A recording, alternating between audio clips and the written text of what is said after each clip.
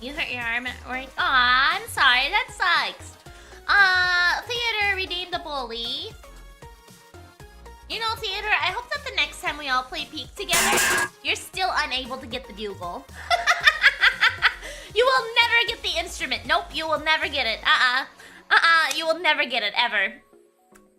Between 3 and 25.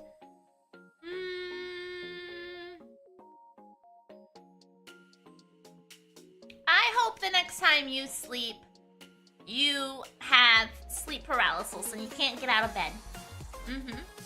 Razikel, I hope you have more arm pain tomorrow too. I hope the arm pain never goes away and you actually like slightly fractured your arm and you have to spend money to go to the doctor to get checked out. Yes. Hello, Fagundo. Hi. Reaper Truck 2468. Thank you for the follow. Yay. Hello, it's a Monday. It's a Miri Monday, and I am not really awake. No, I am not. Hi. More order.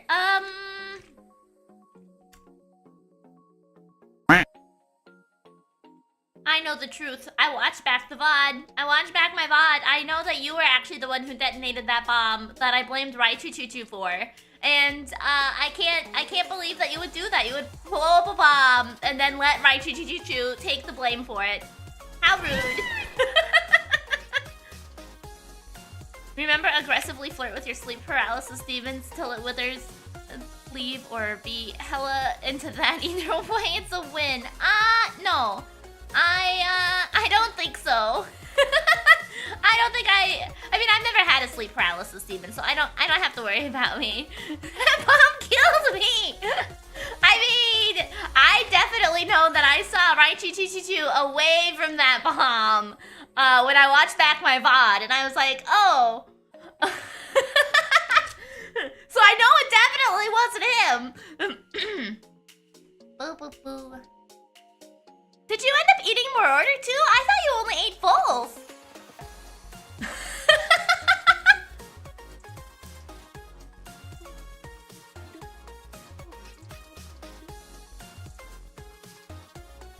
I have a big brain bully idea. Oh no, what is it, Zero?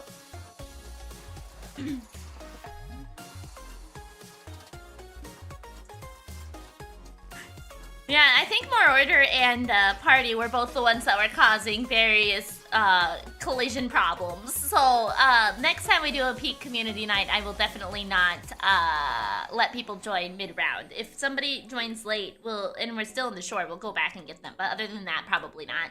Boop, boop, boop, boop, boop. But I had a wonderful time. I did. I had a lot of fun playing Peak. So I definitely want to do it again.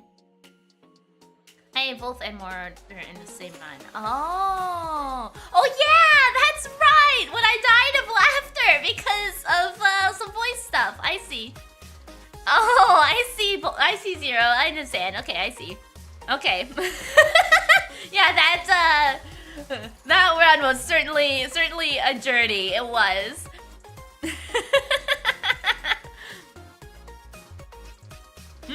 Yeah, there's a lot of sacrifices that run. It was great. It was a good run. I enjoyed it. It was fun.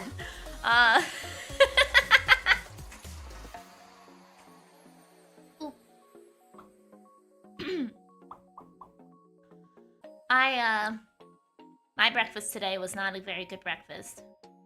And I died of laughter when we were doing Peak. Yeah, on Saturday. I was working on climbing up all by myself. I was doing a really good job. And everybody was around me, but then I started to succumb to hunger. And somebody realized that if they leave me when they're in the middle of talking as a ghost, it makes their voice all distorted. And it made me laugh so hard that I fell off the cliff and died. You had breakfast today. If a handful of sunflower seeds counts as breakfast. But I think I might be a little tiny sick. I was really busy yesterday. And I had a really bad headache. And I was feeling randomly nauseous throughout the day. And I think I might still have some residual feelings of that from yesterday.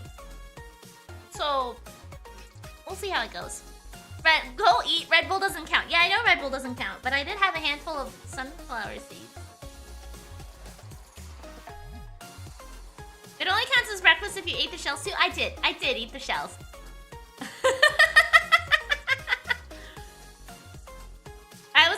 hoping to eat you in peak so I could say that I had a Miri. Well, you know, that's not how it worked out. Nobody got to eat me. You should try not getting pelted with coconuts then. I should, you're right.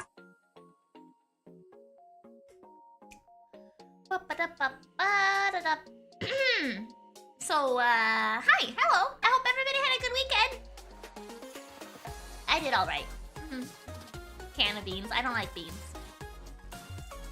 It's a texture problem. Yeah, as long as you're not, like, seriously hitting on me, I don't mind it. Like, you know, if that makes sense. Joke pickup lines are funny, but don't, like, you know, be too much.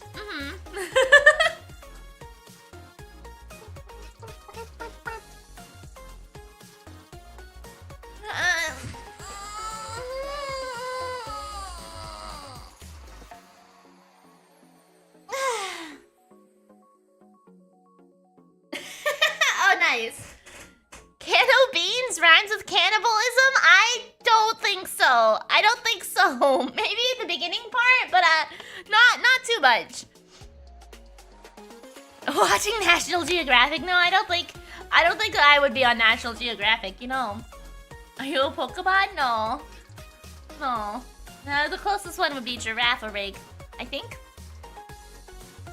Bah. So yeah, anyway, I'm a little ditzy today, so I think that might just make me a little ditzy too.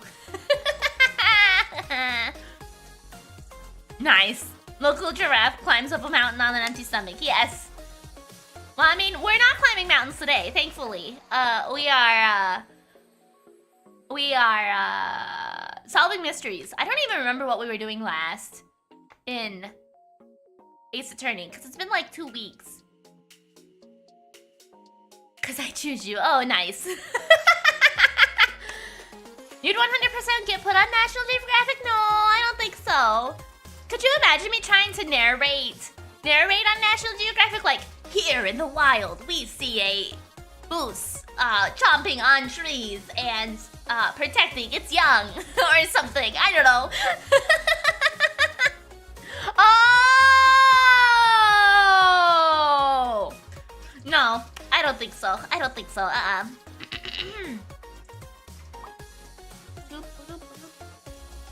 Okay, I see. I misunderstood. My bad. My bad. Today is Monday, Simpleton! And yes, I do stream on Monday.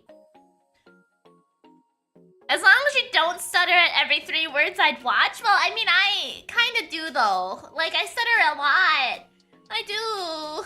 And I lose my track of thought a lot. So I don't know that I'd be very entertaining then for you, Facundo.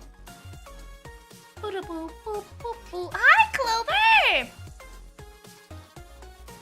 Where you laying? Where you laying? No, don't steal the sunflower seed bag. That's my snack. Just lay down. Thank you. I don't know why she really wants the sunflower seed bag. You can't have it. I was also, I bought some sour gummy worms, like the trick-or-treat Halloween candy pack. So they're tiny packets of sour gummy worms. And when I was eating them, she tried so badly. Let me get your eye gunk out of your eyes. She tried so badly to steal the bag. She was like lunging at it like she would for fucking string cheese. I don't know why she likes like little bags so much.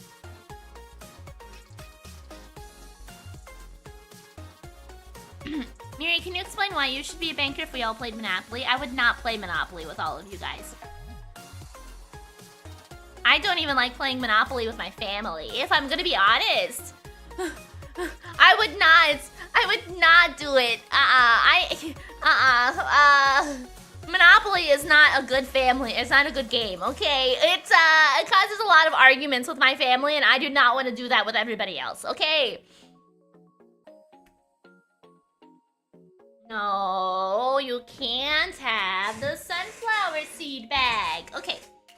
She hates us. No. I like you guys. That's why I won't play Monopoly with you. That's why I won't play Monopoly with you. It's because I like you guys. my family this Saturday, though. Thank you for the reminder. So I'm not streaming this Saturday because my family's gonna be coming over and we're gonna be playing some game he got. It's like a 4-person game, and he's like, I don't have any friends, so we should play with the family and play together. How about Mario Party? Close enough. I don't have the newest Mario Party, which I think could be more people. I don't know. Fun fact, most people break the rules of Monopoly because no one ever reads the rules. Yeah, hey, what? You want this plastic... Clover, you moved me! You moved me in the chat! What are you... Why did you do this? I have a plastic knife that I have on my desk, and Clover has decided it's a toy now. Miridae Party. Hey, no, don't chew on the plastic knife. Pop. Pop, pop, pop, pop. She moved me in the chat. Okay. I guess we should probably get the show on the road. Miriam Polly? Miriam Polly? Nah, I don't think so. It's a plastic knife to murder Clover. No, I'm not gonna murder Clover. Pop. Pop, pop, pop. Pop, pop, pop, pop, pop. You're so cute, Clover. Even when you're trying to be vicious and like, steal things. Ah! Ah!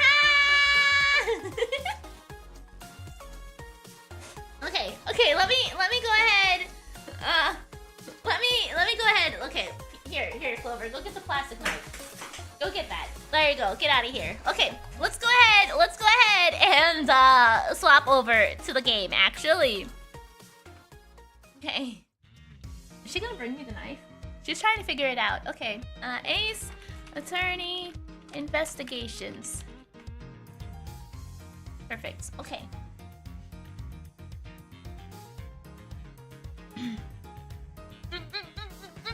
Okay, let's go ahead and go. Nope, she just left the knife on the floor. Okay. She did not actually want to play with the knife. She just wanted me to swat her in the face with it, I guess. Oh. Right.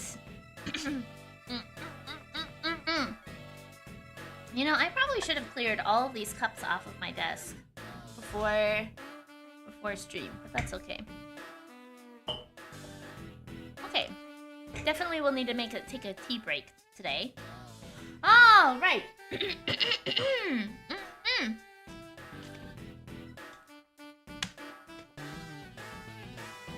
I'm surprised she gave my eyes polygons, right? Choo, instead of, you know, the other thing that you usually focus on.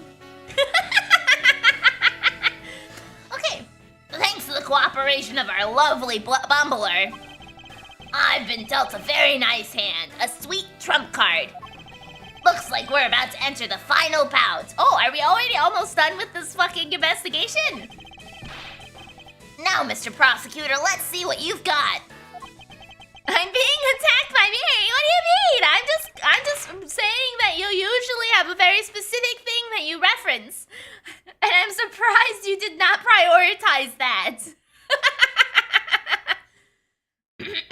I can easily point out the contradiction in the supposed murder weapon, can I? But the real problem for me is figuring out what the real murder weapon is. This will be a high-stakes gamble. Miri, a streamer is being mean to me in YouTube chat? Yeah, is it me? But this is one game I can't afford to lose.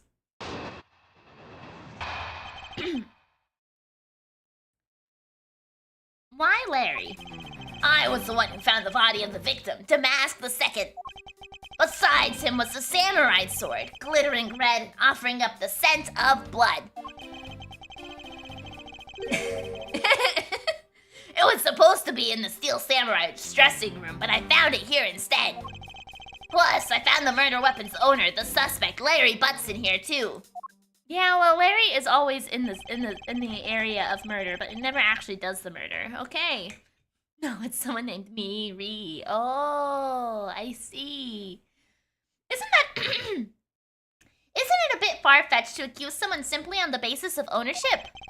But the owner wanted to sneak onto the crime scene. I think that's plenty to go on, don't you? Hold it!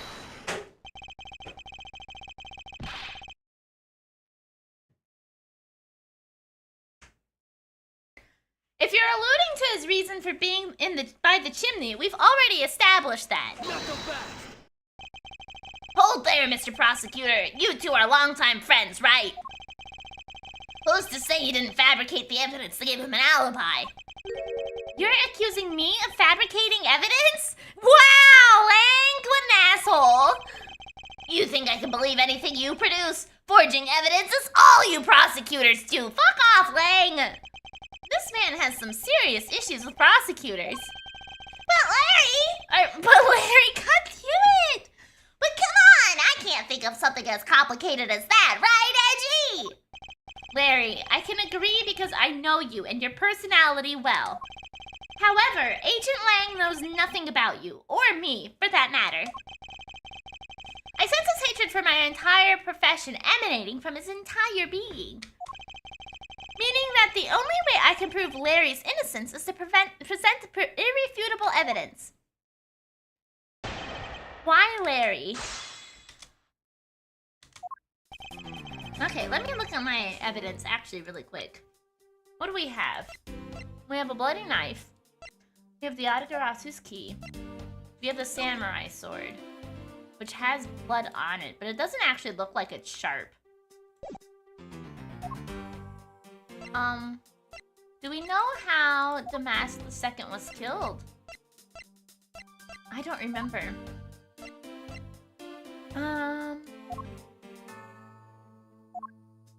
We don't have a corpse summary. It's thought to be what killed Damask II. We don't have the summary of the body like we do with Kochin, which is unfortunate. Is that a hockey stick for evidence? No, it's a samurai spear, but it's a little broken at the tip. Yeah, it does look like a hockey stick. You're right. Okay, I was the one who found the body of the victim, Damask II. Besides him was a samurai sword glittering red and offering up the scent of blood. It was supposed to be in the steel samurai's dressing room, but I found it here instead. Plus, I found the murder weapon's owner, the suspect, Larry Butts, in here too. Okay. I just saw the title of the stream and laughed. Perfect! I'm glad I made you laugh. Okay, let's press this one. Hold it! Excuse me, but glittering red and offering up the scent of blood? Do I have to spell it out for you? I mean the sight and smell of blood, of course.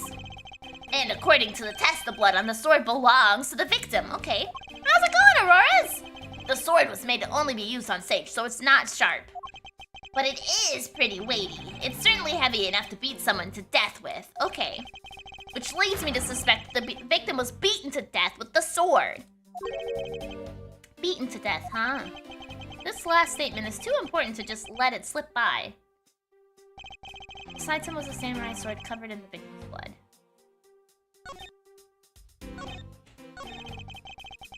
I suspect he beat the victim to death with that thing. Let's press that.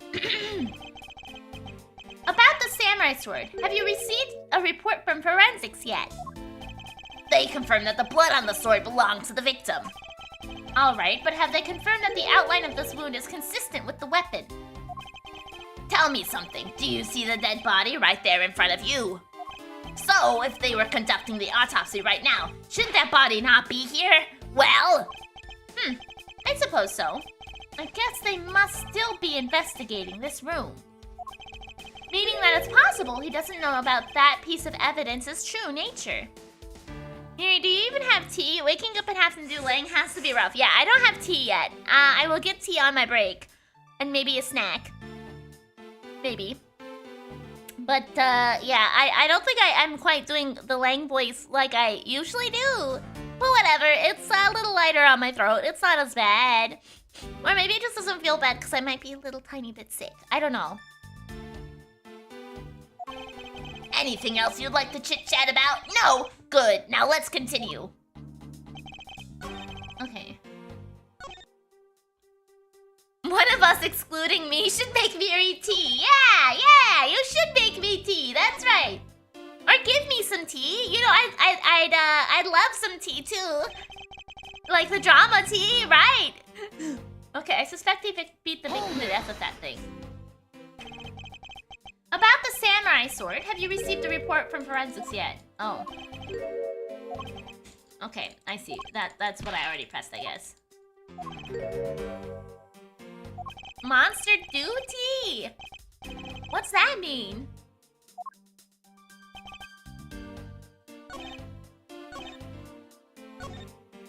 Okay. I suspect he beat the victim to death with that thing.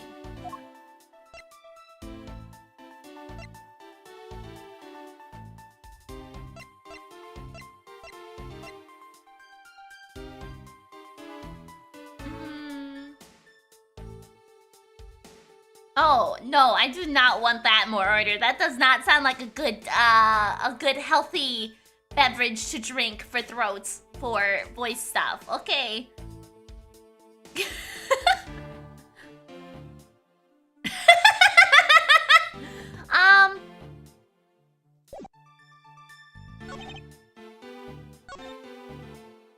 Okay, I'm gonna save. I'm gonna present the missing handle, the missing blade for my thing. I don't know if that's right. But that's what we're gonna go with here. Present. Swap with a real murder weapons handle. The blade has yet to be found.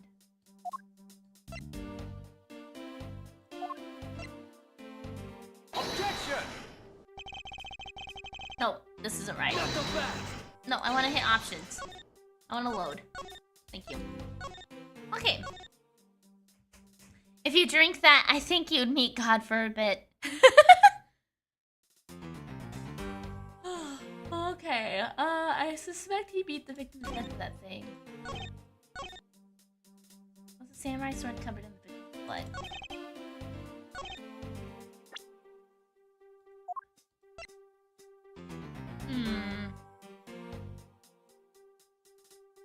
Oh, I see. Maybe that's what it is. Present. I'm gonna present this. Signs that was moved during the murder. Objection! Nope. Ah! I don't remember very much about the last time we were here. Ah, why did I have to take off a day last week for taxes? Okay. Let's just go from the beginning and let's just press everything. Hold it! Nah. So you were the first to discover the body this time. This time? What's that supposed to mean? You'd better watch what you say. I only said this time because earlier, Kay was the first to discover the body in battle. The ball? I don't know. And your secretary, Agent Sheena, was ready to accuse her of murder for that. Knock him back! Ha! So are you going to use that excuse to call me suspicious now? Of course not. I was simply pointing out the usual pattern of discoverers of bodies. It's okay. You can take a day a week for taxes anytime. Thank you. I mean, usually I'll only need to take 1 day off a month for taxes. But you know, it's the way that it is sometimes. But in the Bob Elise case, there is proof that she was holding the weapon, right? Well, in this one, it's a bit different since we know exactly where the weapon is. Monster Nature is making you pay for last Monday. Yeah, apparently so. Besides him, it's a samurai sword covered in Hold it! blood.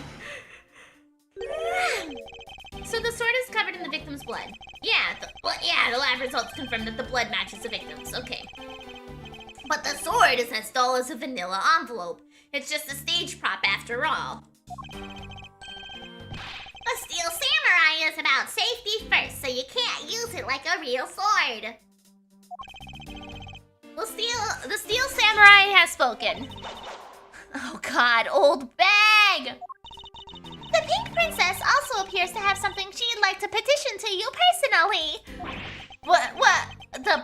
The Pink Princess would like to say can wait for the day after eternity. Anyway, my point is that even though the sword is too dull to slice with, it's certainly heavy enough to bludgeon someone to death with, therefore...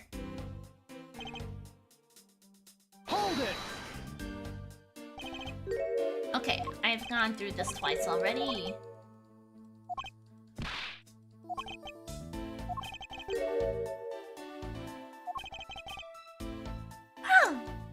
Yeah.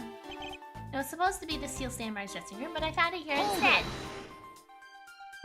Larry has already testified that he forgot the samurai sword here. Yeah, I was shaking hands with the ambassador in here and I left it here by accident. So what? You lied earlier, so who's to say this isn't just another lie? But I forget stuff all the time. Right, Edgy? Tell him! Why don't you tell him yourself? You see, what did I tell you earlier? No one will buy such a pathetically weak excuse. Yes, well, I know that it's not... Oh, yes, well, I know that it's not possible to prove such an excuse as truth. And yet you offer it up as fact. You're a worse person than I originally thought. You are free to think what you'd like. However, I know that Larry is not the killer. Agent Lang, please continue with your argument. I'll expose the flaw in it soon enough. I find the murder weapon's owner the suspect, Larry. That's in here too. Just because he is the owner of the weapon, therefore he must be the killer, is it? No, climbing all the way up the chimney is plenty suspicious in my book as well. Objection! Regarding that, I have already drawn the truth out, and the truth is one thing I don't bend. It doesn't matter if it's you or whoever. You prosecutors are all the same. As for me, prosecutors are the one thing I don't trust in. Objection! An agent who doesn't trust prosecutors? What are you playing at? Sorry, sis. But there are only two things I trust. My subordinates and evidence at the crime scene. Agent Lang hates prosecutors.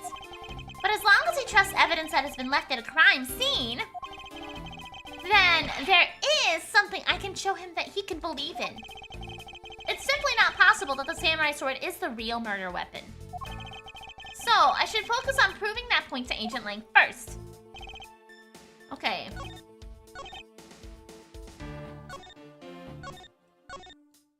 So, I don't know.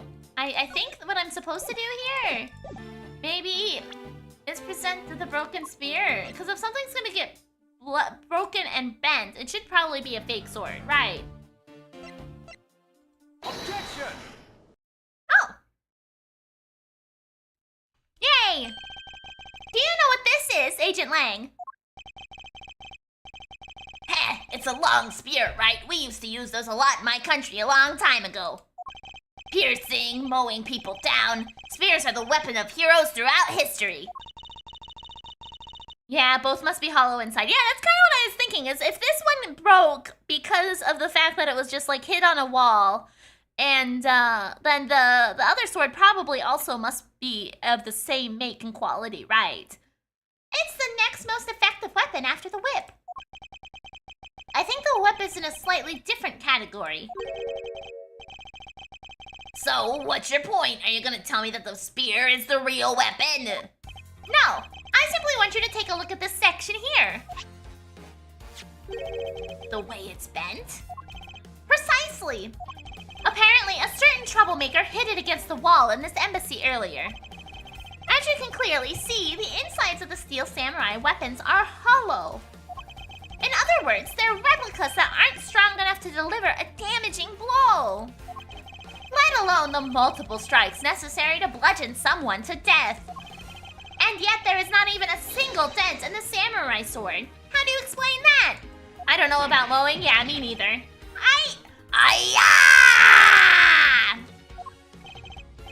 Oh yeah, the sword and the spear are made of the same stuff, so they bend easily.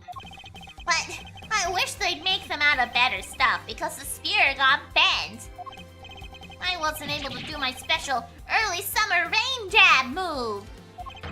Man, I got such an earful from the director of the play for not doing it in the show.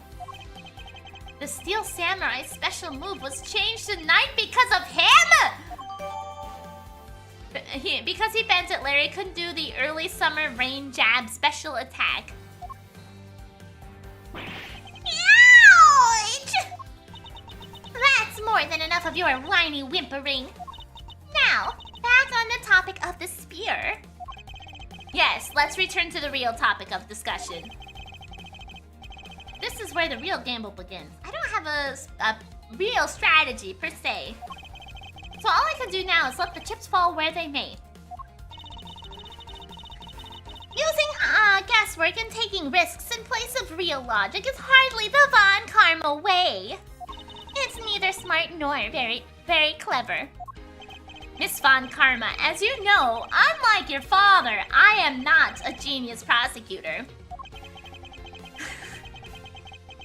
Plus, I doubt his record of a 40-year win streak will ever be broken. Oh my god!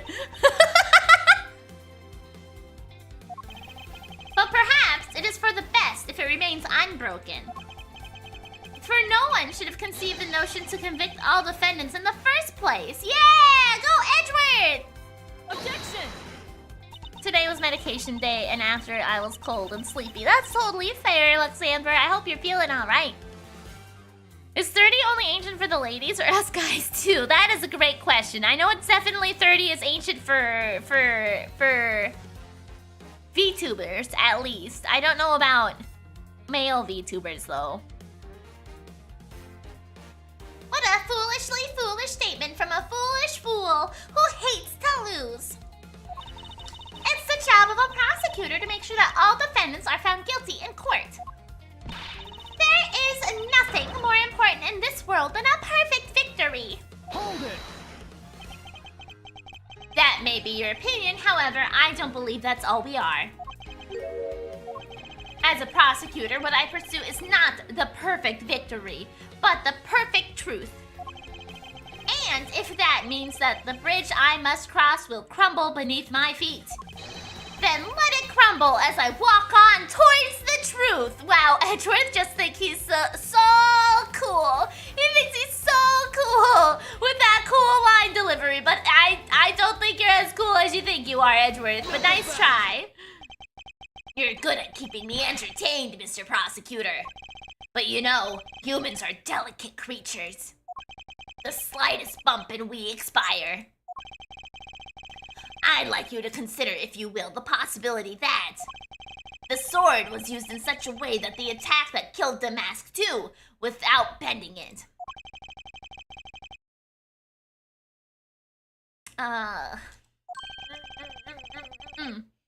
Because if 30 is ancient, what about 40? I'm not sure.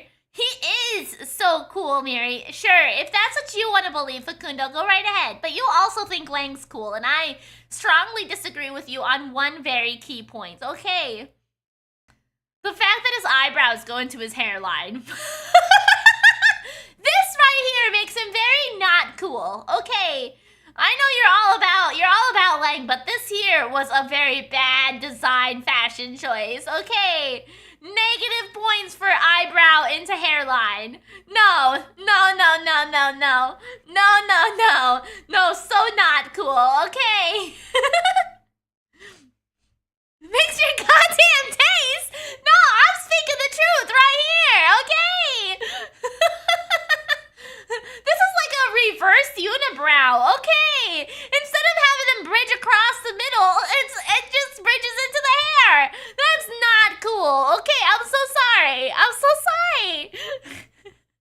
Those are not eyebrows, it's just a hairline. Yeah, exactly. It's like a reverse unibrow. His eyebrows are tree branches, yeah! Mutton chop eyebrows! Yeah! So, what do you think of my hypothetical scenario? I think you know what to do here, right? And what you need. Of course.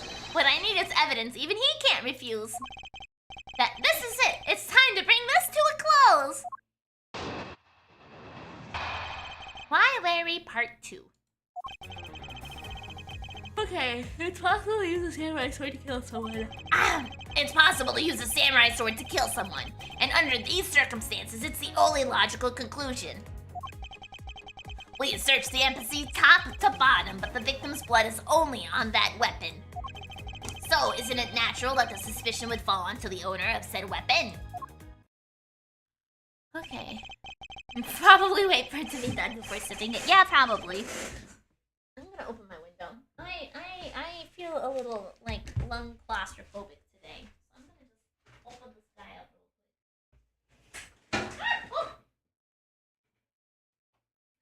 Open window. Well, I'm up, actually. I'm assuming I have no water in my fridge.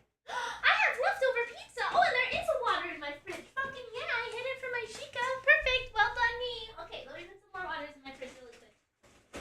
And then I'm gonna have some cold leftover pizza that I forgot I had in my fridge. See, there we go. I found food. Look at that. I found food. I did it. Okay.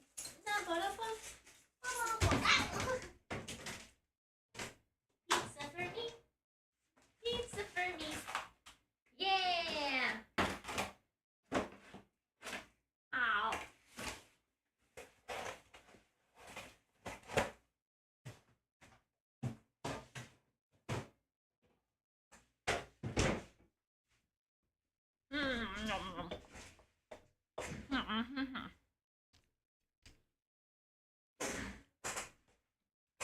Ah.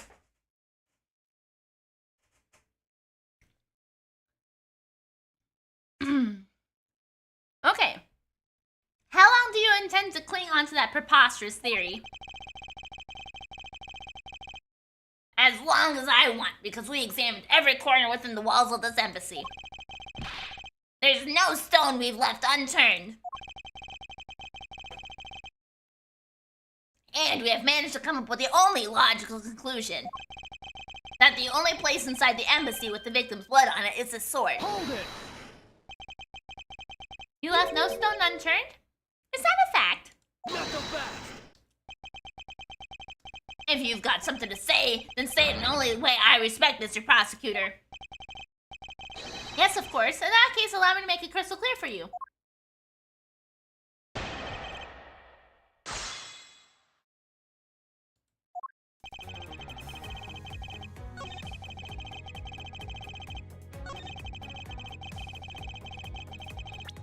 If you search the embassy top to bottom, then where the fuck is this? Objection!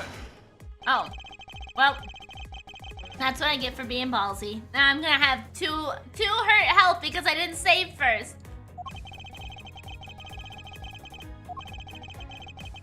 Fuck off, Lang! Fuck off, man!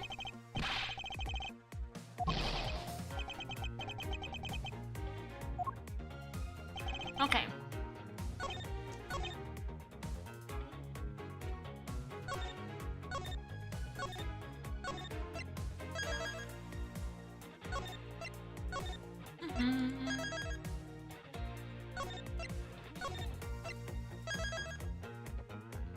Alright. Oh. Okay, let's just press everything, I guess. Hold it! Ah! Spaghettino Lover, thank you so much for the follow! I appreciate it tons!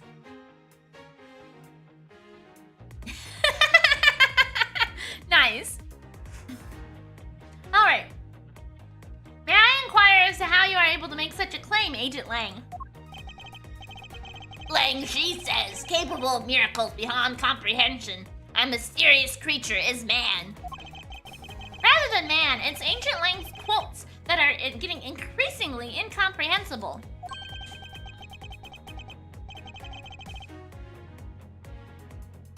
Wah. The human body is a mysterious thing, even with a toy-like sword. It's easy to kill a man if you hit just the right spot. Which is why I think it's possible to kill with this thing without leaving a dent. Hold it!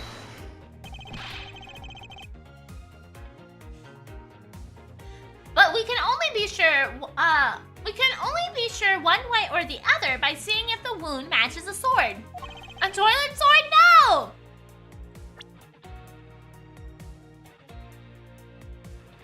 Toy-like sword. Toy-like sword. I know that. But as long as it's a possibility, I can proclaim it as much as I'd like.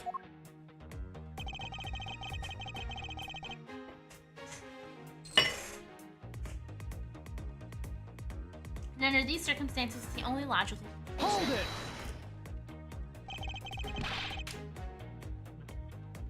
Ass Attorney, starring Penis Wright, Miles Edgingworth, She's Long Wang, Manhood Von Co. But you must know that your conclusion is wrong. Given the circumstance I'm in, the only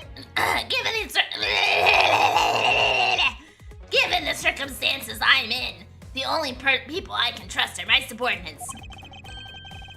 Because they're a much more trustworthy bunch than your prosecutors will ever be. Hold it! I'm okay. I think I'm a little sick. I'm not sure what kind of bug I have, but I was not feeling great yesterday, and I'm feeling a little okay-ish today. Better than yesterday at the very least. But I'm still like spacey and ditzy. And you call yourself a professional? Not the best! You still don't see, do you, Mr. Prosecutor? You have to earn my trust. And the only way to do that is to show me proof of another possible murder weapon. Ace Attorney Dacer cares for Miridae. I mean, they are definitely like the most strenuous day of the week for me. Honestly, all of the voice acting makes it difficult for me. Another possible weapon. In this room, there is only one other thing left. This is gonna be a gamble, but I can't withdraw from the gamble now. You're not gonna get me to trust you by the power of your glare alone, you know. Plus, I have other reasons as to why I think the samurai sword is the real murder weapon. Okay.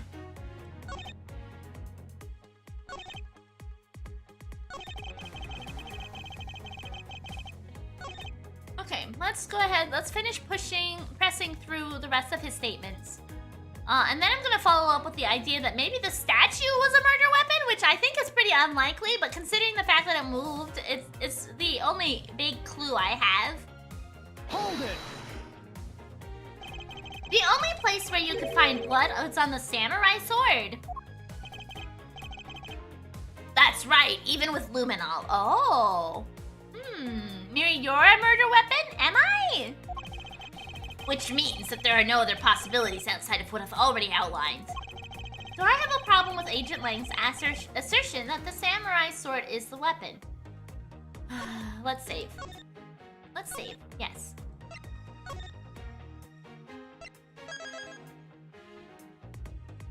Miriam looks like a kill. No, I don't think so.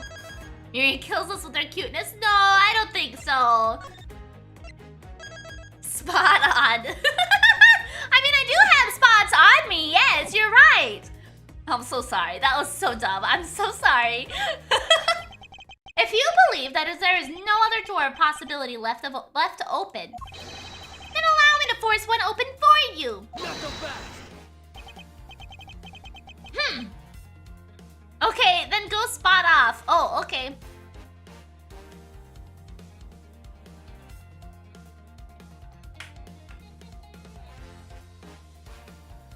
Let me remember what key button it is. Give me a second.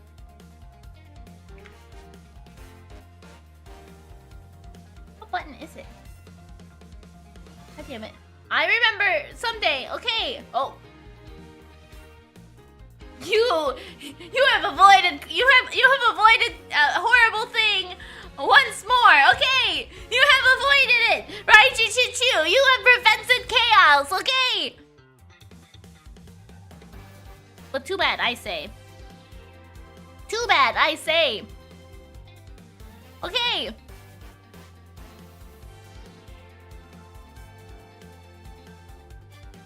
You are safe this time. And how do you plan to do that? I need to decapitate the chibi model at some point for the memes.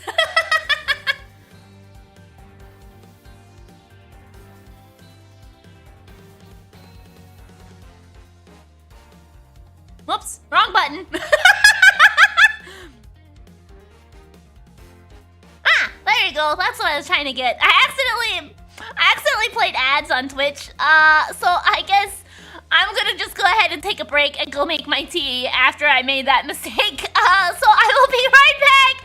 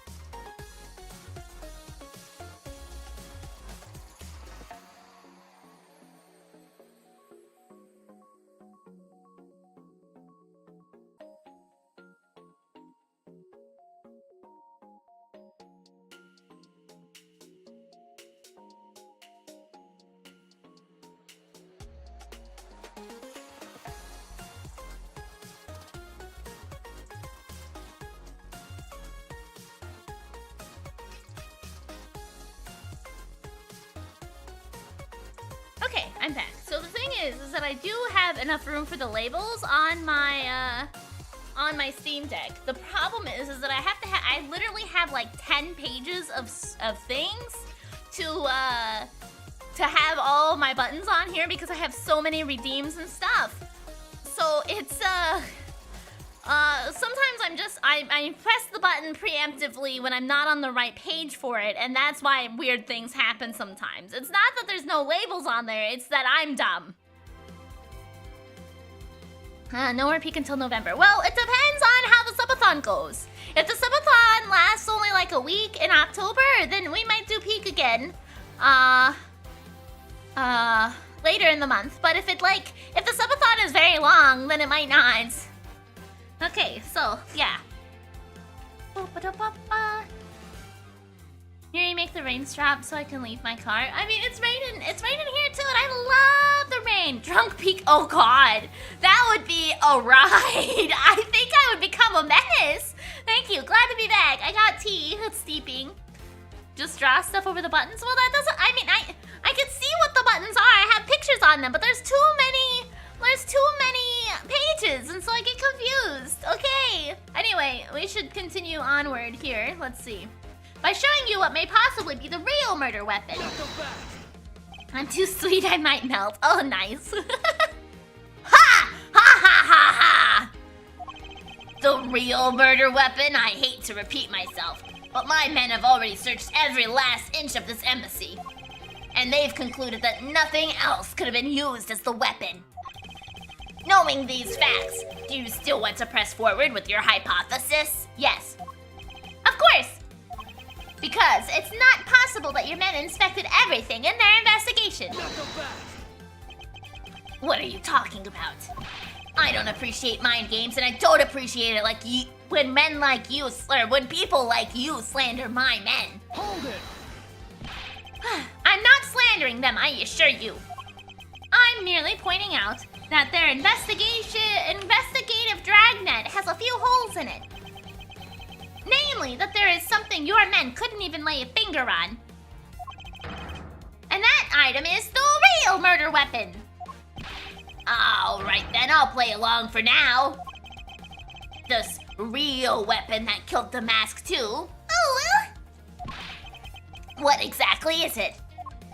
The real murder weapon, which not a single person has yet to touch, is this. Okay. So, I'm assuming it's gonna be the Bobbly's knife handle. But But I really also want to present the statue because it's shown signs that it was moved during the murder. Which one do I use? Which one do I use? How do you cut someone with a handle? Well, I mean, it's saying that the blade is yet to be found. So the knife blade is missing, which is very possible what is missing is the real murder weapon.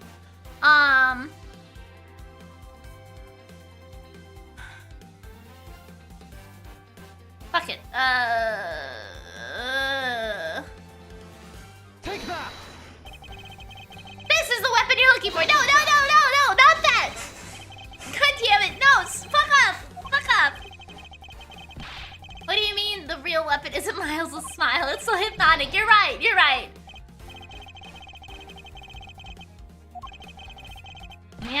I fucked up. I know. We're gonna save because it could be a trick and you fell for it. I did fall for it. Okay, well, we're gonna go with my other guess. It must remain common. Think through this carefully. The real weapon that killed the mask too. It has got to be that thing. I just know it. The real murder weapon is this. Take that! The national treasure from Alabas.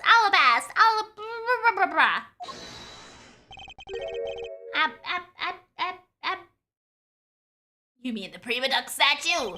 Yes, and as you know, only the ambassador and his secretariat may touch it. Which, I believe, that means neither you nor your men were able to examine it, correct? Not so fast! Ha! You know very well that if we did that, there'd be an international incident.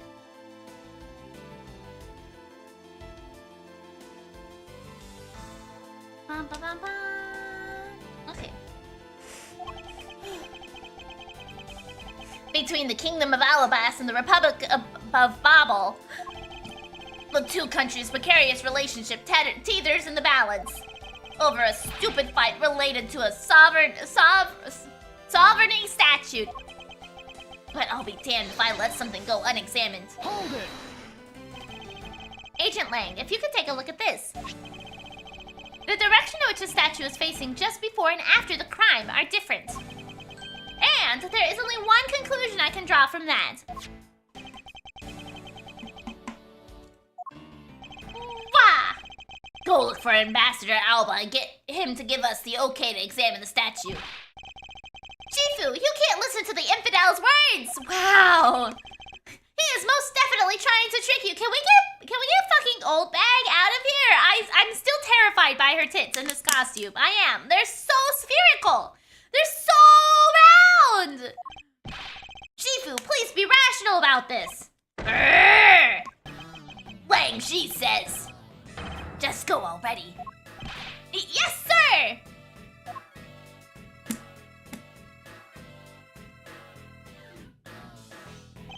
Shifu. Yeah? How... What do you mean, right? Choo. But isn't round good? Yeah, but I feel like there's a round level that's acceptable, and then there's balloons. And Oldbag's costume is currently at balloon stage. Okay. I'm really sorry, sir, but I was unable to convince the ambassador.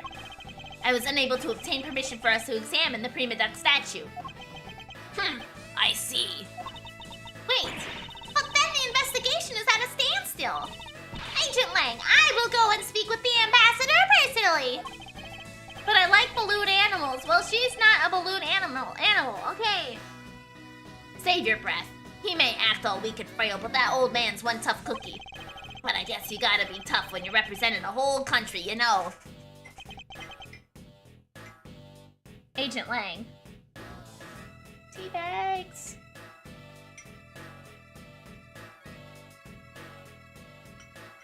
Ah, no, my teabag fell back in the tea after I was squeezing it. Oh no, and then I spilled tea everywhere. Oh my god, it's not my day. Okay.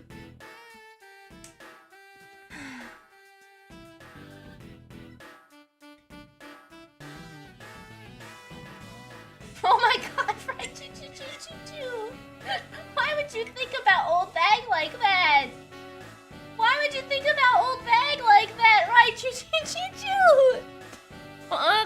Miri, if it wasn't Oldbag, would the roundness in the chest area in the costume be as bad? Yes, yes, it would still be bad. Just if it wasn't Oldbag in there, I would have a little bit more of a hope that whoever was in there had a better chest.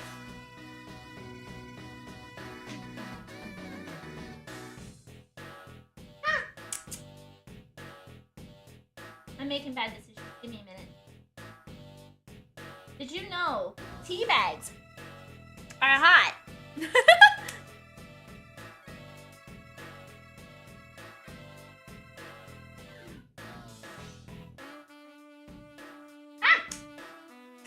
Okay, I spilled some tea all over the floor, but my mission has been accomplished. Man. Okay.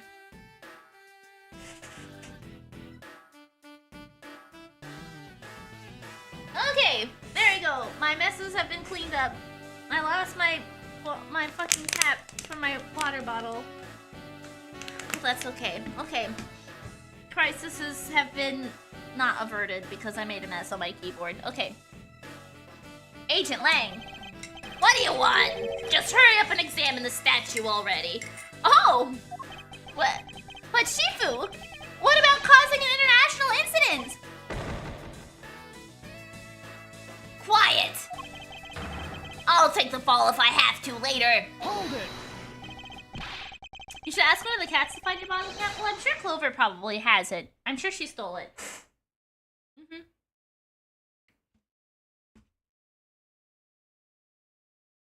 Whatever.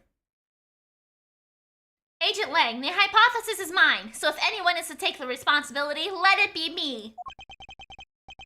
Responsibility? If we're gonna talk in such heavy terms, maybe I should let you. It'd be a real problem for my men if something were to happen to me. Alright then, less talk and more— oh, there's the bottle cap! Less talk and more investigating. Okay. If we want to know the truth, we can't stop here. Action must be taken. Agent Lang, I'd like to run a luminol chemiluminescence test on the statue. A luminol test? Ah, good thinking. If the statue is the murder weapon, then some of the victim's blood should be on it. Okay, let's get the forensics team in here.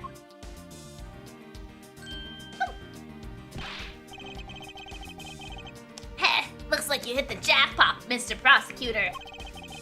I guess this means this is the real weapon that killed the mask too, but that's not very much blood at all. Indeed. But I wouldn't celebrate yet if I were you. This doesn't let your friend off the hook. It doesn't prove he didn't kill the mask too, so the charge remains. We are hardly done examining the statue, Agent Lang. Knowing that it is the real murder weapon, I believe further examination is required. Clover would find it and then show Miri and then run away with it. Yeah, I mean, I know, she probably wouldn't run away with it. She'd probably bring it to me. She'd probably drop it. And then she'd paw at me until I threw it. And then would get upset if I didn't throw it.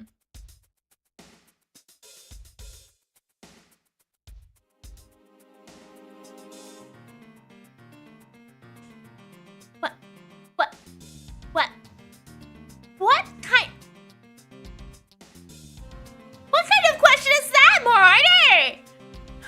What kind of question is that? Ha, you think so? Okay then, knock yourself out.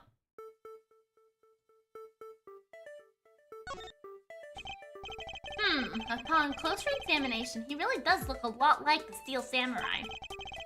Hey, maybe that's why they chose him to be the Goodwill Ambassador. I actually can't discredit that hypothesis. Or maybe the people at this embassy just really, really like the Steel Samurai. That's absolutely preposterous. I don't think it's that unlikely. We mustn't go around denouncing people's opinions. And yet, look at how easily you discredited mine. Not that I care why they chose him. Oh.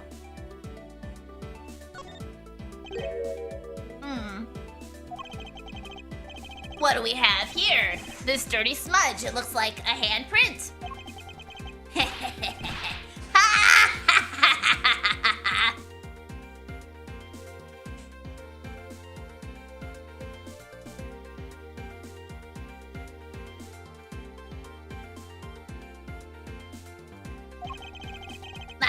What's a definitive bit of evidence like you do it under here?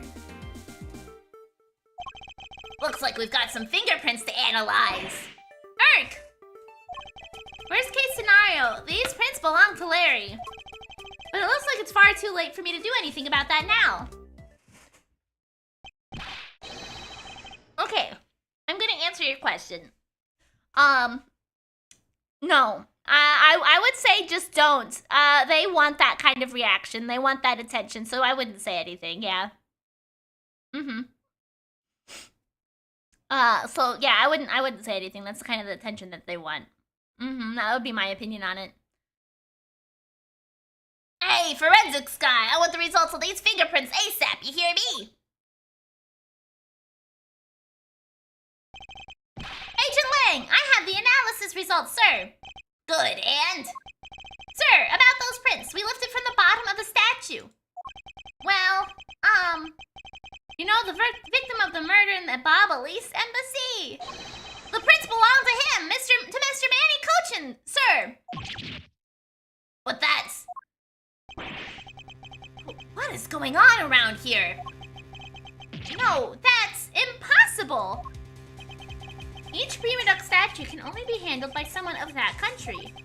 But by the very fact that Mr. Cochin's fingerprints are on this one, it leads me to only one conclusion. This statue is actually a Ball's prima duck statue. Impossible! It can't be!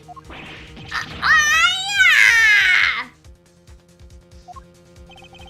Larry never once set foot on Bobbly's soil, so he was free to go. However, this new piece of information only served to confuse us further.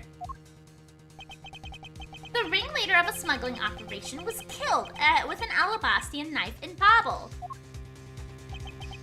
And Damask II was killed on Alabastian soil with Bobble's national treasure. And the mystery of the great thief Yatagarasu who visited both countries.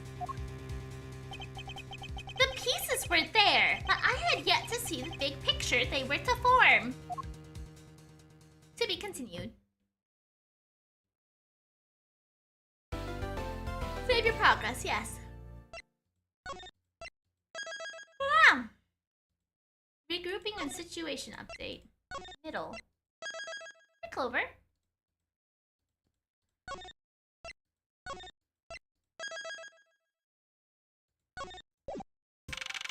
March 14th, 9:21 p.m. Open air stage. I've left the Damask 2 investigation to Francisca and returned to Bobble.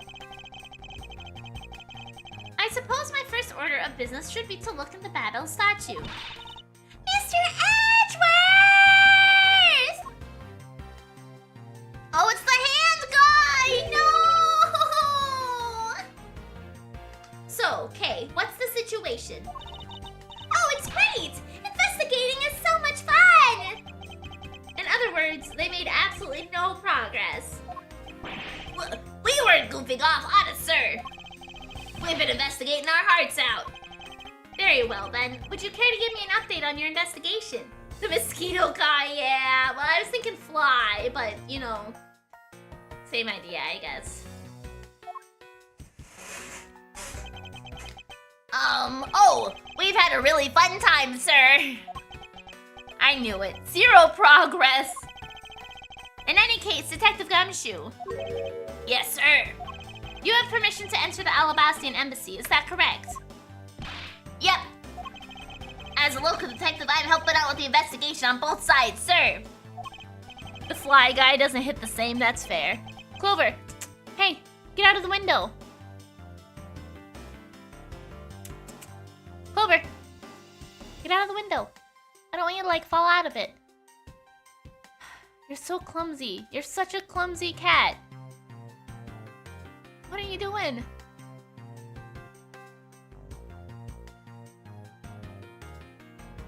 Good. Good, in that case, I can leave these pieces of evidence with you. They belong to the lady under the pink princess's mask. The pink princess? What kind of lady was playing her, sir? The kind that was also playing the role of Pink Badger yesterday. Ugh. Ugh. Understood, sir. If I happen to run into her, I'll give them back to her.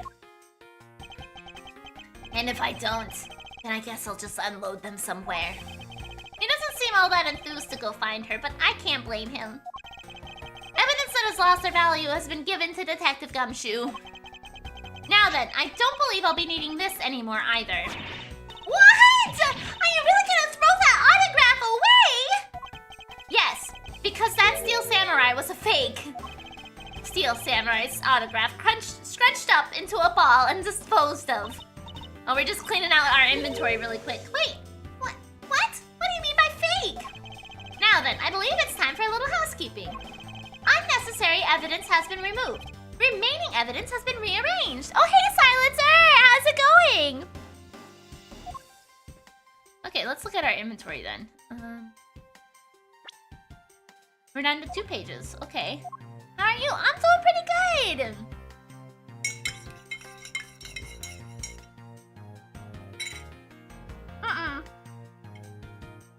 I have 30 minutes until break because I made a mishap, so it's your lucky day. Okay, so what do we have? Oh yeah, did I say thanks for the 25 bits? I'm sorry, I'm a little spacey today, but thank you, Silencer, for the 25 bits if I didn't. Brain. Okay. We've got Kochan's body. We don't have anything about the Mask 2's body. Okay, yeah, I think I might have a little bit of a cold or something. So my head's a little fuzzy today. So I'm really forgetful. I'm sorry. Okay, so we're down to just the stuff. We still have the samurai dogs, which is surprising. So this is still relevant somehow. What are you drinking? I have tea. I have tea for my throat because I do a lot of reading and voice acting today on Mondays. A ladder. Actually, that's a step ladder. They're the exact same thing! No way! From their structure up, they're totally different. But of course, from a thief's perspective, the best kind of ladder is the rope ladder. A step ladder is much too heavy to carry around after all. And from a prosecutor's perspective, any type of ladder is guilty of being dangerous during an earthquake. What kind of sweeter? I have sugar and honey in my tea.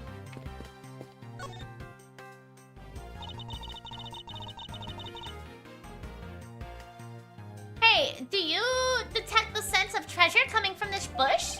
The sense of treasure? Not at all. Isn't honey enough? No, I need both. Why make it more sweet? See, the honey is good for the throat while you're using a lot of your vocals and stuff. And the sugar is just for the sugar, you know. Hey, what? Pam? Can I help you? Why are you licking my hand so aggressively? Okay. Mr. Edgeworth, you're totally not with it. I'm not with it. Do you think you'll end stream early if your cold gets worse? Depends. And right now, I think it's mostly just kind of a head cold. And then a little dizzy, a little nauseous, but not like debilitating. Don't hit the microphone with your tail. No, if it's important for both thieves and prosecutors to be energetic, stop putting your tail and your butt on the microphone. Perhaps for a thief like you, but that level of energy is unbecoming of a prosecutor. You really think so? That prosecutor we met at Gatewater Land seemed to be pretty active. Well, he's not a prosecutor anymore. See how everything just naturally balances out? Whose button tail? Clover. Clover's button tail.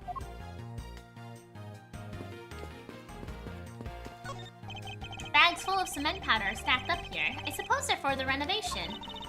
Yeah, because I don't smell a drop of gold here, or any other treasure for that matter. okay. The only scent you should detect in a place like this is the smell of sweat. Hey, Mr. Edgeworth, that was a pretty good play on words there. Gummy! Don't randomly jump into one of our dialogues like that! Were you eavesdropping on us, Detective Gumshoe? No, it's not like that, sir.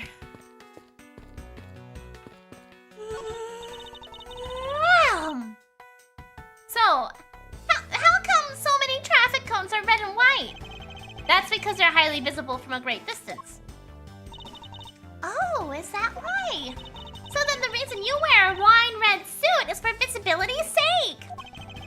Clover's trying to be a wombat? No, she just really likes to walk back and forth right in front of me. And that often means put her tail on my microphone. Because my microphone's just like, whoop, right here. That's like 2 inches from my mouth. So like, there's not very much clearance room here for a cat. Please don't compare me to a ragged plastic traffic cone. Ryuki Styles, thank you so much for the raid! Hello, hello! I hope you had a wonderful stream playing Yakuza Kiwami 2! For those of you who may not know me, my name is Miridae the Giraffe, and the giraffe features with a foul mouth. I do curse quite often, so I apologize in advance if that's not really your thing. I am also exceptionally spacey today. So I apologize if I am, like, not here very well. I have, I think, a little bit of a head cold or something going on. So my brain has left the building. More so than it usually does. But I hope that you enjoy your time here and have a good time.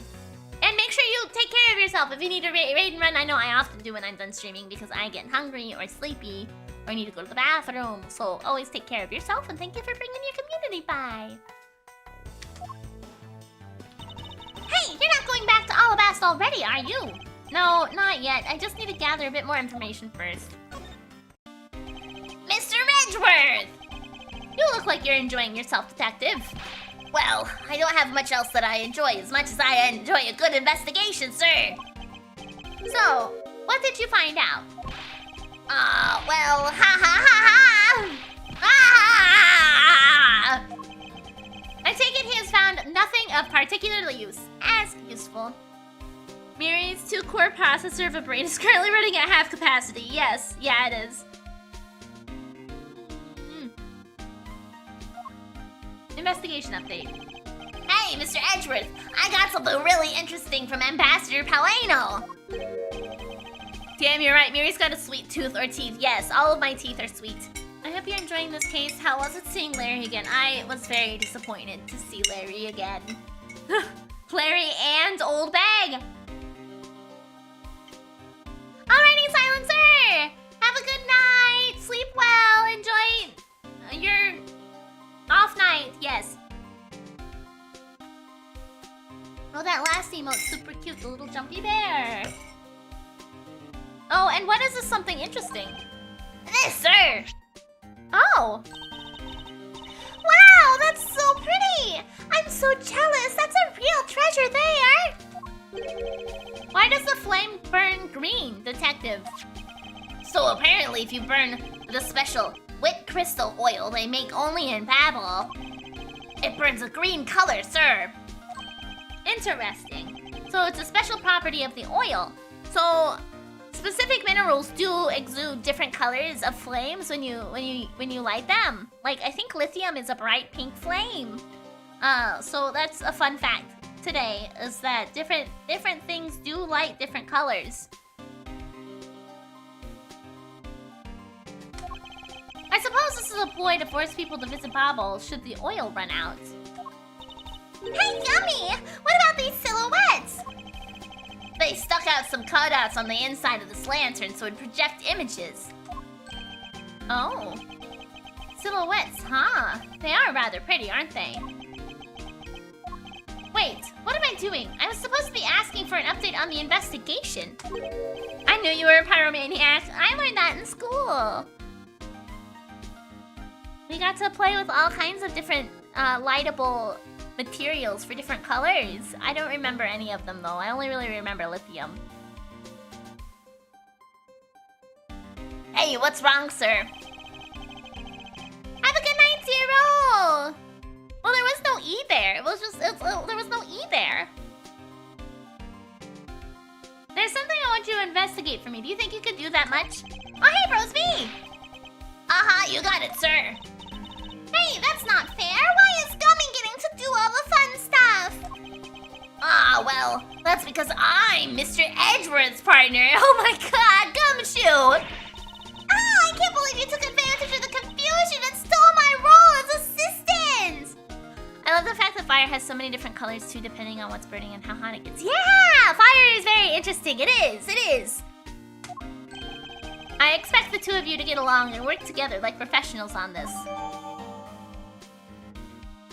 Wit crystal oil, which burns green. It's a Babble Ace souvenir, and it's covered in butterflies, as expected. Babble's the butterfly one, right?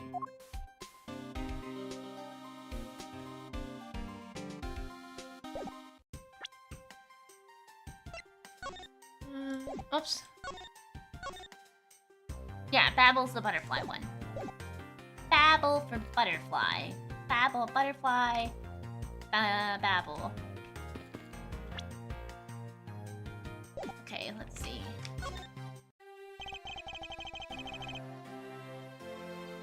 So you're back now, are you, Mr. Edgeworth? Well, you must be tired. Here, with these, you can eat whatever you'd like. And these are... discount tickets for our cafeteria. They open tomorrow at 10 in the morning.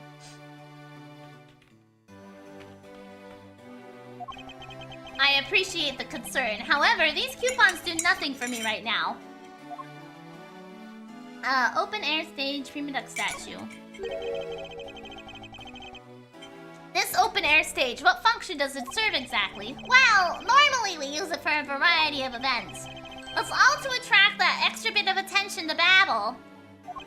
I heard tonight over in the Alabastian Rose Garden, Ambassador Albo is to give a speech. And you know what? Manny told me that I really should give a speech too. Mr. Cochin told you that? Yes, he did. Which is why I thought I should give a speech of my own. But unfortunately, I wasn't able to. God, I fucking hate this guy. Because of the fire the Adagarasu started. Exactly. Prima Duck statue. Ambassador Paleno, I'd like to ask you a little bit more about the Prima Duck statues. Oh, I see. Well, let me ask you this. Did you know that the Alabas and Babel used to be one country called Cadopia? Yes, I know that much about your history. Well, the Prima Duck statue belonged to the founders of Cadopia. At least that's how the story goes. It was bequeathed to the king of Cadopia as a symbol of the country's wealth.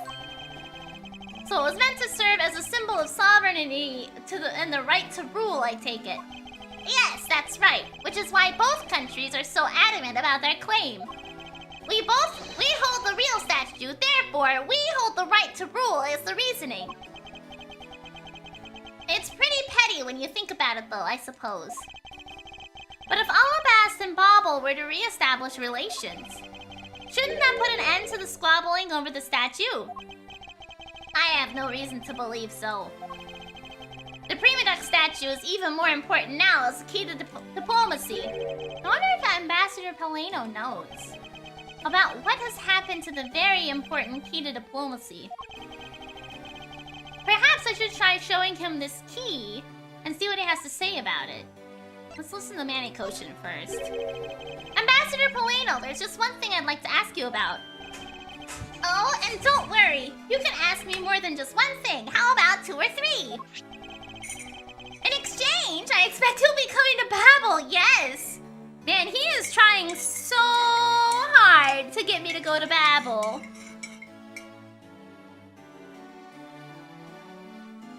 But I'm not going. I'm not going. We're just here to solve a mystery, buddy.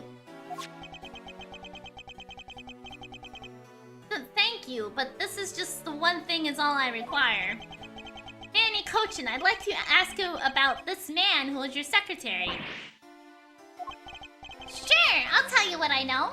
Thank you for your cooperation, Ambassador.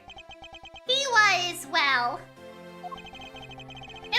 put it in one word, he was an able man. Yeah, I mean, he did lead a smuggling ring, so I guess that would make sense.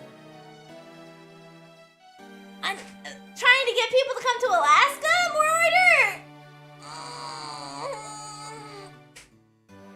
I don't know that that's a good idea. I don't really want to give people a bunch of coupons to get them to come here. If there is ever anything I needed as an ambassador, he was able to get it for me. Oh, my streams! Okay, I see. That makes sense. To think that a man like that had a hand in smuggling right under my nose, going completely unnoticed. Actually, I suppose because he was an able man, I was unable to detect his dirty dealings. It sounds like Mr. Cochin had a very sharp mind. Not gonna lie, I do want to go to Alaska. I think a lot of people want to go to Alaska. I don't want them to come where I'm at. I'm hiding in the middle of the wilderness. The giraffe girl must not be seen! Recently, Manny had been really busy, since I became the Babbly's representative of the Country Unification Council. He's been working tirelessly to cover my work for me. I'm sorry, but what is this Country Unification Council? Oh, well, you see, had tonight's events proceeded without a hitch, our two countries were to reunify to become one again. Oh, interesting. But the giraffe would be the only one. Well, I mean, I was gonna say maybe you could go to the zoo, but I don't actually think they have giraffes at the zoo. When was the last time I went to the zoo? A long time ago. But I don't think they had giraffes when I went either, and I don't think they would keep a giraffe on an Alaska zoo. Now that I think about it, I think it'd be a little cold. I suppose not. Okay, so we're gonna present what did they say to present to him? Oh, I forgot. God, stupid brain is not working today. Okay. Perhaps I should show him this key. Oh, the key thing! Okay, so present the key. Okay. Ugh, brain not working today. Okay, this here. So this key can become a knife? That's some trick! This key was originally stolen from your embassy 7 years ago. Yes. My, this is fascinating. Are you listening to me at all, Ambassador? The zoo I live has giraffes. It's also a well-known zoo. Oh! I'd love to see more pictures of giraffes. I don't see enough. Wow, this is very, very fascinating. He's so absorbed in playing with the key that my voice is failing to reach him. Airport agent. Reason for visiting Alaska? Me. The giraffe told me to. Yes. Okay. Ambassador Polino, if you could please take a look at this for me.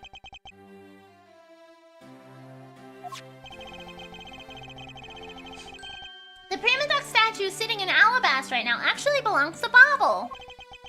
So it would appear. I received a call from Miss Von Karma about this earlier. Then you will understand why I wish to inspect Bobble's prima duck statue immediately. Because the statue currently in your country's possession. Yes, well, I've already inspected it myself. And it's definitely Alabaster statue. I know because it's the real statue. Oh. Then you're saying that Bobbles was a replica? I'm embarrassed to say it's true, even though I knew that someday it would be exposed. Okay. So, okay. I received my orders from the leaders of Bobble. Yeah! I want to see pictures of more giraffes! Any merchant doing the fly hands immediately should be investigated. I agree, Ignis. Yeah, this guy makes me deeply uncomfortable. I hate his stupid little hands and the way he rings them around. No. And I was to negotiate with Ambassador Alba at this event. I was to negotiate with him and fix the results of the evaluation tonight. To say that we could not determine which statue was the real one. Hold it! Why are you telling me this? Well, because you already figured it out. Our statue is just a hollow gold shell. Even if Babel were to lose face, the reunification of the country is what's important. It is, yeah. I was definitely feeling like I was getting ready to go out on a quest. Absolutely. And I'm right in thinking that, aren't I? I'm not making a mistake, right? If you don't know yourself, then I won't pretend to know either. I never thought that by being betrayed by my own secretary, the real symbol of wealth would be given to me. Isn't it simply ironic? Hey, where are you going? Are you heading back to Alabas? Yes, but before I do, I suppose I should give you a summary of what's happened. Oh, I see. So, there's been a murder in both countries using an object from the other country. That's the gist of it. Babel is just as strict as Gabalast in their inspection of the people and the things that enter their country. So basically they struck gold with them switching the statues. Yeah, basically it sounds like Babel got the upper hand by taking the Alabastian statue. But that does also add a point of truth to the hollow shell being used as a murder weapon because it would be lighter to move as opposed to the one in Babel. I'm gonna get them confused so fast. But that now means the real statue has been burned because it was caught on fire inside of the Babel embassy. Okay. Meaning that somehow both murder weapons were smuggled into the two countries. That's the only logical conclusion that can be drawn. Perhaps the key to the weapon smuggling is the person who traversed both countries. Miri, you are babbling too much. I am. You mean the fake Yatagarasu? In one way or another, the Yatagarasu is connected. Of this, I'm sure. Now then, where was the Yatagarasu first spotted? I believe it was the rose garden on the Alabastian side of the embassy. Alrighty, thanks for the lurk, Edwin. The garden is just on the other side of this boundary. It's where Ambassador Alba was to give his speech tonight. At least that's where I heard the Yatagarasu had appeared. In that case, I believe it's vital that I investigate the rose garden post-haste. Wait, before you go, take a look at this, Mr. Edgeworth. Is it a guitar pick? What is it? My guess is it's a guitar pick. Wow, look at me! I picked it up just now over there. Do you think it'll be of any use? There is a little water on it, but how did the water get on it? It doesn't look like there's anything it could get wet from around here. I was thinking, they have concerts here at this open-air stage from time to time, right? Alright, I'll find its owner later. Pick, found at the open-air stage. It looks like a guitar pick. It's also wet for some reason. That must be important for it to be notated. Oh yeah, there's one more thing. Mr. Edgeworth, would you be willing to hold on to this?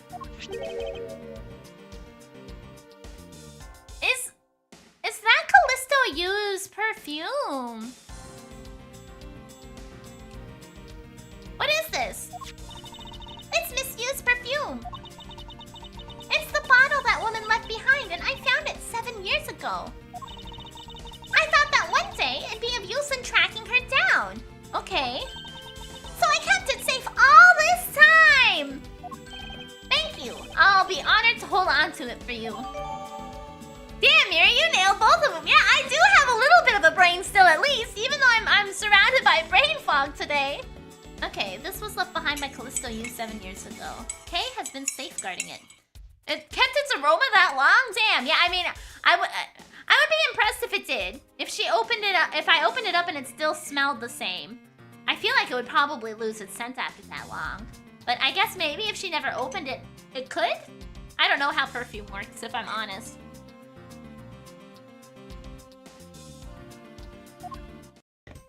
Okay. also scheduled to be renovated. You know, I would love to perform on a stage like this. Something like the greatest great thief show! I should think it would be a bad idea for a thief to show their face to the world. Okay, so we need to go back over to the other side. We saw the show just beyond these doors, but it's been quite a number of hours now. Mr. Edgeworth, have I ever told you that you talk like an old fogey? I was merely reminiscing. Is that such a crime? Wow! Kay calling Edgeworth old. I think I'll be returning to the investigation in Abelas now, but... I know. I'll go back to Bobble and do some more investigating there. March 14th, 9:58 p.m. Rose Garden.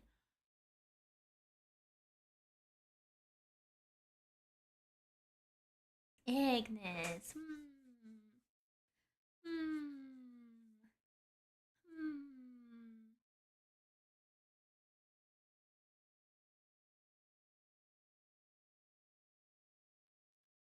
You know, for all the time that you spent on Peak, you still didn't manage to get to the top of the mountain. So you know, you suck. You do.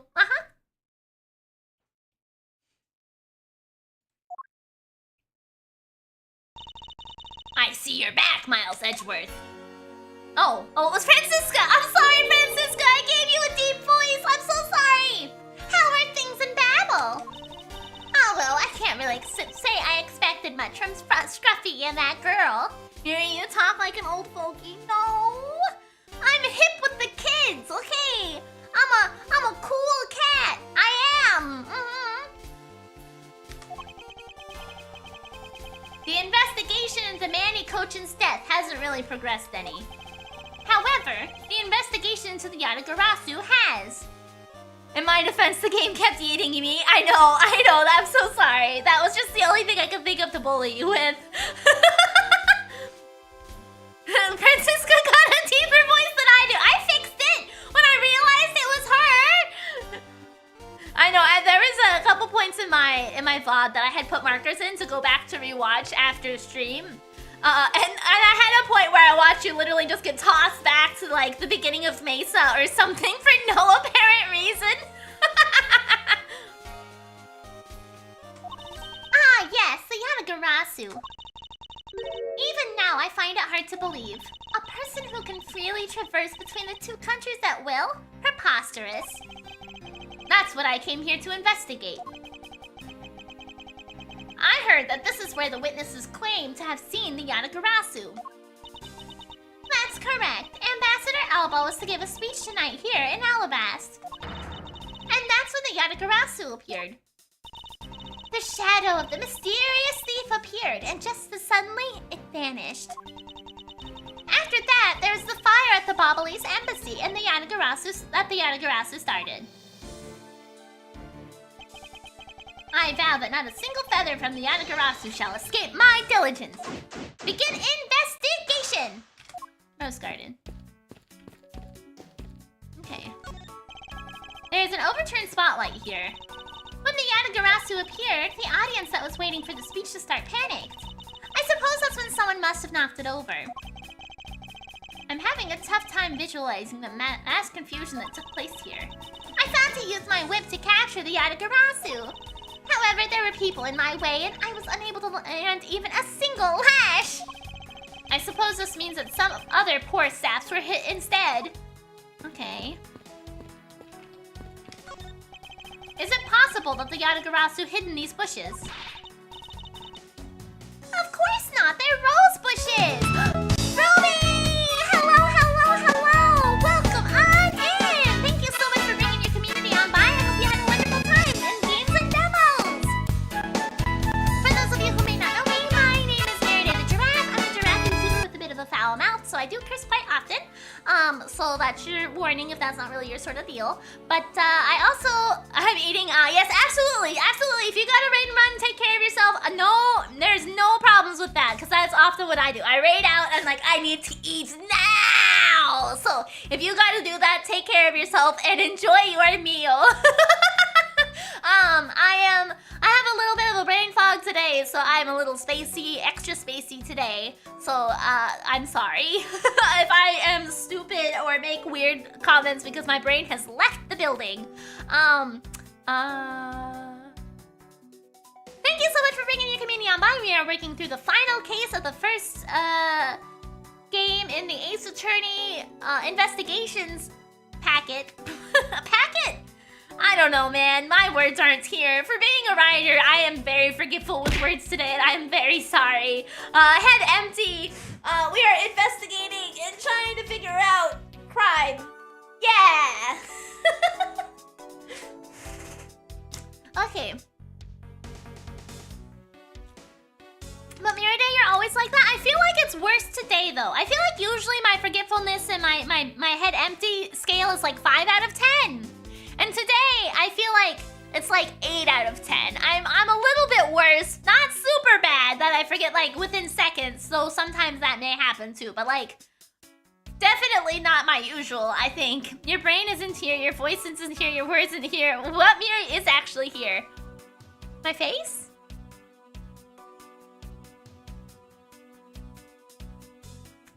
Of course not, they're rose bushes. You've been spending too much time with Scruffy and the girl. They're rubbing off on you. But it's alright. I'll wake you out of your stupor. How do we know this isn't Clover and Clover isn't actually Miri? Clover is currently in the litter box. I don't know if that helps you on your determination. Okay. The real Miri was the friends we made along the way. Mm-hmm. Using a VT. Well, I mean, my face is still being tracked, though. This is still my face. But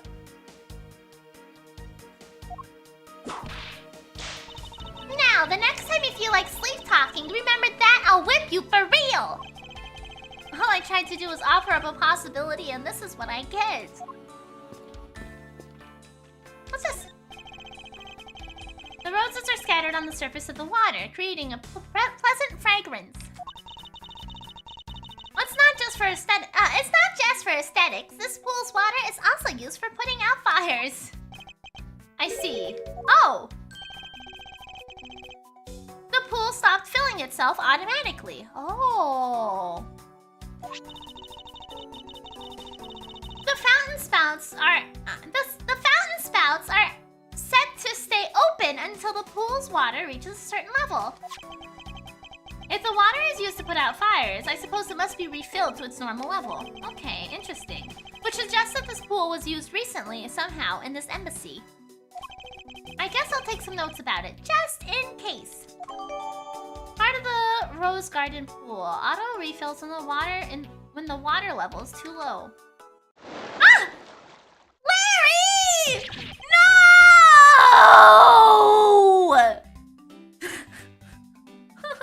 Larry, no! Ah! How dare you surprise me like that! I'm sorry. Oh, hey, Edgy! Thanks for what you did back there! Your gratitude alone is enough. Oh my god, certified Larry moment. Yeah, I think he even came out of the water, like, threw his head back like he was a fucking mermaid. More importantly, Larry, this pool is not for your personal enjoyment.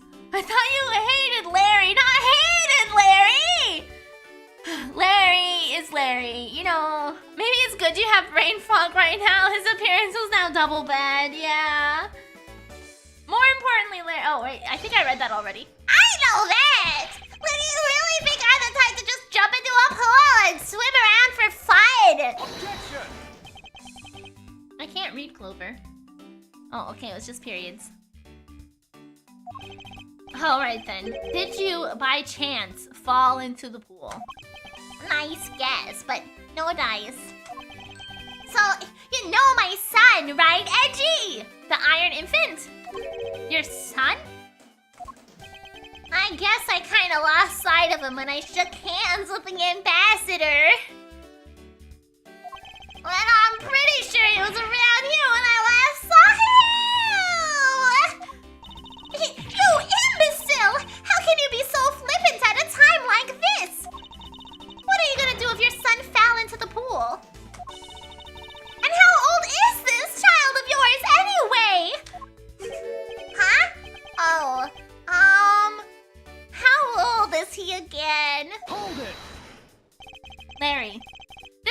first time I've heard of a son. Who exactly is the mother?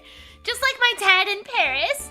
A lawyer that carries a whip around, huh? Yeah, Francisca, she's wonderful. She whips everybody she wants to. The mother? Oh, that chick, the pink princess. I knew he was fucking talking about the iron deficient infant. The pink princess? Hold it! Miss Von Karma. I was a bit confused by this man's words for a bit there. However, I believe what he was looking for is the doll of the Iron Infant. Oh, it's a doll. It's not even a person. She could whip me. Francisca's definitely top. She's great, yeah. Yep, and because I'm the Steel Samurai through and through, heart and soul. And the Iron Infant is my cute little son. You have given a whole new meaning to the phrase, an astounding fool. Larry, we have not seen hide nor hair of the Iron Infant. Rest assured that should we find him, we'll let you know. Now get out of there. Plot twist, the Iron Infant is Callisto you. Oh my god, that would be hilarious.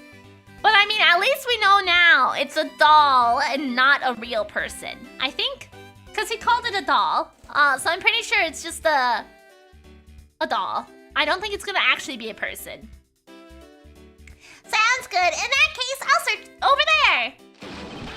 Larry! Hey, wait!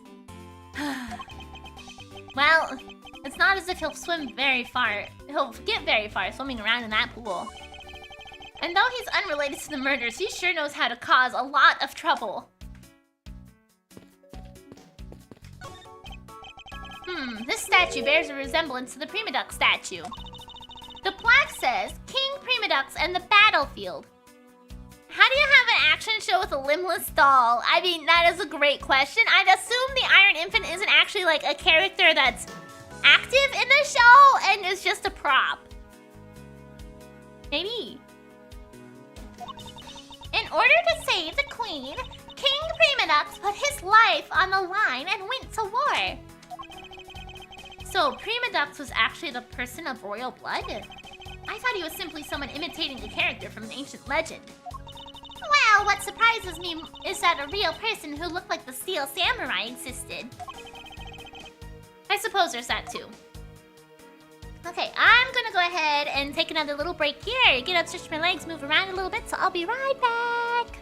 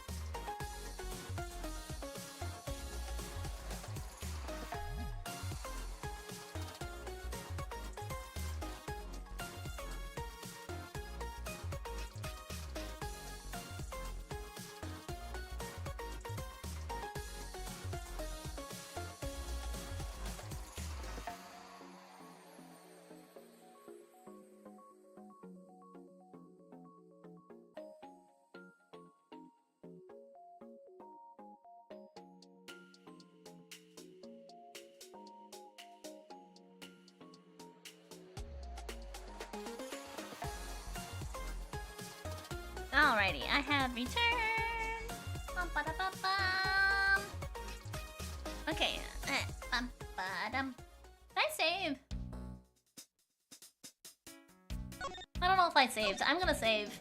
I don't think I have. No, it doesn't look like I've saved in a while. Okay, welcome back. Thank you. Glad to be back.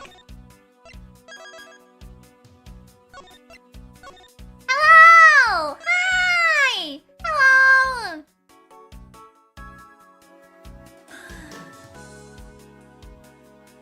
Okay. Boop, boop, doop, boop, boop, boop. Okay. We can look at the statue again. Oh, I'm looking at the roses. Oh, I see. These are some beautiful roses here. They appear to be well maintained. You're being too nice, Miles Edgeworth. The arrangement's devoid of any design sense. Roses only truly shine when they are grouped by color, one color per location. Thank you, glad to be back. They lose their beauty when they're all mixed together like this. I can't tell if she's being sarcastic or not. How's your head, Miridae? My head is empty. I was thinking of coming back and saying my head is empty, but my heart is full, but I don't know what my heart would be full of. Clover? I don't know where she went. On second thought, there's a rather serious look on her face. Oh, I'd better leave it be. They should really rethink the proper balance of the roses. Of all the people to comment on the proper balance of things.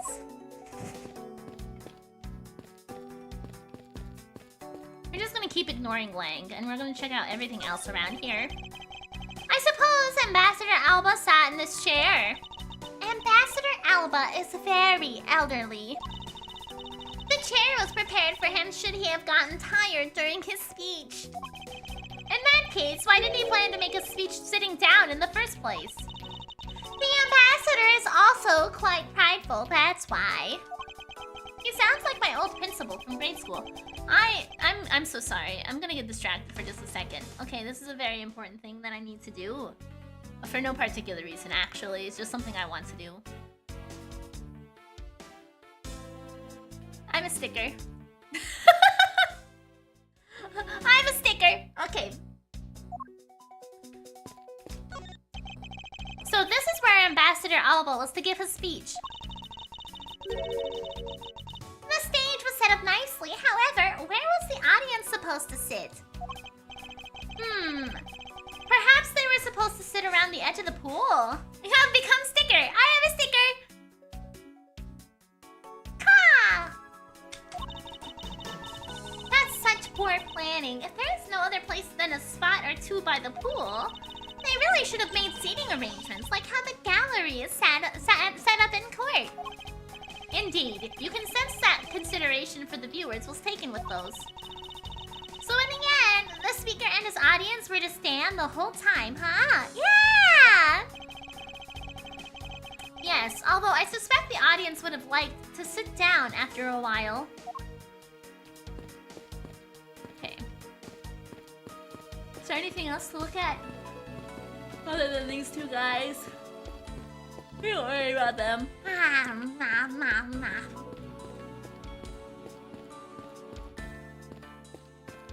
Okay, nope, it looks like that was it. So let's go ahead and talk to the guys, I guess. How's the investigation proceeding on your end? Lang Ji says that's top secret. If you're gonna do it well. I don't suppose he believes in accidental leakage of information.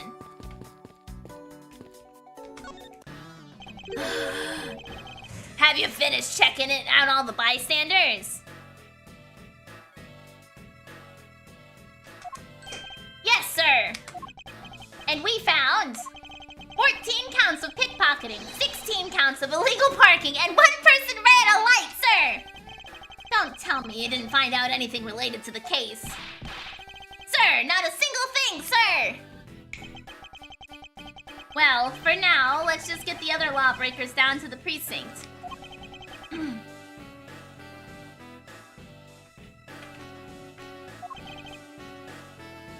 Agent Lang. Well, if it isn't Mr. Prosecutor, I would just like to thank you for your assistance earlier. Make no mistake, it's not like I was trying to help you with what I did. After I left, did you receive word from Ambassador Alba? We're to wrap up our bodyguard assignment at the end of today. Oddly enough, we received word from HQ to return home on an urgent matter. Heh. As long as I can be so as if I could be so easily called away from this case after I've come this far. I swear that I'll find the truth and drag it out into the night. You're with me on that one, right, Mr. Prosecutor? Yadagarasu's appearance. I wish Lang would go away, so my throat didn't hurt more.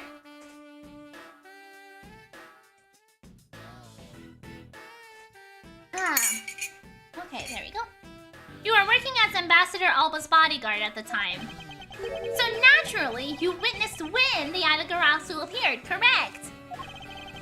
Yeah, I saw the thief all right with my own 2 eyes. Oh, okay. Let's see if he'll actually give us any good information, because I suspect it's gonna be not real good information. The Yadagarasu was always there, lurking in the shadows. But when the spotlights were turned on for Ambassador Alba's speech... Facundo, Miridae hates your man and wants him to leave! Yeah, get rid of him! I want a nice lady to talk to instead! A shadow appeared. That's when the cries of, "It's the Yadagarasu!" rang out! The next second, the spotlight went out. And by the time we got to the area lit again, the deaf thief had vanished. When we investigated afterwards, we found that the reasons the lights were out. She can't stand good character design. I already talked to you about character design and his eyebrows. Okay, Facundo. Was because someone had unplugged the extension plug for all the outdoor electronics. Wow, that is certainly one reason for the lights to go out. My eyeball.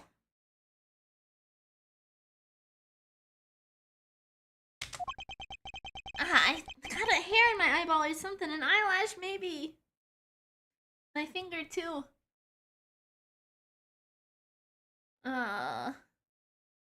His eyebrows go into his hair. Isn't that like really fucking cool? No! It's the opposite!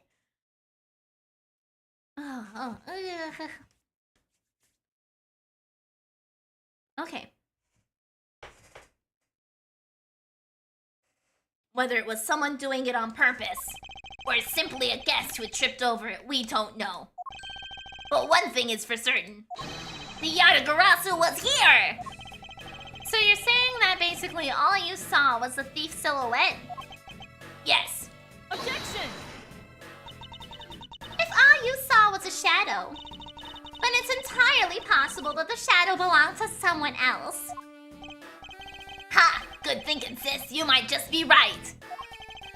If it weren't for the fact that there was no one with the same shape! I mean, they could have just put like a piece of paper in front of the lights too to create a shadow. They didn't even need to be literally standing in front of the lights. They could just put something in the way and it would be fine. Not among staff or the audience members. It doesn't have to be someone being the same shape. Hello, Lang, really? If that's your claim. You're not a very good investigator. My men have already done a thorough check of everyone, so I know I'm right. Lang! Lang, Lang, Lang, Lang, Lang! No! It doesn't need to even be a person! Someone else's shadow.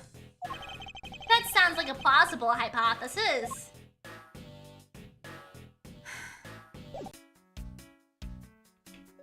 Do I have puzzles pieces? No, I just have the fireplaces. Okay. Can I investigate the lights again?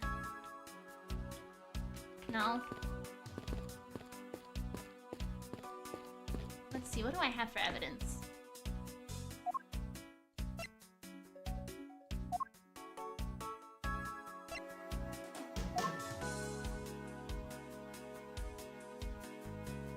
Okay, I don't have anything in my evidence that I could use to point out. What could possibly be the shadow? Let's see if Francisca has anything to say. Yes?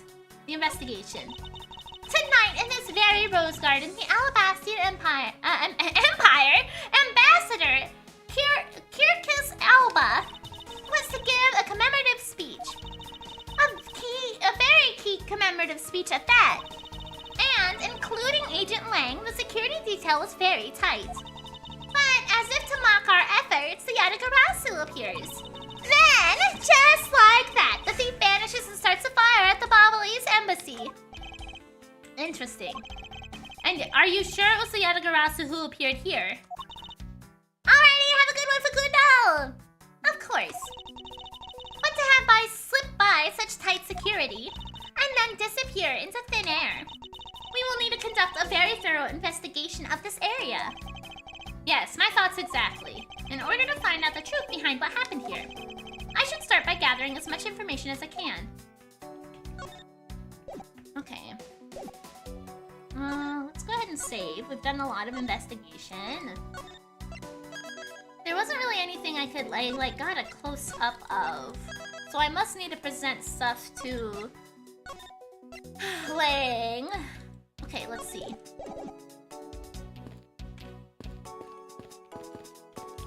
Can I just walk past him? No. Lights.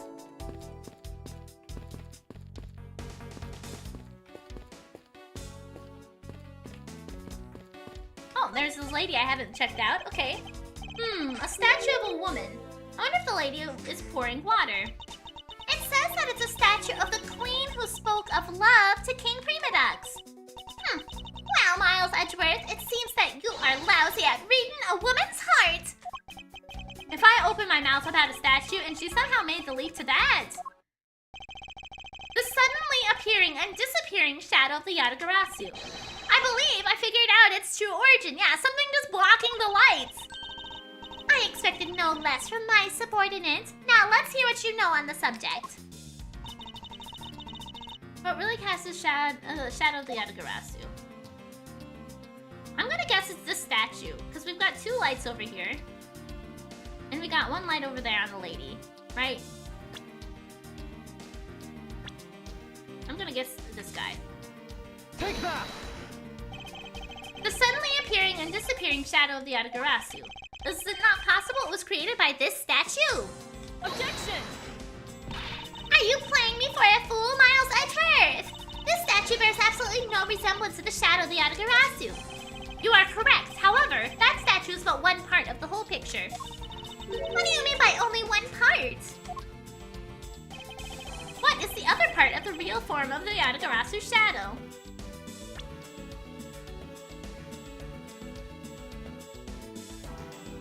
I'm gonna guess it's the other statue. Take that! When the edge is worth, I don't know, man. I haven't played this game. It's another statue. Yeah, the Yatagarasu shadow was made from the shadows of these two statues. Made? What do you mean by that? Is it me or does Francisca actually have to respect Edgeworth and is just proud to say, otherwise? Yeah, I think that's definitely the case. I think,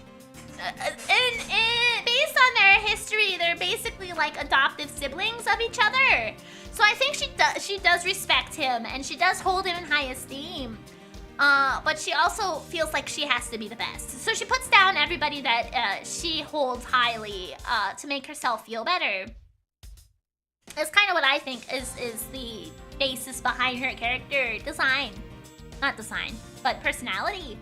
If that makes sense. Right now, the spotlights are all over the place. This is because they were moved when the guests were in a panic state. However, if we were to restore the lights to where they were when the thief appeared, you believe that the two shadows will create the Yatagarasu's shadow. Francisca's true history is that she is a homunculus born in a lab created by Dr. Gregory the Bulldog Edgeworth and Manfred the Mastiff von Nice. Kickhouse III. Now then, watch as I reveal the true form of the Yatagarasu. First, if we set up a spotlight to cast a shadow of King Primadux in the battlefield,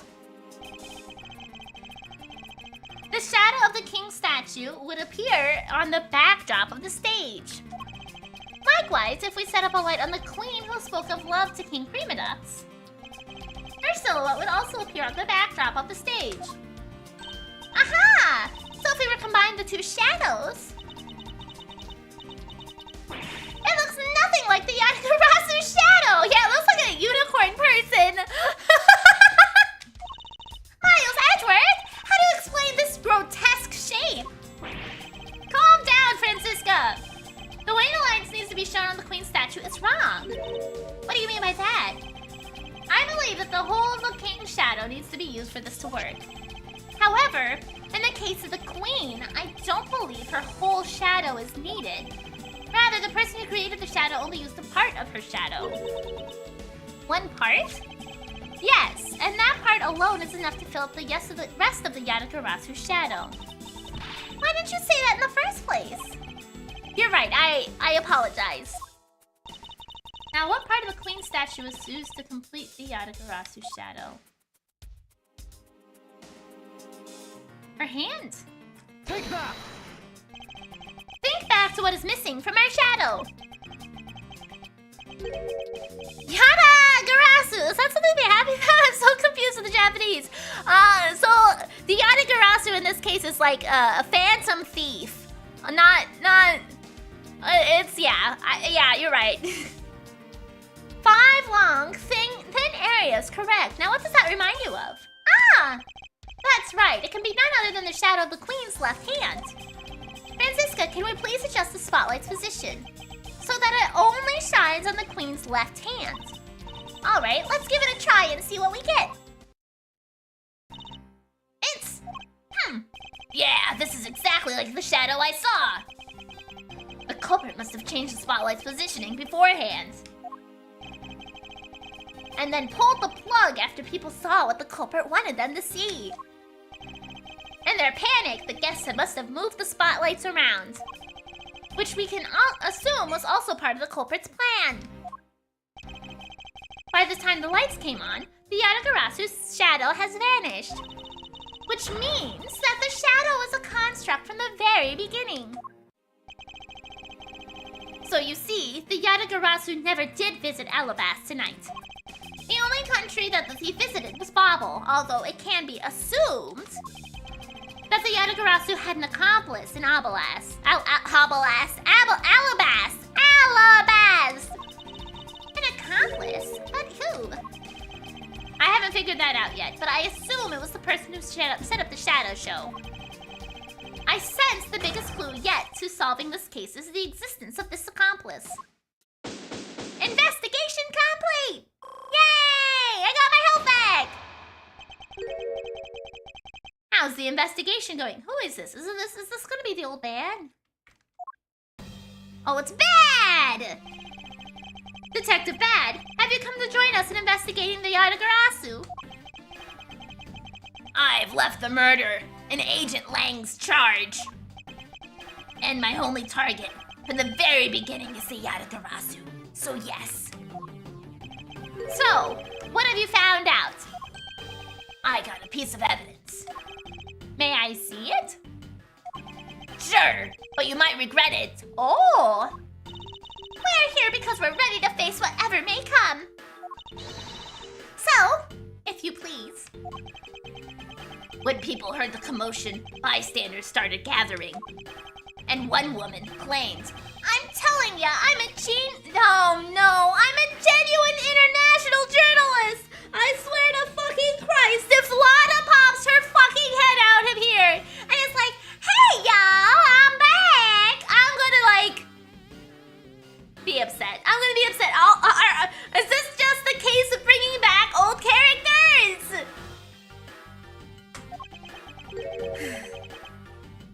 She gave me an interesting picture. A journalist.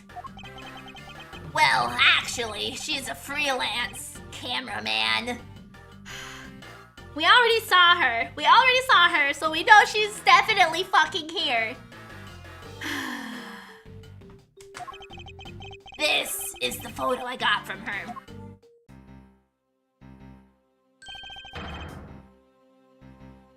It's probably a fucking balloon. What in the world? The Yatagarasu is flying through the air? No, that's definitely just a fucking balloon or a cloth or some shit. It's not the actual Yatagarasu. That's definitely not it. The times, they are a-changin'. It's not just man, but evidence. Even they lie to us now. Excuse me. Too gravelly. Too bad.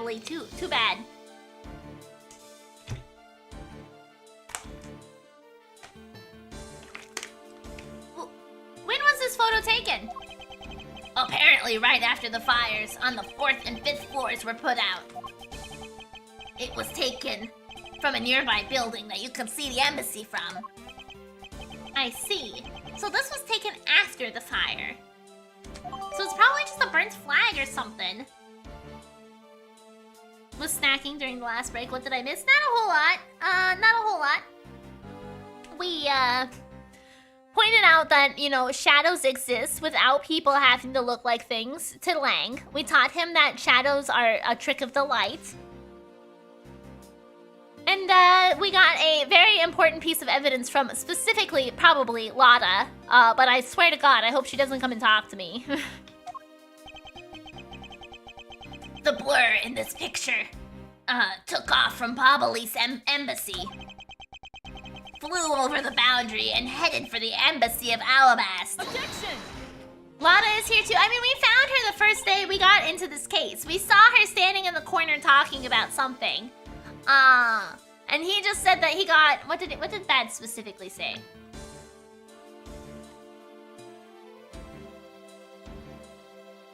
One woman claimed, I'm telling ya, I'm a genuine international journalist. Definitely Lada. And she gave me an interesting picture. She's actually a freelance cameraman. It's 1000% Lada. She's the one who provided this picture at the very least, but I don't want to talk to her. Please don't make me talk to her. This is simply not possible. People are incapable of flight. Is that a fact? I've had the pleasure of dealing with a case involving a flying person once.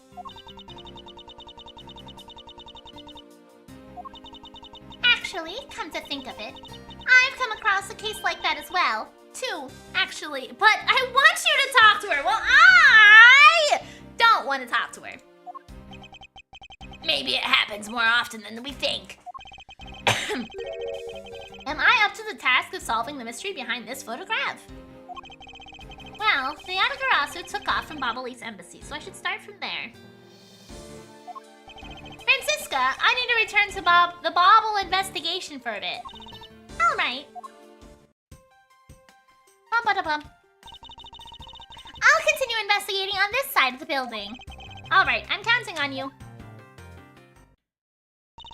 Kay was just standing there waiting for me. She's just like, when will Mr. Edgeworth come back? When will Mr. Edgeworth come back? An hour has passed and Edgeworth's not back. Where's Mr. Edgeworth? Is he coming back? And she's just waiting for me. And then I come back and she's like, here you are! Yay! Welcome back, Mr. Edgeworth. Now come on, let's get back to our investigation. Yes, let's. Bum-ba-da-bum. She's punching the edge. Yeah, she was punching at him. Okay. Oh man, it just leads immediately right into here, huh? March 14th, 10:37 p.m. It's really light outside for it to be 10:37 p.m. When we were just walking out in the open on both sides. It was very light out. Babbly's Embassy Secretariat Office. Whack. To think, after all that running around, we're right back to where we started. It would appear that way. Hi, Mr. Edgeworth. That's how we feel when you leave us. Ah, it's been 5 minutes and Miridae's not back. It's been 10 minutes and Miridae's not back. Did she fall down the stairs or where did she go? Where did Miridae go?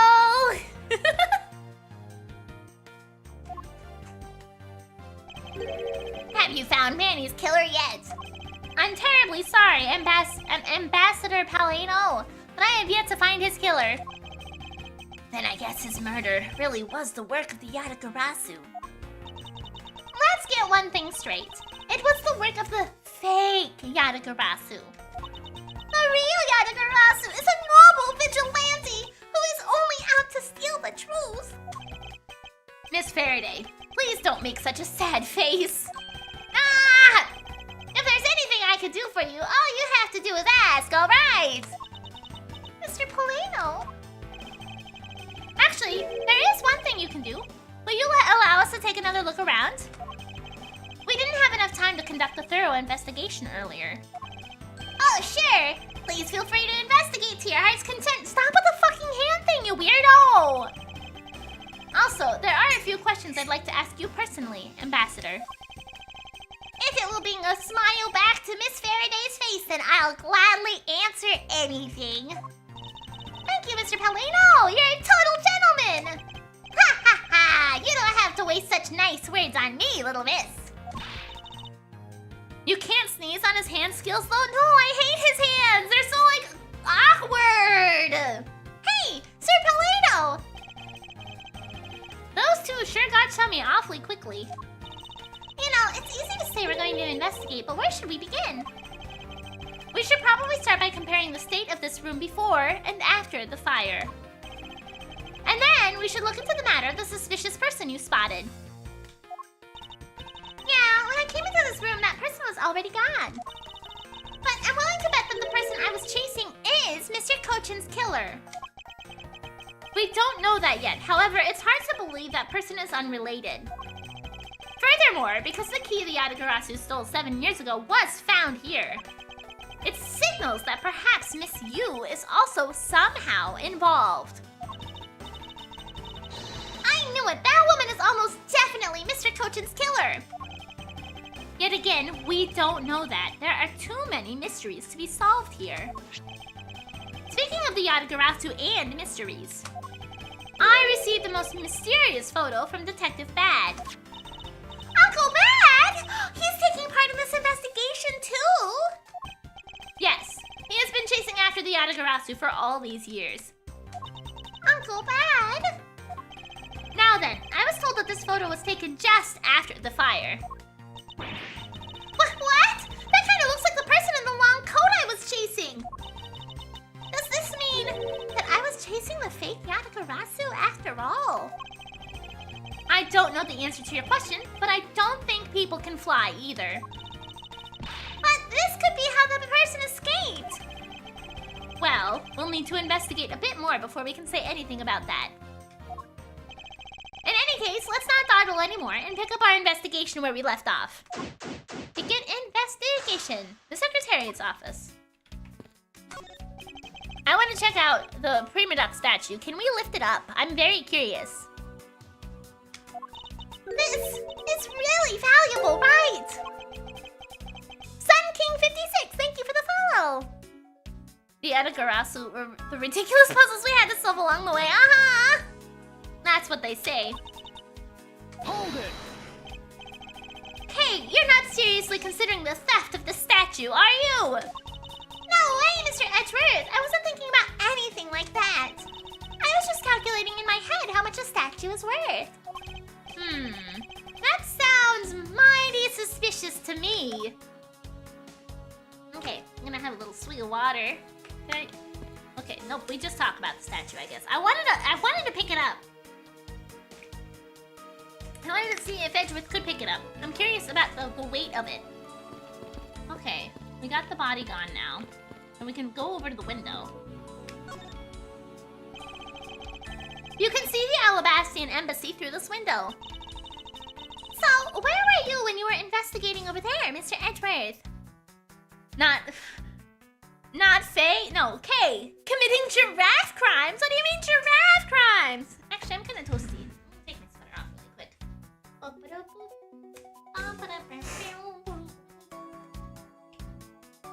Okay.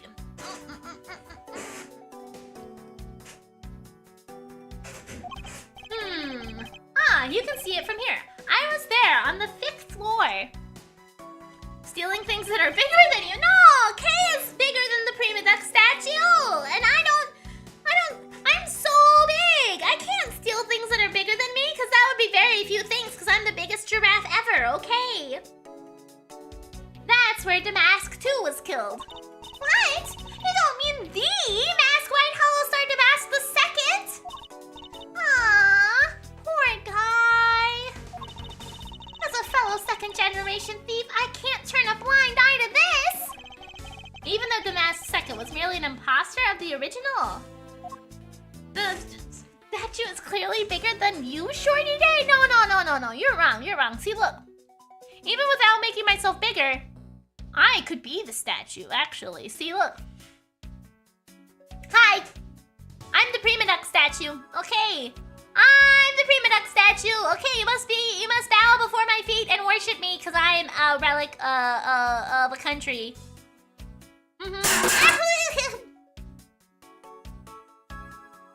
But Miri, you're the size of a Tic Tac. The candy, not the box.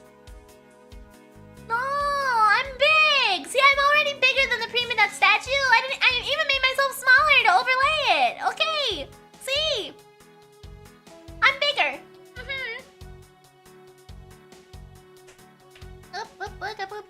Okay. Back to the corner. Where I belong. Okay. Oh, making Edgeworth run everywhere. I mean, it looks like, if I had to guess, based on this window, I would assume that the thing that we see in the picture is this fucking curtain blowing out the window. It appears that this area was heavily damaged by the fire. Yeah, I guess we should hurry up and get started examining everything. I won't rest until I've inspected every suspicious-looking nook and cranny. The Babbly's ink. There's a bottle of Babbly's ink on Mr. Cochin's desk. And it looks like there's still a lot of ink left inside. The seal is unbroken, so the fire probably couldn't get into the bottle to burn up the ink. Hey, Mr. Palino! It looks like your precious Babbly's ink is all right after all. What? That's odd. Hold it! Ambassador, what do you mean by that? Well, it's just that there is something strange about the ink. Would you mind elaborating on that statement for me, please? I mean, he's probably gonna just tell us... Well, no, that's a different type of ink, I think. The green ink?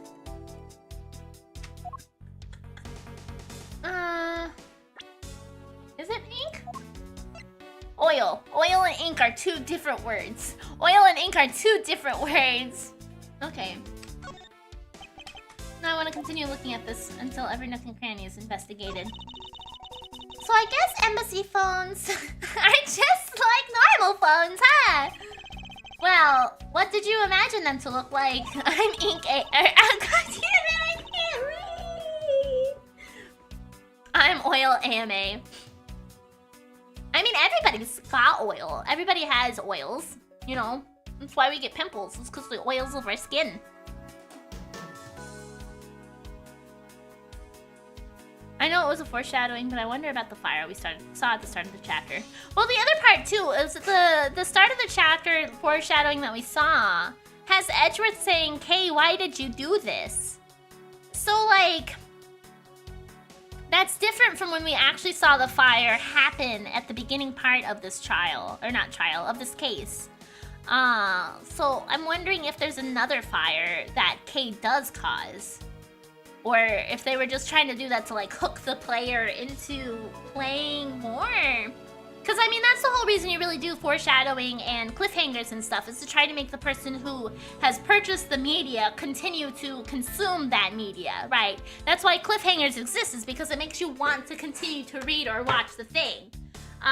They're kind of overdone now, so I feel like it turns people off more often than it makes them want to continue to read. So I don't know. I thought that the baubles would look like a flower and the receiver would be a butterfly. That way it looked like the butterfly receiver was sucking nectar from the flower base. I mean, all I know is that we didn't start the fire. It was always burning since the world's been turning. We didn't start the fire. It gets me all the time with clickbaits. Yeah! I don't know that I do a good job of those, but I'm glad to hear I do it a little bit. If any country had a flower phone, it would be Alabast, don't you think? Oh, then maybe the phone I envisioned would have been from when they were Catopia. There's really no point in asking me about something that never existed in the first place. You know what you lack, Mr. Edgeworth? Curiosity and an imagination. There's only one book left standing there. Treasures of the World. Wait, what? Let me see that. I see. The most important part was blackened by the fire. Why, cruel fate? Why?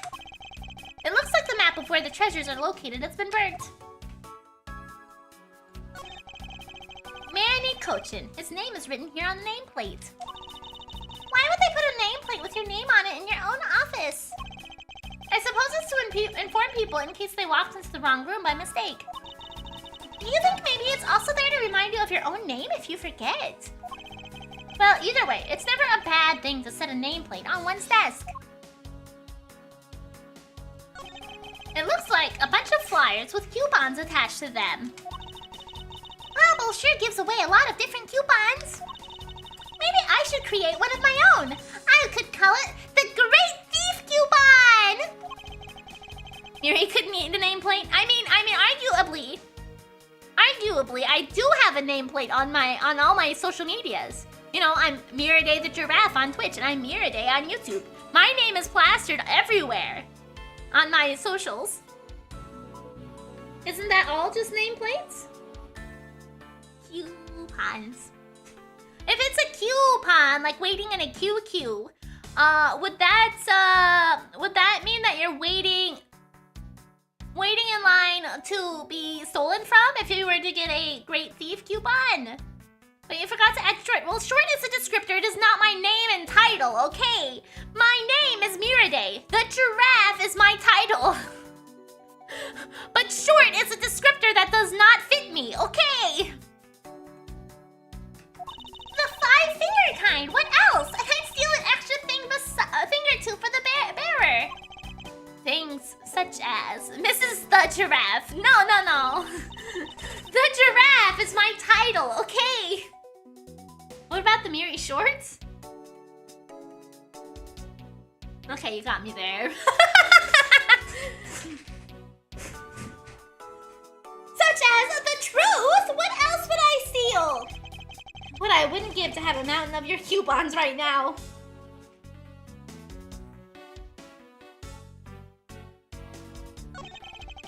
It would appear that this desk also fell victim to the fire.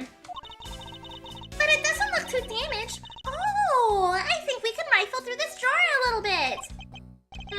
I suppose we really should take a look. Oh, everything in there is... Oh, it's a Pizza Hut slice! It's sliced like the... Oh, it is! It is this! What's on the other side of this? I don't remember. With a map of where the statue is. There was something on the other side, wasn't there? It's the Pizza Hut slice! It seems that the contents of this drawer survived the fire rather well. Now that's a sturdy desk. I guess it's the value of solid wood construction. Let's see if there's anything useful left in here. Mr. Edgeworth. A convenient shaped note so we can trace it back here. Yeah, basically. It's like, hey, look, this is exactly who hired Damask II to steal the thing. Now I have the deduce option, but we're gonna check out the chair really quick since it's the last thing left, I think. That looks like a very comfortable chair. Well, it doesn't look all that broken, so why don't you try sitting in it? No, I better not. It's very important that we preserve the crime scene at all times. Wait, but you're always touching all sorts of things at crime scenes. That's because I'm a prosecutor, and it's part of my job to examine things. And my job is to be a great thief. Which is exactly why you are not allowed to touch anything. Nice. Okay, let's go ahead and save.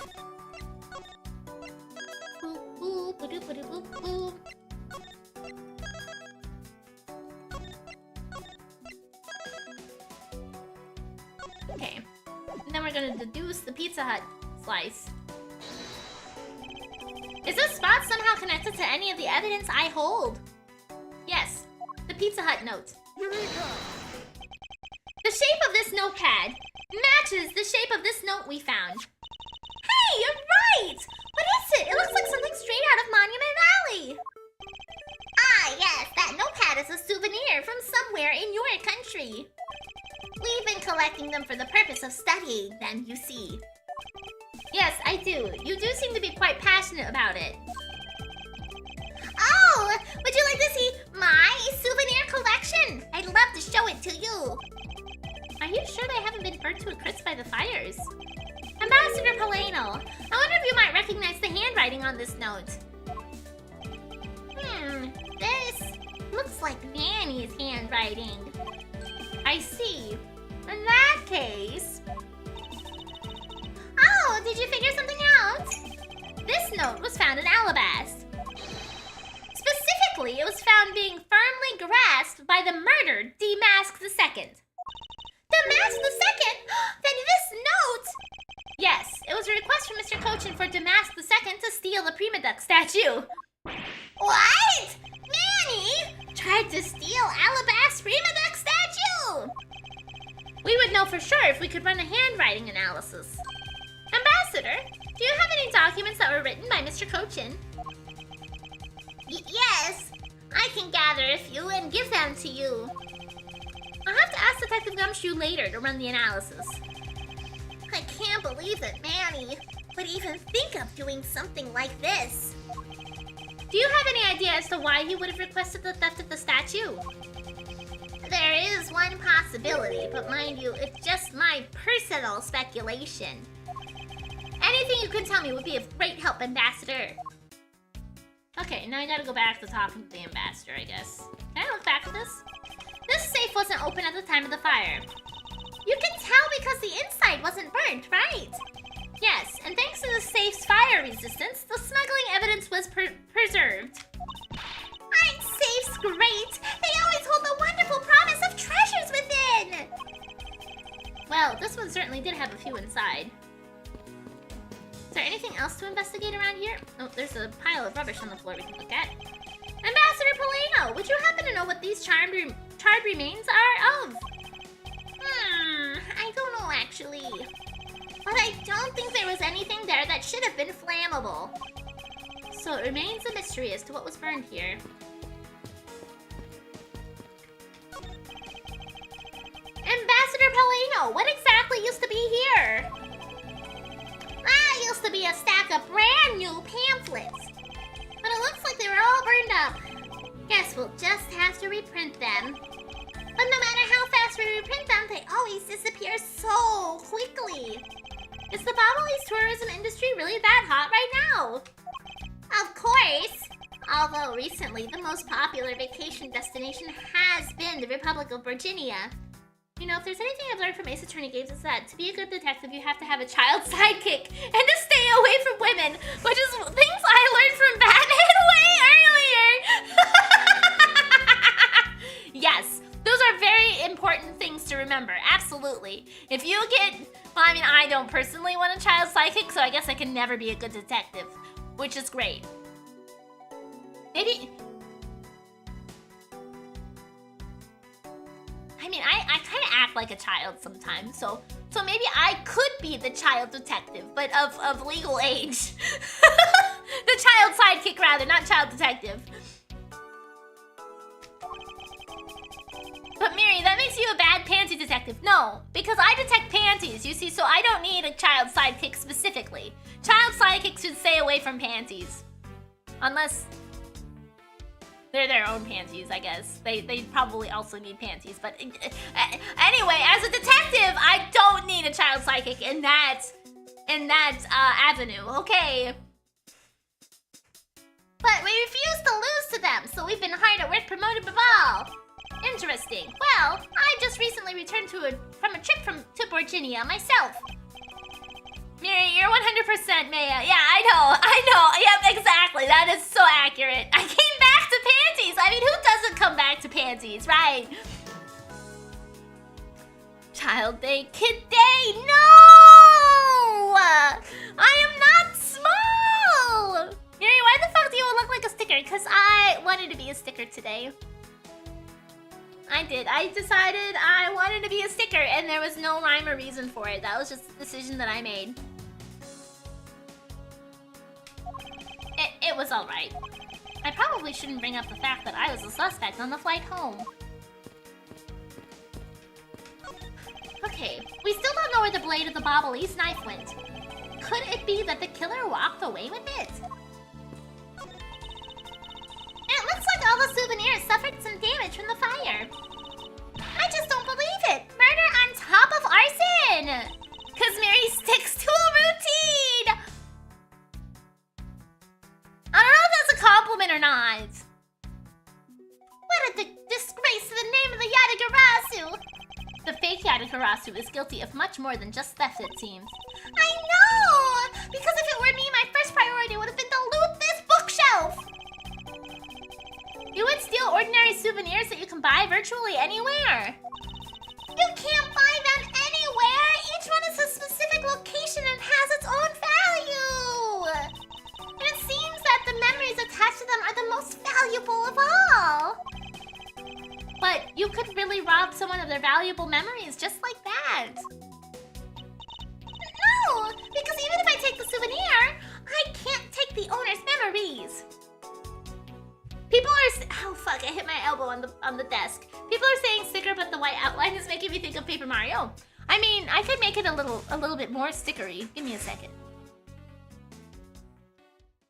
Thank you for the headpad. Let's see. Let's see.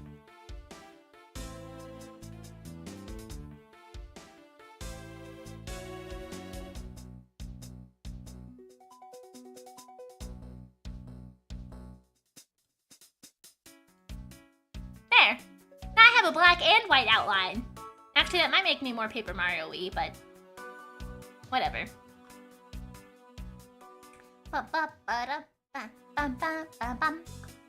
Okay.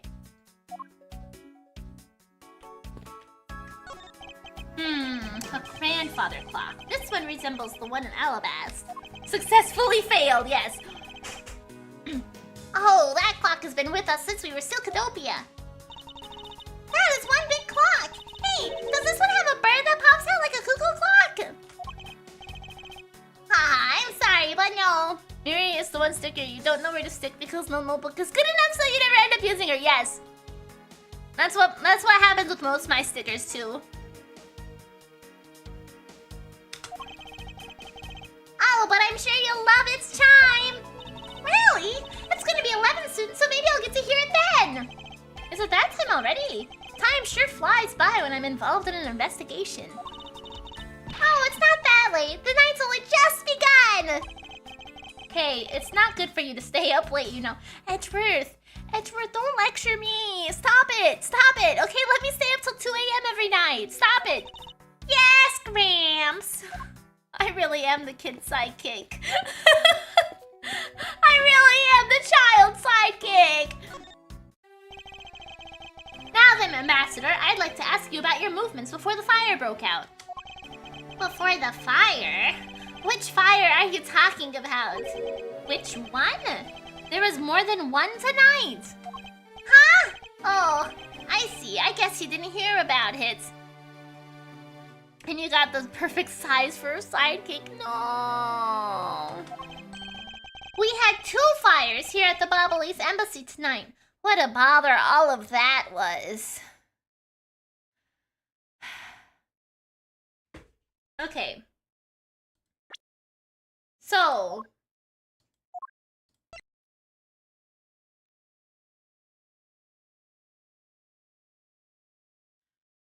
there's 2 fires now. There was 2 fires here that happened. And this happened supposedly during the fire.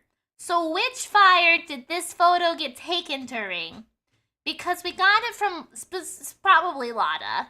I think that makes it a lot more suspicious about the timing of the fire and the photo.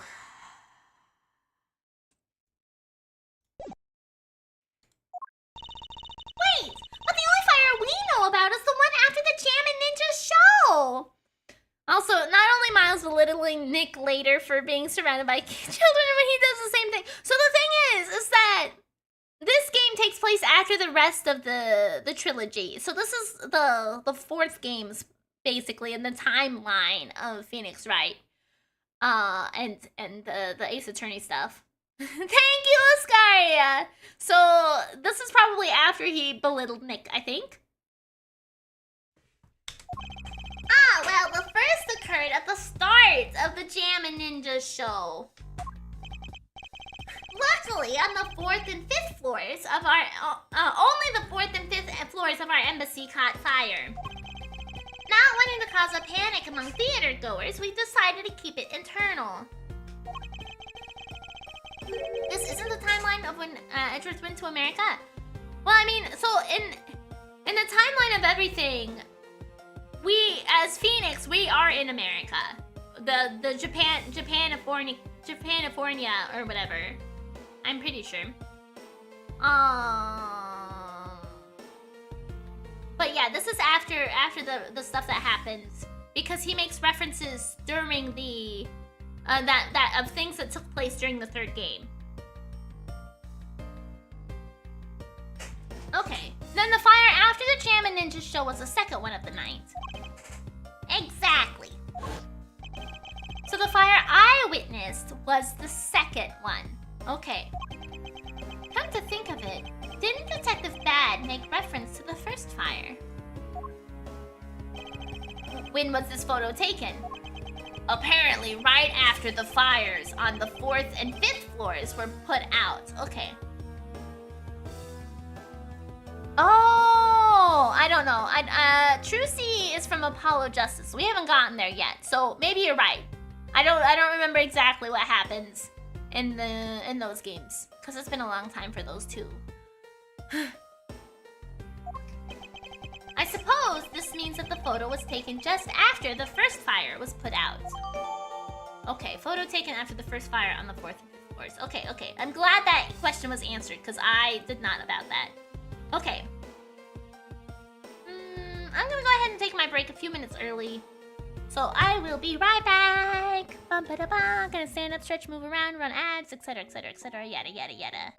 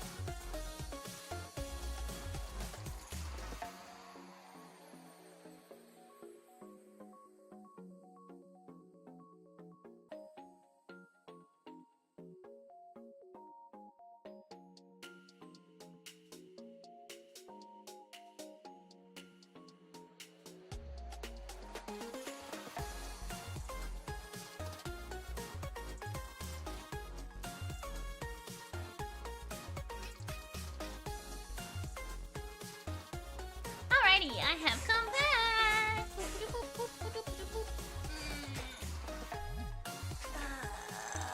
Rewards for stuff.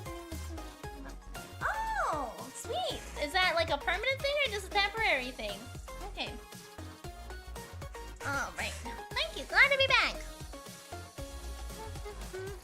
Whoopsie, accidentally progressed the dialogue. Accidentally progressed the dialogue. Okay. So then, what was the extent of the damage in the second fire? The second fire was contained to this floor. The third floor. I think it was leftover embers from the fire on the floors above that caused it. Okay. Oh, good! Yay! More carrots! Sneezy day! But I didn't sneeze! Why am I sneezy day? That's... how should I put this? A very bad stroke of luck. My office on the 5th floor. Manny's office... Alright, my office on the 5th floor. Manny's office here. And Manny himself. All gone in the blink of an eye. Cause you're a breezy sneezy gal. I am. Fires and babble data? Data! Jotted down in my organizer. I feel so sorry for you, Mr. Polano. Oh, look at me! Going on and on! Now then, what was it you wanted to ask again? We were discussing what your actions and whereabouts for today were. And if you happen to know what Mr. Cochin's actions and whereabouts were as well. Yes, very well. Let's see. I've been quite busy all day. From morning until now. First, I woke up and then I brushed my teeth. After that, I had a roll for breakfast. Oh, I should have had a roll for breakfast too. That sounds good. I was supposed to make me a little snack, but I made myself tea. Oh wait, I had that pizza. We are okay. We are good. Hey, Larry! Hold it! Fascinating. How about if you just skip to relevant parts for me? Oh, you'd like a condensed version. All right, I can do that for you. Morning activities, afternoon activities, Mr. Cochin Sync. Job for Damask 2. Miri, is your brain okay? No.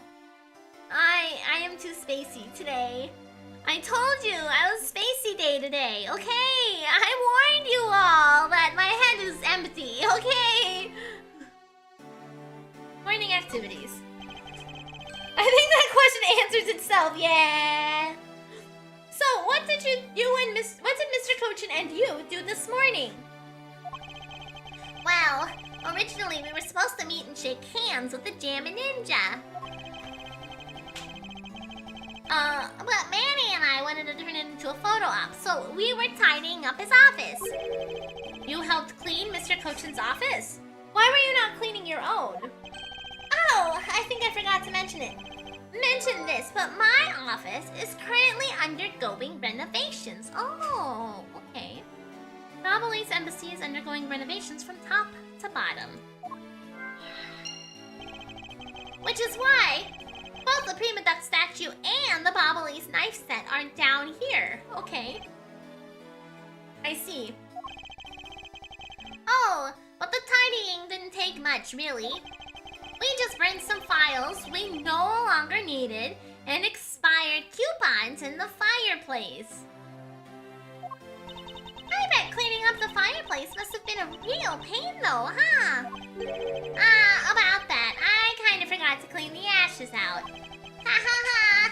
Guess I'm up creek without Manny here to get angry at me. Hold it.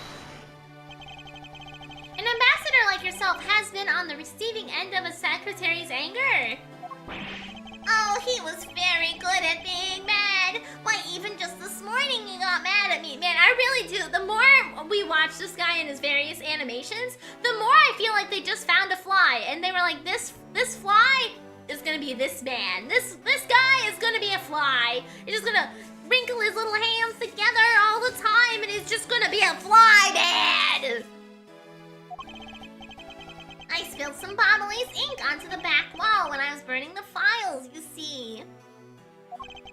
When he got mad at me, saying I should treat the ink with more respect. Hey, Ocelot! Sounds like you and Wolf.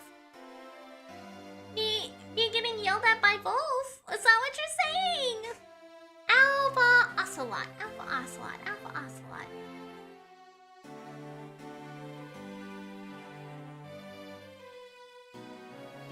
I hope the next time you go to eat at a restaurant, there's a fly in your food. Whether it's cooked or dead, to be determined. Okay. Luxembourg.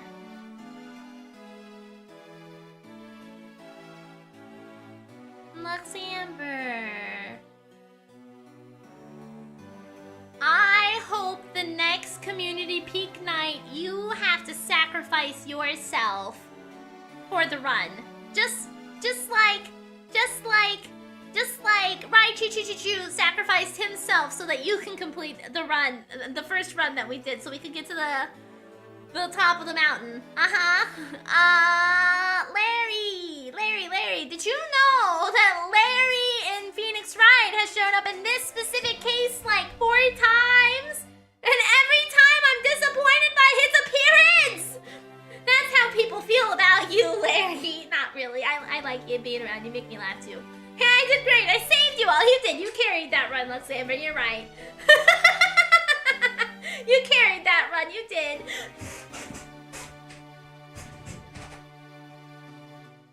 That hit deep. I'm sorry, Larry. I don't mean it.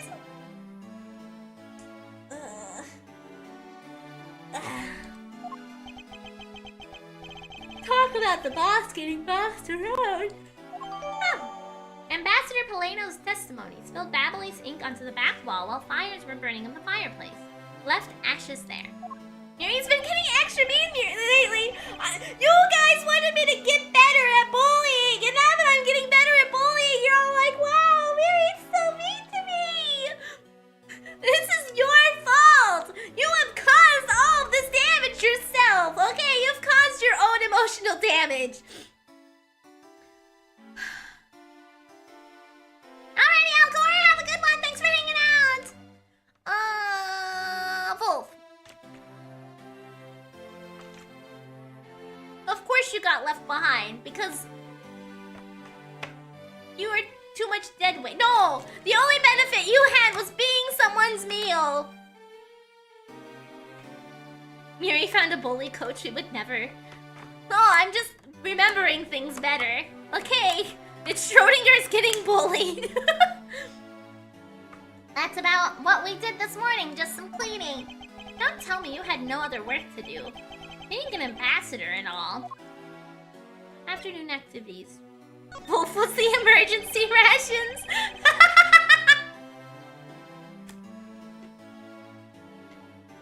Now then, if you could tell me about what you and Mr. Cochin did this afternoon. The run I got left behind was the one I ate theater. Oh, I see. I still, that moment when he ate you was so funny. He's like, hey Wolf, can you come here? I need to check something. And you were like, oh yeah, sure, what? Oh, God.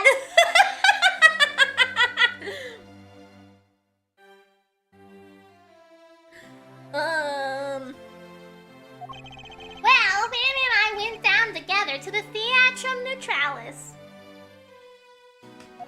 We had to be there for the start of the Seal Samurai stage show. After the show started, I went back to my office on the 5th floor alone.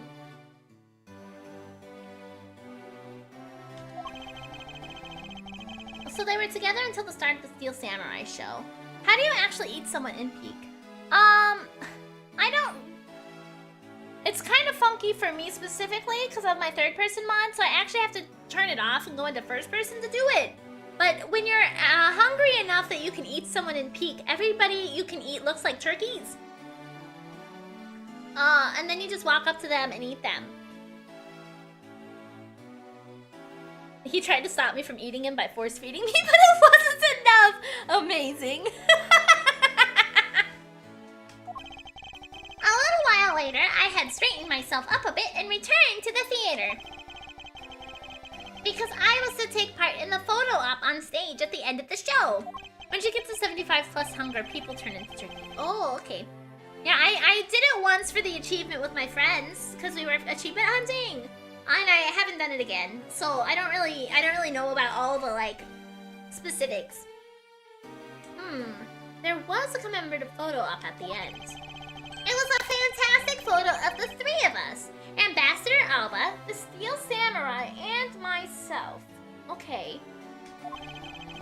After the photo shoot, I went back to my office on the 5th floor to prepare for my handshake photo op with the Jammin' Ninja. He seems to be rather overworked for an ambassador. When I got into my office, that's when the first fire broke out and I escaped downstairs. My office was completely destroyed, but thankfully no one was hurt. I admit I ran away from the first fire as fast as my legs could carry me.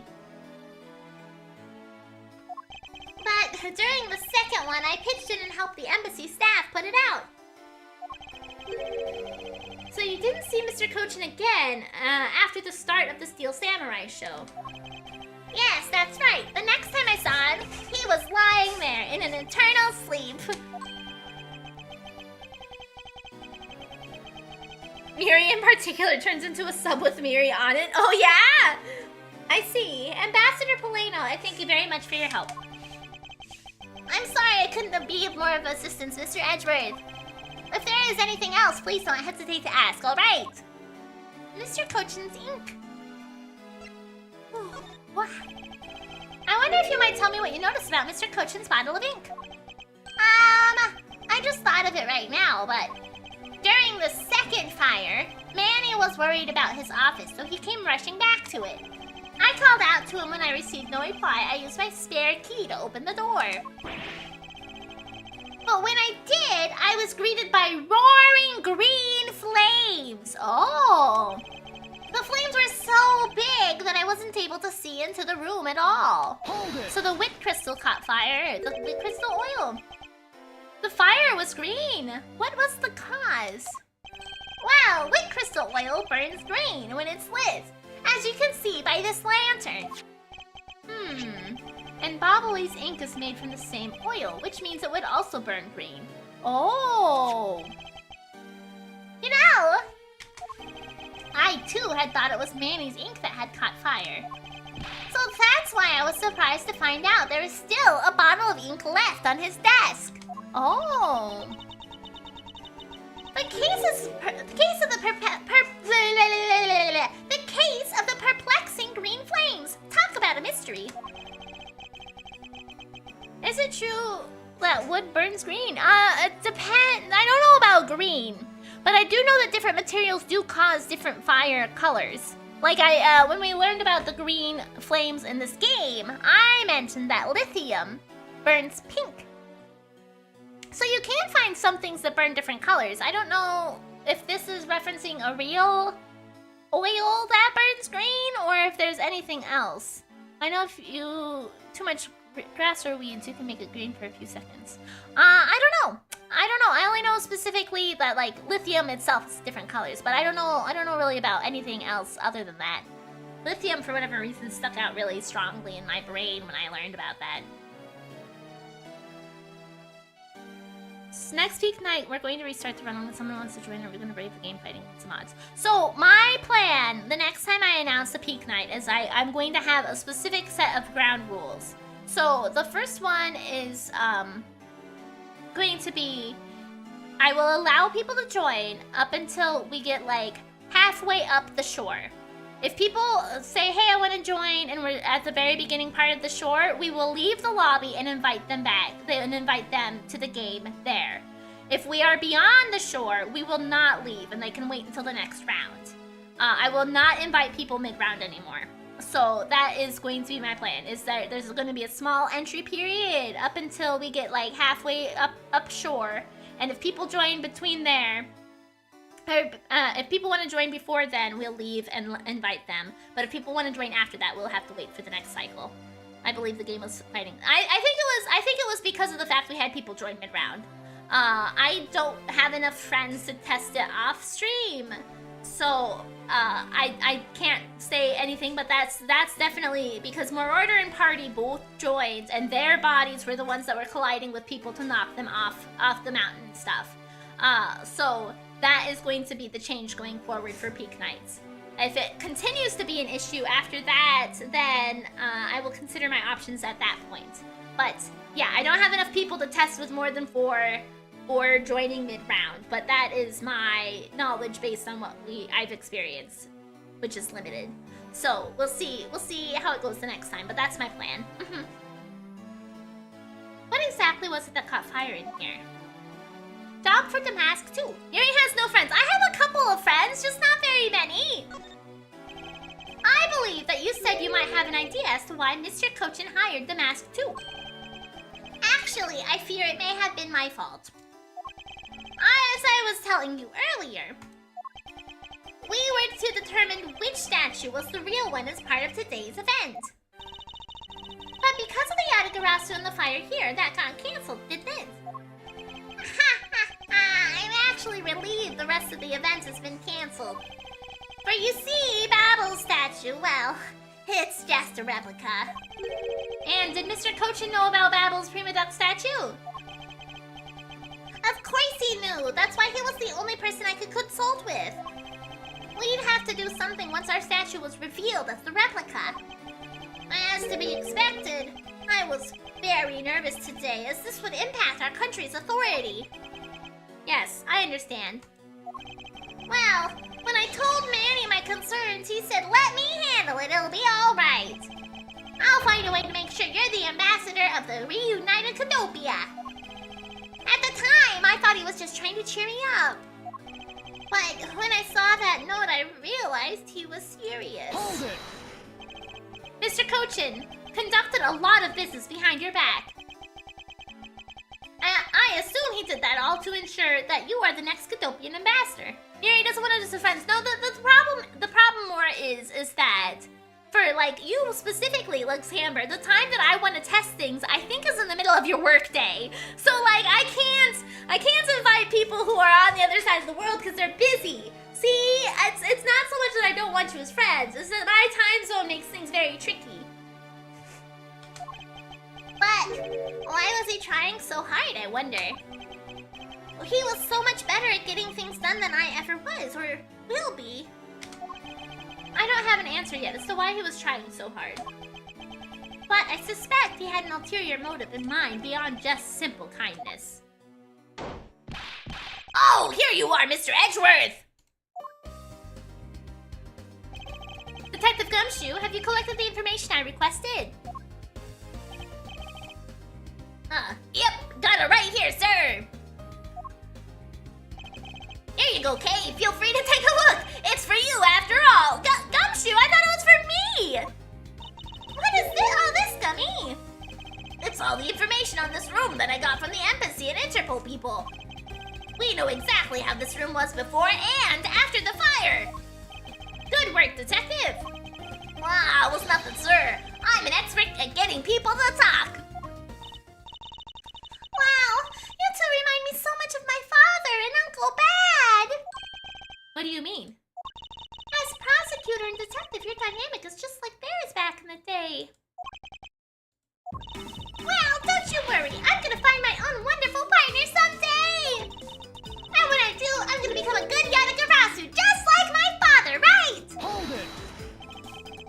Please don't ask me questions to which I have no answers to, Kay. However, I can say that it is truly a wonderful thing to find a partner you can trust. Haha, you bet! So what now, Mr. Edgeworth? Well, I'd like to ask you for a favor. Yes? That gadget, Mr. Thief, is it? That thing you call your secret weapon? Oh, you mean Little Thief? Heh, you're coming to rely on it, aren't ya? Hold it! I don't need a crutch like that. I'm only asking you because I need it for the investigation. From the information Detective Gumshoe gathered and the ambassador's testimony, I'd like you to please recreate this room as it was during the third floor fire. You got it! Alright, here we go. Dark skies of evening, when no other bird dares take wing, one alone remains all-seeing. Now witness the true power of a real, modern-day Robin Hood!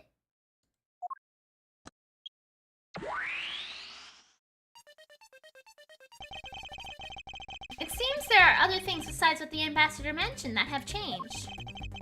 It's possible we might find the escape route for the person Kay saw used as well. Oh! What is this? Is this some sort of light show I was not told about? This is the power of a true vigilante! It's the recreating the room with the info I inputted. Really? That is certainly one interesting device you have there, Miss Faraday. Ahem. I believe it's about time we return to our investigation. Okay, so the yellow outlines are all the things that have changed. It's the charred remains of a fallen ceiling fan. Oh, I've seen a few of these before. It's been around and around and playing music. I believe you're thinking of a musical mobile for babies. Yes, that's it. But they're nothing alike. They're totally alike. They spin those babies right round like a record. I see. I guess I can see how you might think that.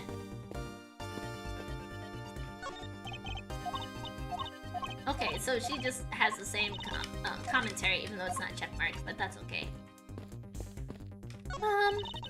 It looks like one of the Battleese knives was already missing before the fire began.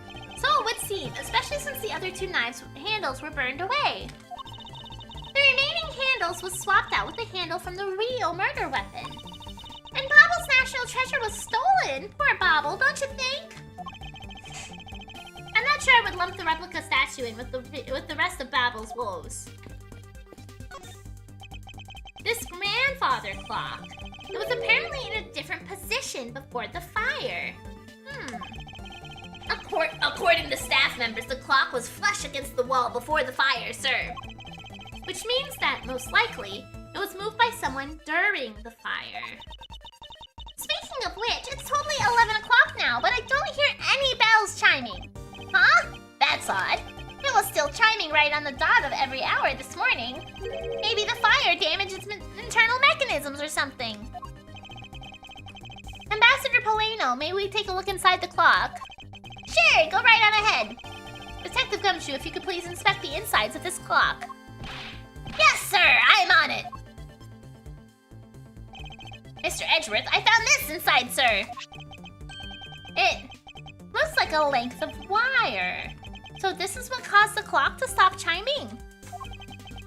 But what was a long length of wire doing inside the clock in the first place? Wire, a good length of wire that was found inside Bobble's grandfather clock.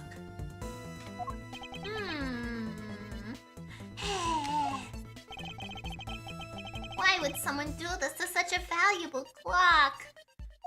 It sounds like about some Mr. Polano that went to put the wire in there. Then perhaps it was Mr. Cochin's killer that did. Why are you this bad? What? I guess he got wiretapped, eh? That's good! Oops. No, this isn't what I wanted. So Bobble is really into pushing their tourism industry, huh? Yes, it would appear that way. You know, I'd really love to take a trip. Hey, why don't we take one after this case? Do you already have a destination in mind? Well, ideally, I'd like to go someplace where I can continue my thief training. Well, if you want to learn the fine art of stealth, perhaps you should visit the studio where they make the Jam and Ninja TV show. Hey, that's actually a really great idea, Mr. Edward! I can't believe she took me seriously. These must have been the large green flames that Ambassador Polano saw. With flames like these, it's no wonder he couldn't get in. Okay, by the time you came into this room, the fire had already been put out? Yeah, the fire had died out or something by that time. Then this fire in here only burned from the time the fire started on the 3rd floor. Until the Yatagarasu appeared and caused a stir and babble, I suppose. I guess Mr. Polano was just lucky enough to run into this fire as it was burning, huh? Yes, you could put it that way, and since you were the first to discover the body, we can assume that no one else entered this room until that time. No one other than the person you were chasing, of course. I knew it! That person I saw was definitely up to no good! I mean, that person could even be Mr. Cochin's killer. That is very likely to be the case. After all, that person came into this room before you. And must have chosen this room precisely because they knew no one would be in here. Okay, then maybe the green fire was where it was to prevent anyone from coming in. But then, what did the person set on fire to make the flames green? Well, whatever it is that person burned, it made a rather sizable fire. And since the fire's green, well, we've seen something that burns green, right? It's a bit thinner, tinier than these flames, but you get what I mean. Yes, and I do believe that what you are thinking is exactly why these flames are green. Which fire-related piece of evidence burns the same color as these green flames? Take that! The source of the green flame is related to this. No, apparently it's not, because I apparently, even though that is definitely what... Okay. Hey, you honestly apologize this time for being wrong! What? I'm always honest! And that's a good thing. Now just keep on doing it! Oh, I need to think about this a bit more carefully. Apparently the ink is not the answer. I need to tell them about the stupid fucking this, I guess. Take that! The silhouette lantern. Its green flame comes from the wick crystal oil it's burning. Yeah, that's the fire I was thinking of too. I love the green it gives off. I think we've now established the green flames were caused by wick crystal oil. Furthermore, we know that there's only one other thing made from wick crystal oil. Oh, you mean that thing Mr. Polano was mistaken about, right? Yes, precisely. As we found out earlier in our investigation. What? I don't get it. Can you fill me in, sir? Fine, I suppose. I'll explain it in a way that even you can understand. Ah, I had the order swapped, apparently. This is the thing from wick crystal oil that Ambassador Polano was, mistaken about. Take that!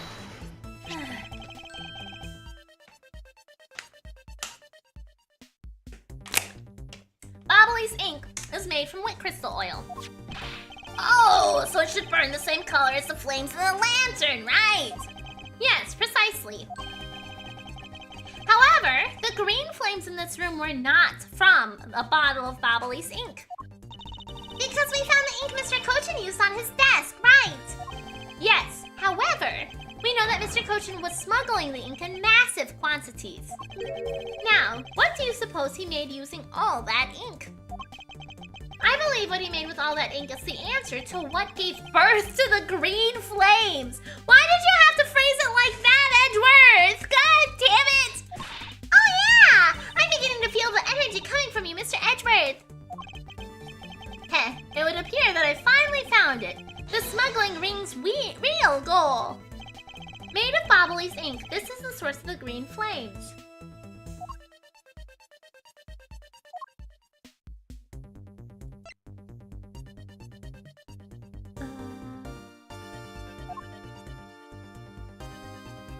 Counterfeit bills. Miri causing flames being birthed in random offices. No! No!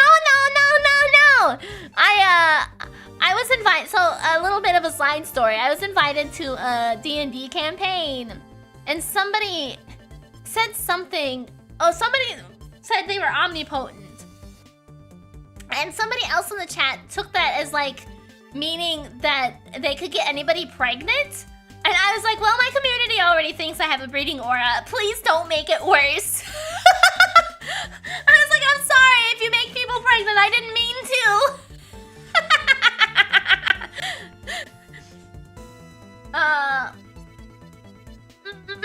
Okay, the counterfeit bills. What would consume a great amount of volume of ink to make?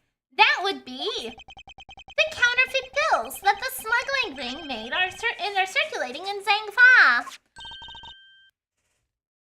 Miri gets +1 breeding aura whenever she levels up. No!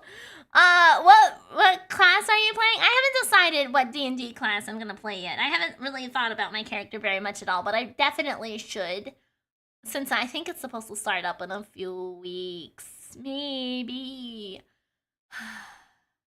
When they invited me, I was like, well, I have a subathon coming up, so I'd like to wait until after the subathon, because I don't really want to stream D&D, because that would be awkward, I feel like. So I need to actually think about it, instead of being so focused on my subathon stuff. You're kidding! You're saying that it was Mr. Kochin who made the counterfeit bills? I am. I believe you could even go so far to say as he stole Babble's printing press. Giraffe warrior with an armored neck. The neck is the weapon. Hell yeah! Ambassador, Mr. Kochin had permission to freely use the printing press, correct? Why, yes, and I do remember seeing him use it in the middle of the night. But never did I think he was using it for such a foul deed. Ambassador, because of your secretary's crimes, you will need to be investigated as well. Yes, I suppose so. We've caused a bit of trouble for a few countries, haven't we? It's my duty to search out all who shielded Mr. Kochin and concealed his crime. For they are the ones who started the fire in order to destroy the evidence. Paladin Oath of Family Aura Breeding Charm Suggestion, no! Made by Kochin, they were all burned up in battle. So by this time, the Prima Nut statues had already been swapped, right? They must have been, as this one is covered in soot. What lousy timing, and just as the two countries were about to become friends again, too. It would have been better if it had been if I had stolen it, than for it to get caught up in that fire. Okay, I think I understand your sentiment. However, if you're into engage in theft, I can't look the other way, right? If you could please stop stealing my lines.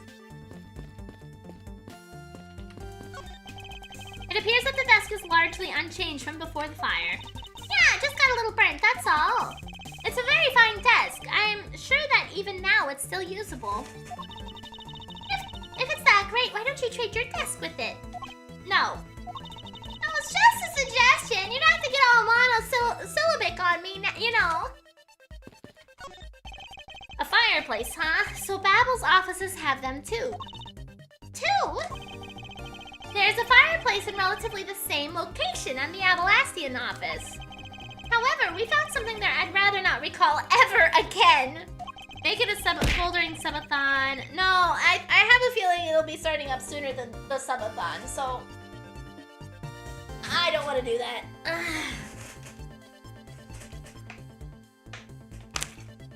Thank you, Ignis. Oh, I dropped my lid.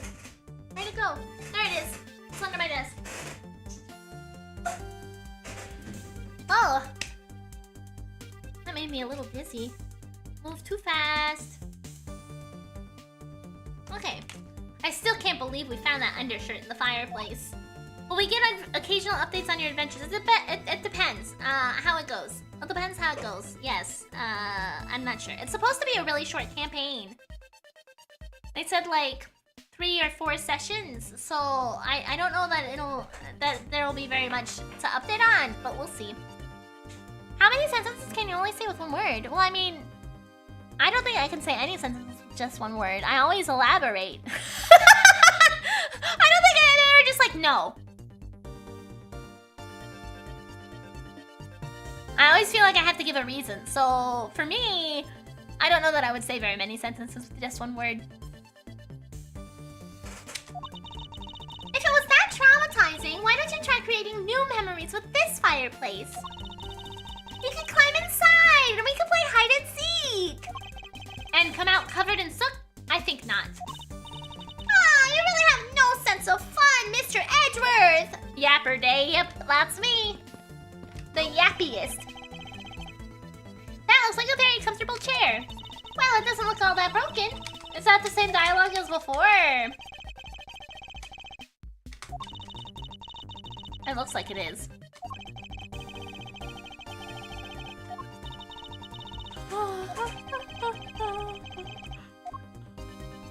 Ah, same dialogue. Windows. You can see the Alabastian Embassy through this window. Okay, well, I wanted to comment on the curtains.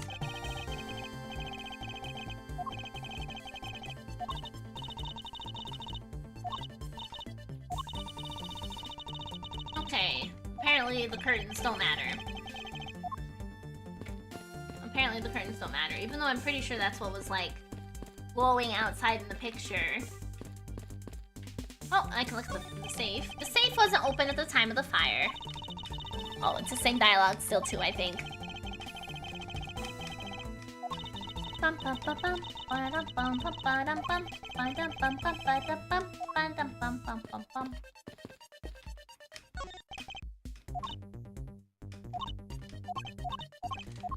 Why won't it get rid of the check mark for the fucking thing? What's wrong with the ceiling fan? I want to put a check mark on the ceiling fan. Okay, let's go ahead. Let's save. Oops, not run into the fire, Edgeworth. What are you doing? No, I want to hit the options button. Stop trying to run into the fire. Boop, boop.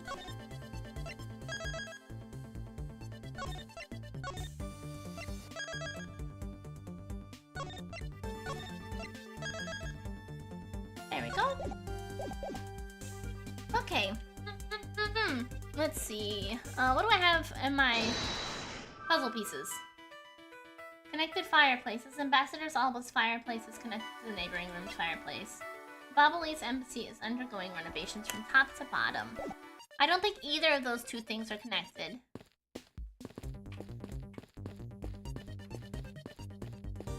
There must be something with this fan. Because it's not getting a check mark. But every time I interact with it, nothing happens. No, I don't care. Fuck. I hit space instead of what I wanted to do.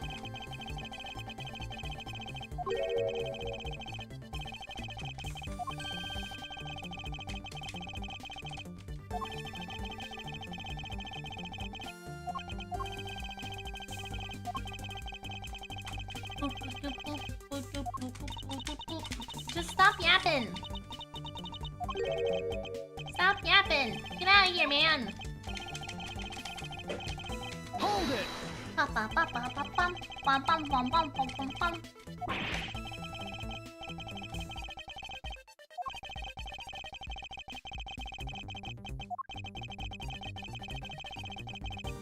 Keep the ink performance bag.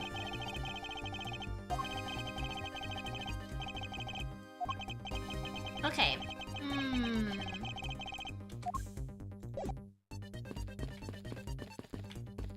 Gumshoe, what do you have to say? Detective, you took part in the initial Babel investigation, correct? Yep, sure did. I also helped out put out fires, sir. Well, I did have a stream game going of Baldur's Gate 3 for a while back when it first came out. I never beat it on stream because I had played it over a couple of times with my friends, doing various routes. So like I wasn't really experiencing anything new, and I thought it was kind of a boring stream game for me specifically because I'm not a very good strategist. So I didn't end up beating it. But that first fire took me by surprise. I had a tough time escaping the 5th floor. First, I tried the elevator, but someone else had the same idea because it was in use. If I hadn't remembered to use the stairs at that point, I'd have been burnt to a crisp. Wait, that's odd. We always warn our staff that in the case of a fire, it's dangerous to use the elevator. Oh. Maybe someone wrote it in a fit of panic. Detective, did you see the Yatagarasu that came into the Bobolese embassy at all? Miri, you can play a giraffe in Pathfinder 2E. I need to find out what system this campaign that I was invited to was running, because I don't remember. I think they told me once already and I forgot. I didn't personally. And the other staff members told me they never got a good look at the person either, sir. I wonder if you could tell me a bit more about what you discovered, Detective. During the fire. The second fire broke out around the time the Yatagarasu was spotted in Alabas. That's when a suspicious person was spotted in Babel, causing some panic. Hold it! So, no one was able to get a good look at this Yatagarasu that entered Babel? Yeah, all they saw was a mysterious person wearing a long coat. But that's not enough to make a positive ID, you know. Still, it was enough to make the people who received the calling card panic more. A person in a long coat. Sounds like the exact same person I saw. The Yatagarasu that appeared in Alabas was proven to be a fabrication, a shadow. In light of that fact, the Yatagarasu that appeared in Babel is also suspect. You can't be serious! No, and we're this close to capturing the fake! I mean, Callisto, you! So the Yatagarasu appeared, causing mass confusion, killed Mr. Cochin, then disappeared. What you saw? By the way, Detective, why did you not chase after the Yatagarasu? I did, but, well, this embassy is huge, sir! Well, I got separated from the other staff members I was with, and I was lost for a while there. Hold it! You didn't even memorize the layout of the building you were to guard, Detective? Eek! I'll be sure to do that from now on, sir! But you know, it was thanks to me being lost that I was able to come to Kay's rescue. Oh, is that a fact? Yeah, it was when I was lost and wandering around in the 3rd floor hallway, sir. When I heard a scream, I headed towards it right away. Oh, that's probably from when I found Mr. Cochin's body. Yeah, I thought it sounded like her, so I got real worried and ran as fast as I could. And it was thanks to Gummy that Sheena wasn't able to take me away. He covered for me until you got there, Mr. Edgeworth. Oh, I see. So he can be useful once in a blue moon. So it's still too bad that Agent Sheena got here before I did. I wonder where Agent Sheena was before you found her here. Well, just before I got to this room, I saw her coming out of the room next door. She was in the room next to Mr. Cochin's office until she tried to arrest Kay.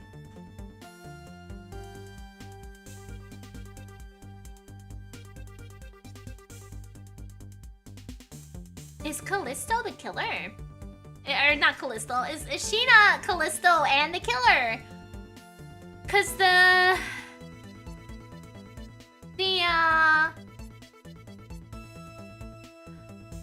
fireplaces connect between rooms. So she could have come in here, killed Cochin, went through the fireplace into the next room, come out, and then come in here to grab Kay. I saw your gears turn there. Yeah, I was trying to put all the pieces together in my head and I still fucking jumbled it up. I suspect Sheena came in here with Kay on her tail, killed Cochin, ran through the fireplace into the other room, and then came out the other side when she came back in here to grab Kay. That sounds like a logical conclusion with the information we have so far. Agent Sheena mentioned something about chasing the Yatagarasu herself earlier. Well, she apparently helped in putting out the fire first. Then, during the second fire, I heard she was busy chasing the Yatagarasu. She seems to be a very dedicated agent. You would do well to learn from her. What if she got spooked by the killer and used the secret door to escape? I mean, that is possible too. But I mean, considering how suspicious I got of Sheena immediately when we saw that expression, I'm definitely partnering those things together, okay? Based on one expression, which is a total like shot in the dark, but totally sold me on the theory. Why are you pointing at me when you say that, sir? Oh, welcome back to Kundal. We've examined everything in this office, but there's one thing that bothers me. Perhaps I should ask Ambassador Paleno about it. Never smile at Miri! Ambassador Paleno, there's something I'd like to ask you about. Yes? About this office, it appears to me to be very similar to Ambassador Alba's office. For example, the location of the fireplace and the position of the grandfather clock. She'll think you're the killer not only if you share the same sprite as a killer earlier in the game, but the game of life doesn't have sprites, so I think you're safe. Ah, that's right. You've also paid a visit to the Alabastian side of the embassy. My 2 embassies actually used to be 1. Yes, I know. Even the pamphlet mentioned that. Which is why the building is bilaterally symmetrical. What do you mean? I can turn into a sprite once a blue moon. Oh, I see. Okay. Yeah, this is definitely setting up the fact that they escaped through the fucking chimney. Not chimney, fireplace. So no matter which room, the location of the fireplace and the light are exactly the same.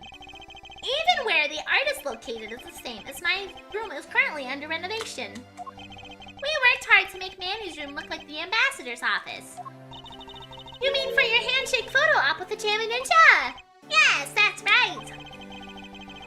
I mean, what's a photo like that worth if it's not taken in the ambassador's office, right? Yet another odd expression of Baba's obsessively competitive spirit with Alabast, I take it. Thank you, Ambassador. That piece of information is all I needed to connect the dots. Connect what dots? Well, anyway, I'm glad I was able to be of some help. Okay, let's go ahead and save before I connect my puzzle pieces. Bum, bum, ba-dum, bum, bum, bum. I'll believe you with my whole heart now, because what the hell? Yes. Yes, that's precisely what happened. We had a gold ship crossover. Yeah, very strange. But, you know, it happens. Okay. Puzzle pieces. Bilateral symmetry.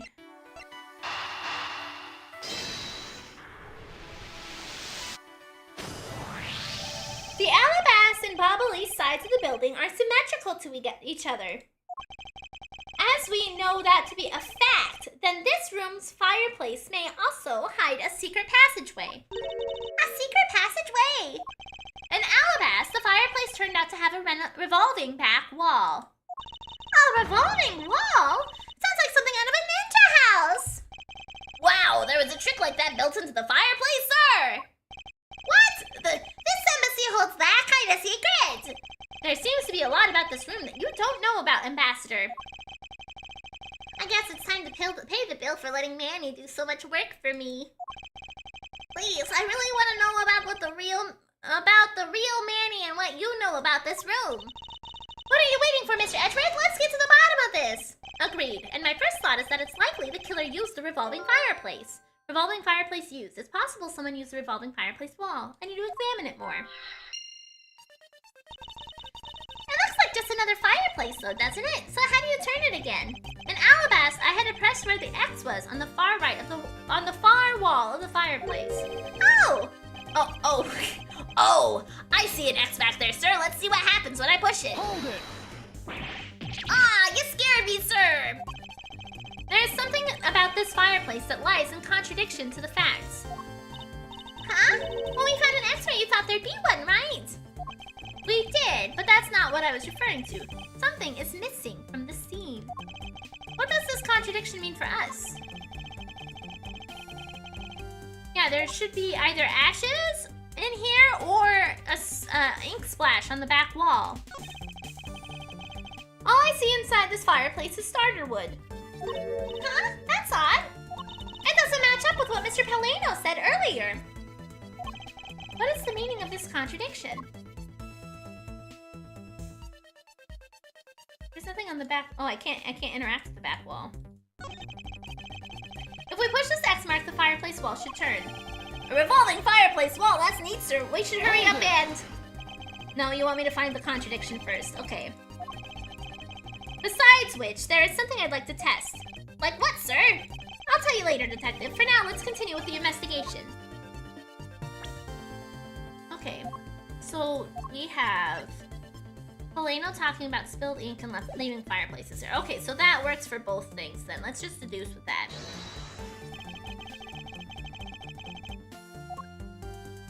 We don't have the ashes in here. Eureka! Ambassador Peleno, you said that you had burned some old files in this fireplace today, correct? Miri, look very close. What am I looking very closely at? Yes, I burned quite a few files this morning, actually. And after you did, you forgot to clean out the ashes from the fireplace, correct? Oh, that's right, but why are you asking? And why are you making such a scary face? I'm sorry, I admit I'm a bit intimidating when I'm, serious. In any case, take a good look at this fireplace and tell me what you find odd about it. Your cuteness is shining. Ah, thank you! Let's see, huh? Where did all the ashes go? What is the meaning of this, Mr. Edward? You don't really think that Ambassador Peleno is lying, do you? No, there is no reason for him to lie. And I don't believe his testimony is wrong either. It is the fireplace that is causing the contradiction. Hey, I wonder if you might update the fireplace data for me. You got it! I'll add in the ashes from the burnt files, and... Sounds like we pretty much figured out everything out, huh? Well, it was nothing. All I did was follow where our leads led us. Oh! I sense it coming on! You're about to dazzle us again, right? Oh, you mean that? Well, isn't that what Mr. Edgeworth is known for, you know? There is really no need for you two to dance around the name of what I'm about to do. Okay.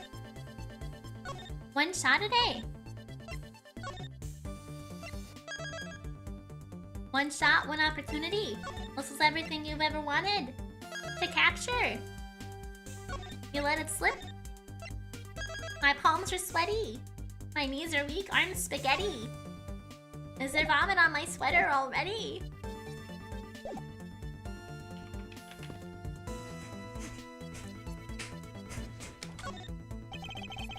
I already checked this area earlier, but it never hurts to take another shot. The ashes Ambassador Peleno have left here have disappeared. If we follow where this piece of information leads, we should be able to see the truth. Well, it's time to use your secret weapon, right?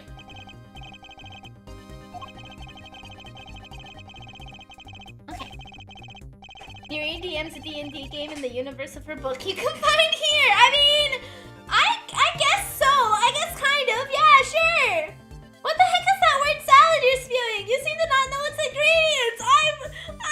I'm talking a rap to you!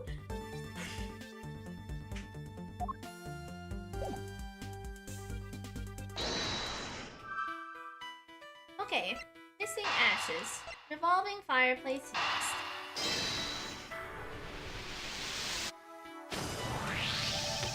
The reason as to why the ashes are missing is simple.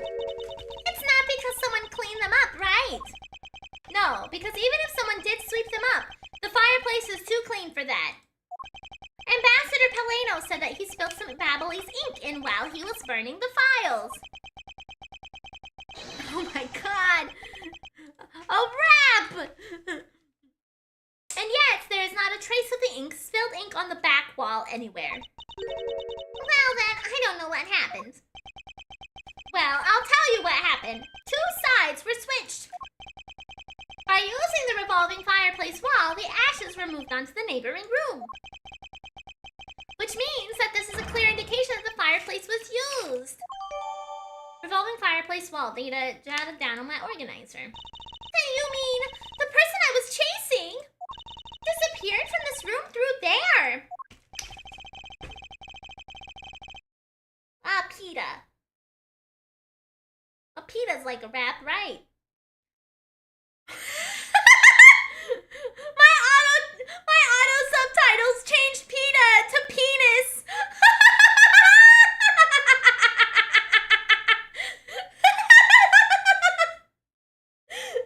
Subtitles, why?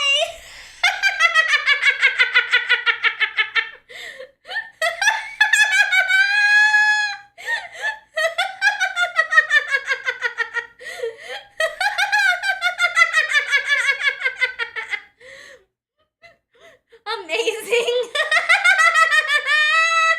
Yes, I believe the person you are in pursuit of is Mr. Cochin's killer. And after committing the murder, escaped through the fireplace. The subtitles are a double agent all along. They must have been, yeah. Parallel VP. Penis wrap is what they call condoms. Yeah, you're right. Escape through the revolving fireplace. The person K was chasing used the fireplace to escape into the room next door. Laughing so hard made me dizzy. Wow, Mr. Edgeworth, you figured out the killer's escape route! I have, but this is only the beginning. Now we have to chase the killer down.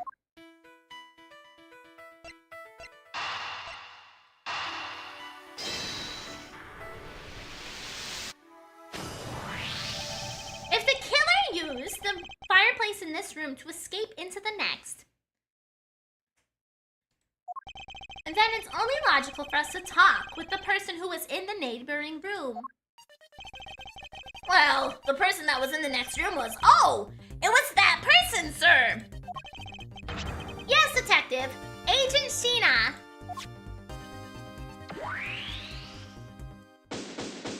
Investigation complete! It's looking more and more like Miss Sheena is the killer, isn't it? Let's not jump to conclusions yet. We need to go through what we know so far. She came running straight into this room from this next one and instantly accused you. Furthermore, she claimed that it could have only been you that killed Mr. Cochin. I don't have any proof yet. However, I know she is hiding something from us. Okay then, why don't we go ask Miss Sheena herself? Hold it! I thought you were gonna say your tummy hurts. No, my lungs hurt. No, not yet. There's something that needs to be done first. Detective Gumshoe. Sir, is it my turn to do something, Mr. Edgeworth? Yes, I have a 2-part special assignment for you. First, I need you to run a handwriting analysis on D-Mask 2's note. Okay, I'll get the lab boys on that right away. Second, I want you to see if you can fit through the revolving fireplace wall. Right now, sir! Next decade. Of course now! We need to test our hypothesis first, don't we? Go on, Gummy, you can do it! Alright, I'm gonna do this like a real man. Here I go, through the fireplace and back. You shouldn't need to psych yourself up that much for such a simple task, Detective. Wow, the wall inside the fireplace really did turn! And you can see the coupons there too! The coupon on the ashes. That's so neat! Now I want to try to go through there too! There really is a secret passageway through there. I had no idea. It would appear that the ash really was pushed into the other room. Furthermore, the Bobbly's ink you spilled. Ambassador is there on the back wall. Here I go, sir! Hold it! Detective, I'd like you to go through there under the same conditions as the killer. Huh? Well, there's all this ash and stuff. And your point? Now we're short on time, so if you could please hurry on through. Yes, sir. Okay, so now I pretty much have the whole picture, right? No, not yet. There remains a few more mysteries to solve. Okay, I'm listening while I do the dishes and hearing Edgeworth being sarcastic threw me off so bad. I have to check if it was him. Yep, it was Edgeworth. Such as the Yatagarazu's whereabouts. The other smuggling ring member is the 2 weapons that made it across the border. The key Miss Yu stole 7 years ago. In fact, we haven't figured out a thing regarding how Miss Yu is related to these embassies. Mr. Edgeworth, a number of pieces connect in very complicated way in this case. It's almost enough to make one completely mentally exhausted. What are you saying, Mr. Edgeworth? I thought you were the one who said it was easy if you follow the leads. This is an embassy. My question is why? Why an embassy needs a hidden entrance inside the fireplace? So I don't necessarily think it's meant to be as a hidden entrance. Oh, hi, Clover. What's up? I think it was to share the same chimney stack. I don't think it was supposed to, like, designed in terms of just being a secret entrance. I think it's supposed to be to be able to utilize one chimney stack for 2 fireplaces. But the door, Miri. Yes. There's the door. I was getting ready to take a break, and now you're in my lap. I know. You're being so cute. Ow, ow, ow. You're kneading me and it hurts. Okay. Was that supposed to be an impression of me, Kay? If it's info you're gathering you need, Gummy and I can help with that. Then all you have to do is show off your fancy schmancy logical deductions. Show off? Does it seem like I'm being boastful when I do that? Let's not overcomplicate matters, okay, Mr. Edgeworth? We've been so focused, like a laser, on only what seems strange and out of place. It's no wonder nothing's clicked and we haven't unlocked anything yet. But if we think things through calmly, the answer should come to us. Okay. That's the sort of thing I say to myself when I'm practicing how to unlock padlocks, you know. That is something I hope that I hope practice doesn't make perfect for your sake. Ha ha ha! Yay! Looks like you're back to your straight-laced self again. Okay, with Gumshoe's return, we are gonna go ahead and take a 5-minute break. I'm gonna stand up and stretch my legs. Get Clover off my lap. Oh, there she goes. So I will be right back. Yada yada, etc., etc. Running ads, you know, the usual.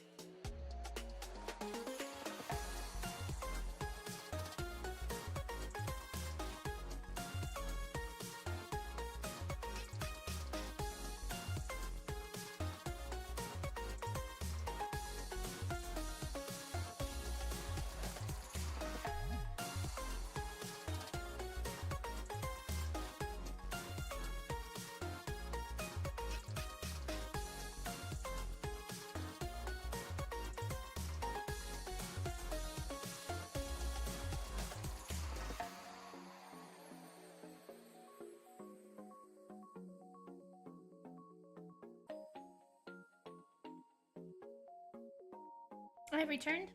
I made a peanut butter and jelly sandwich. Bum, ba, bum, bum. Bum, ba, da, bum. I put peanut butter and jelly all over my notebook. That is my to-do list. Thank you. Glad to be back.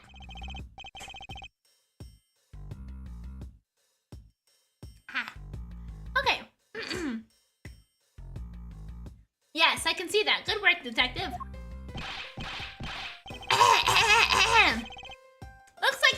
Looks like you can use that fireplace like a door, sir. Are you alright, Gummy? Miridae, you're finally back. We waited for like an hour. No, you waited for like 6 minutes. Okay, I made myself a PB&J.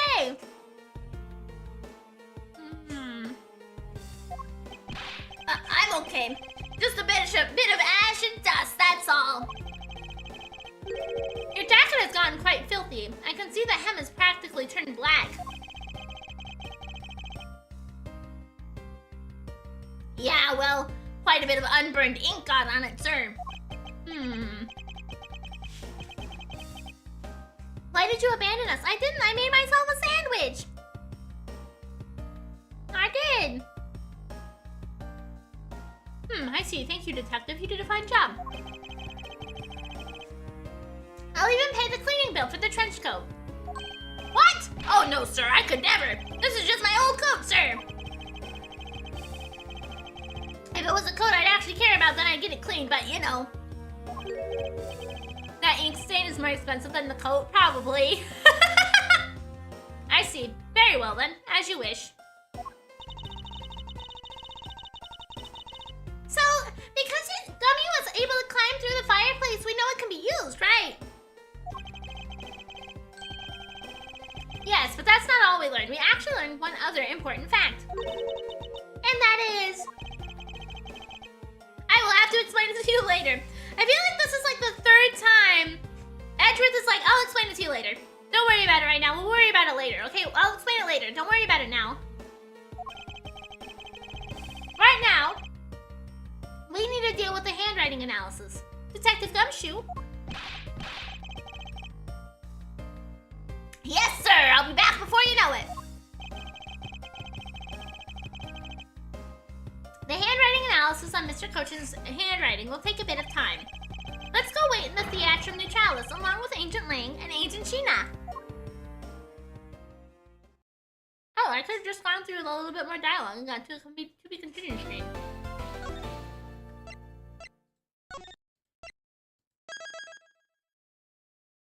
Gumshoe is always so reliable. He is. He tries his best.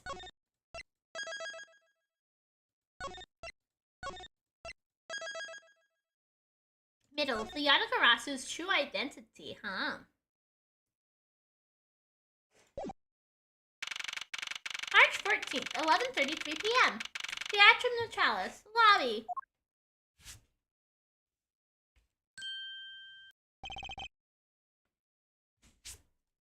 Agent Lang. Lang, she says. Little cubs, never do they know the real fury of elder wolves. These quotes are definitely becoming increasingly difficult to decipher. How many identities can this bird truly have? Too many. Too many. And what does that mean?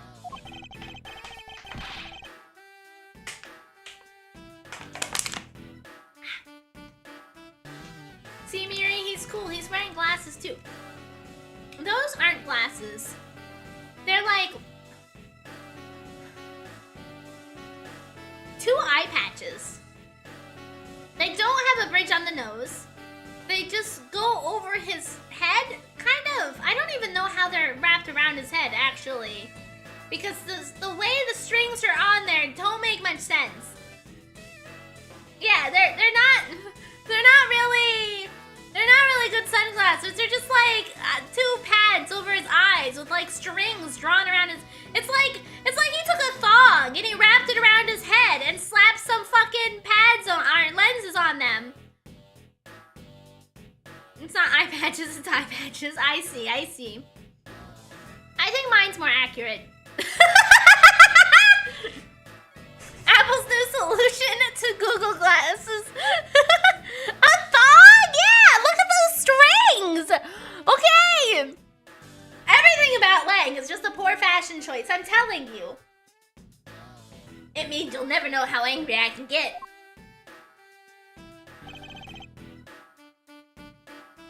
Mr. Prosecutor. The counterfeit bills made with Bobbly's ink, they were all of Sang-Fa denominations. He is the no, he is not the panty detective. I'm the panty detective. Yes, so I heard from Miss Von Karma. I hate that you're right now. I can't unsee it. Fuck. See, I told you! Bad fashion choices! But we don't know where the play money has gone. Oh, we do. It got burned. They must not have figured out that it was all burned yet. Thong sunglasses and mutton chop eyebrows. Yeah! poor fashion sense all over this man. I'm telling you right now. Poor design choices. Ever since those things showed up in circulation, my country's economy has taken a big hit. Sang-Fa is in financial chaos as we speak. Cause we can't tell the difference between our own bills and the fakes. But it's not just the money. The citizens are also worried. I've staked the honor of the House of Lang on this. And have come to this land to capture the mastermind behind this whole mess. I investigated how the bills are made, and how the ink was smuggled into Sang-Fa. The sunglasses grip his face like a face hugger from Alien. And you can see what they're an X when he took them off. Yeah. I realized that too, because he took them off, and one fell swoop, they were one huge thing. And they didn't like crumple up or anything. It was just like a solid X. So that is a very strange choice. It's not cool. You're a poor design choice. No, I'm the cutest design choice. Look at me. Look at me, I'm adorable. I'm the best design choice, I am. The best part really though, those my little spots. They're my favorite. My little spots are the best.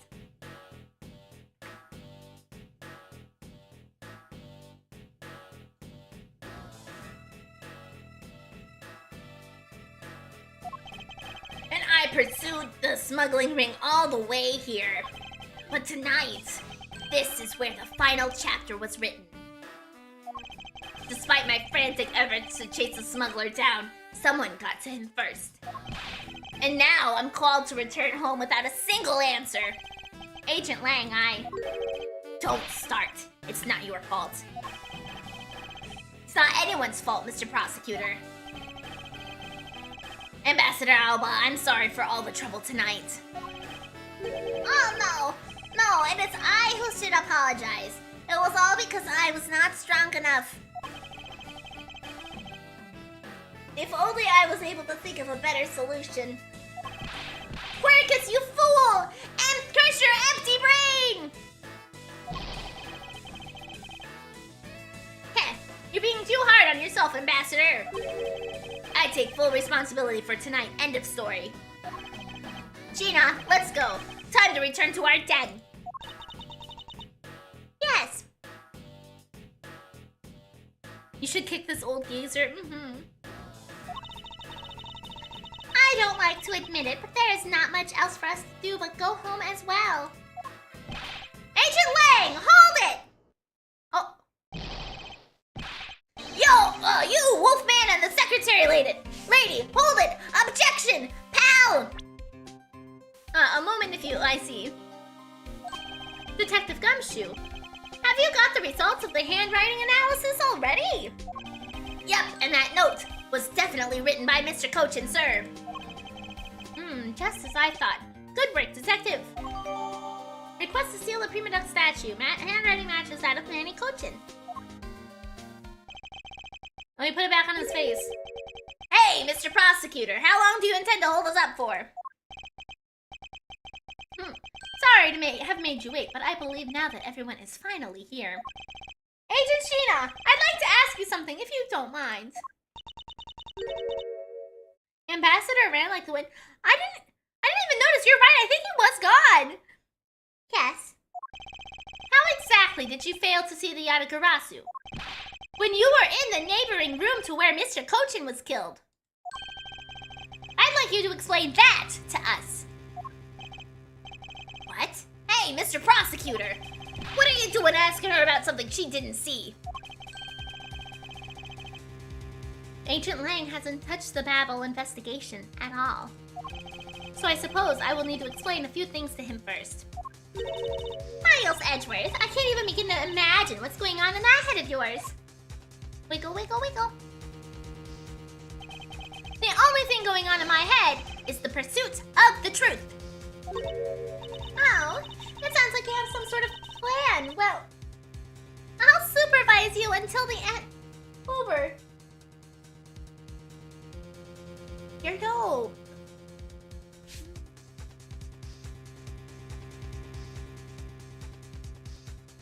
Try hard.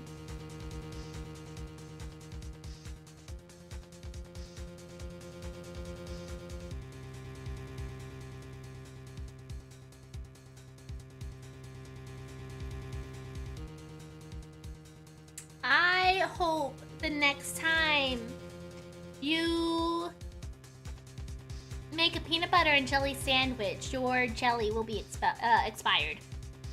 Yeah. Oh, it's not, oh, I read that already. That was rude, Miri. Yeah, I know. Is she seriously gonna treat me as a subordinate for the rest of the day? Yeah, across both accounts, huh? You couldn't decide which one you wanted to send it on, so you did both? Hey, Velvet!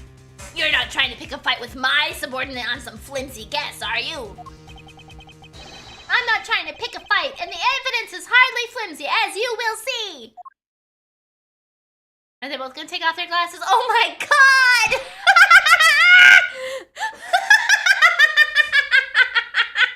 Both of them dramatically pull off their glasses at the same time! Jesus Christ. Ah, I should have known. That you and I are destined to fight it out until the very end. Why are you laughing? Because it was ridiculous, Facundo! It would appear that way. Do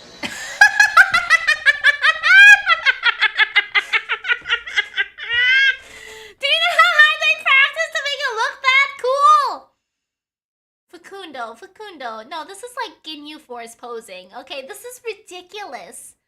This is ridiculous. No, this is like Ginyu Force posing from fucking Dragon Ball Z. Okay, this is silly. They're trying so hard. Okay, but it's not working. Well, I'll prove her innocence, so let's see what you've got, Prosecutor Edgeworth. With pleasure. Don't diss the Ginyu Force like that. No, I am definitely saying the Ginyu Force is cringe, okay?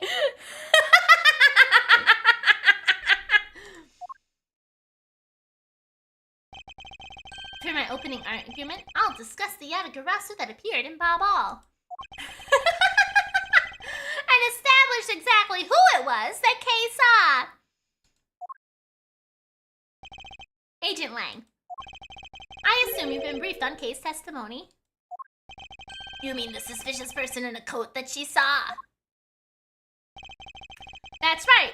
That person is one of the keys to solving this case. The person who pretended to be the Yatagarasu. Pretended? And what do you mean by that? I'll get to that in a second. But first, I want to review what Kay's mystery person did. Kay, if you could please explain for us what the person you were chasing did. Okay, you got it! The Ginyu Force has better choreography than they did, that's true. It is more unique, it is. But like, them trying to pose simultaneously was a little silly. I first spotted the suspicious person near the open-air stage on the Bobbly side. I called out to the person, but as soon as I did, that person ran off. I thought it was rather suspicious, so I immediately gave chase. For the sake of the argument, let's call the suspicious person the Yatagarasu. Now please, tell us what happened when you chased the Yatagarasu up to the 3rd floor. Can't you? Why? I chased the Yatagarasu all the way up to the 3rd floor of the Bobbly's embassy. It was a pretty straight chase down the and turn. The Yatagarasu disappeared around the corner, so I did my best to catch up. When I turned the corner, I saw the Yatagarasu run into Mr. Kochan's office. And I gave chase and ran into the room. When I entered the room, it was pitch black. I couldn't see a thing.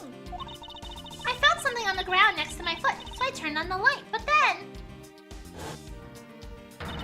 Ah! Who's there?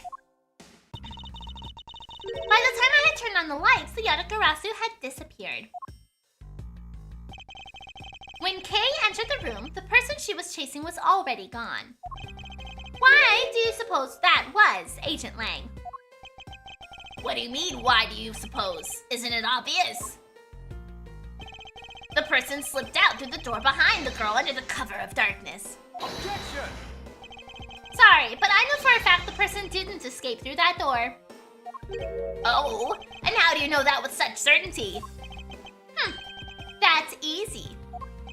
If the Yatagarasu had left through that door, they would have run right into this person. Pretty sure it was Gumshoe. Like 99% sure it was Gumshoe. This is who the suspicious person should have ran into. Oh. Not Gumshoe. Huh? Hey, Mr. Prosecutor. Oh, no! Okay. It would have been Sheena, wouldn't it? Are you sure you're not losing it? I haven't lost anything, and certainly not my mind. Maybe not, but you definitely have the wrong person. Or maybe you're just terrible with not only logic, but names as well. Oh! You didn't need to add insult to injury. Okay, let's sneak in a little save right here. Just a tiny little itty bitty save. Save.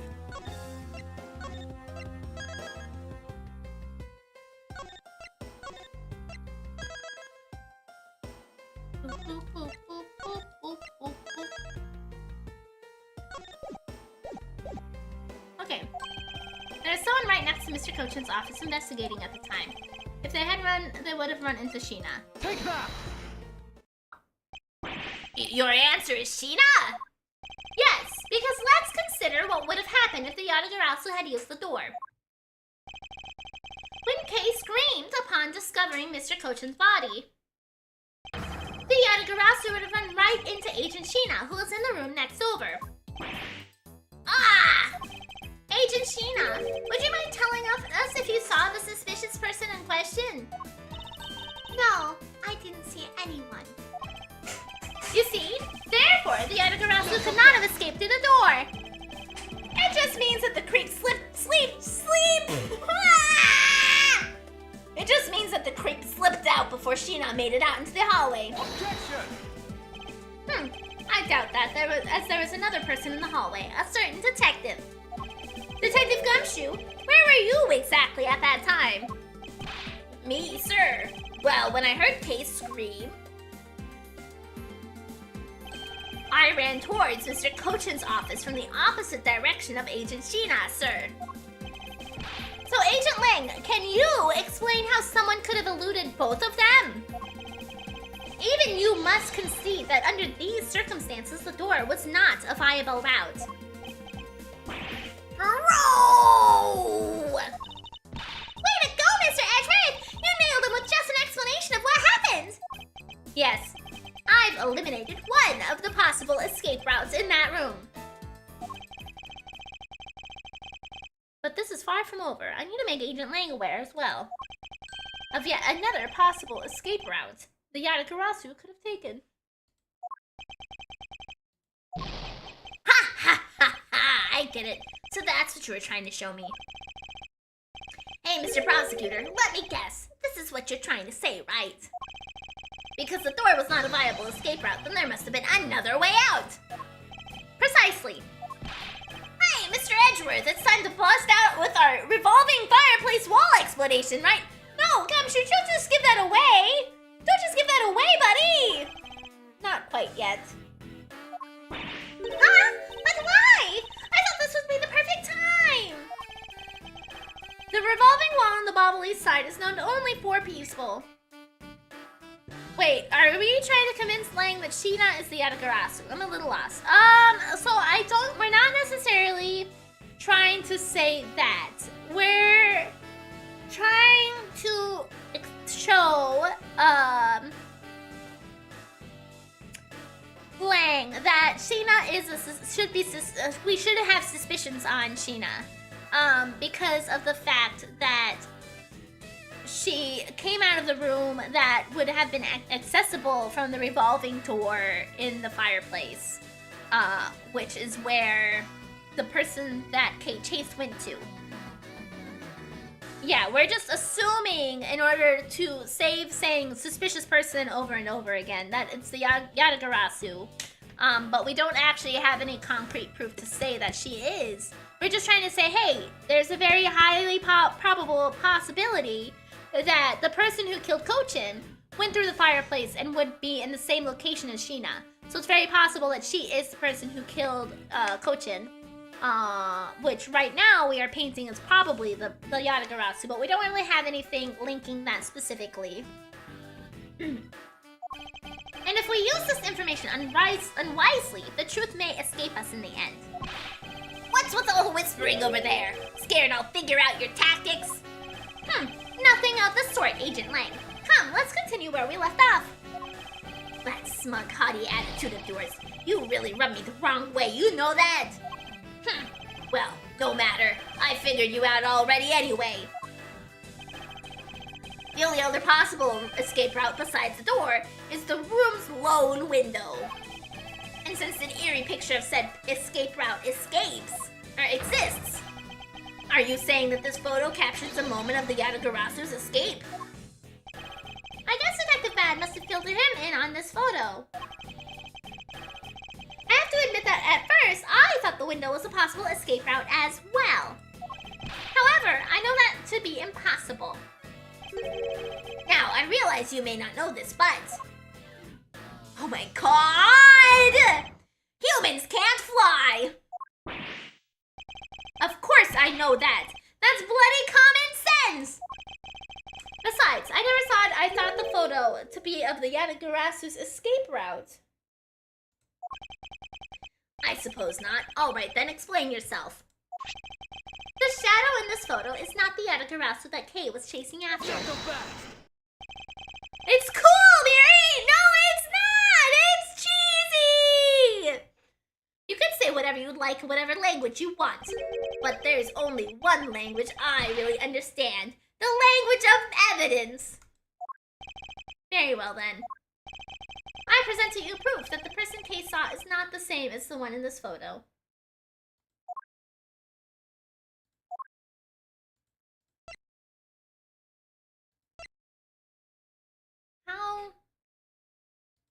How do I do that?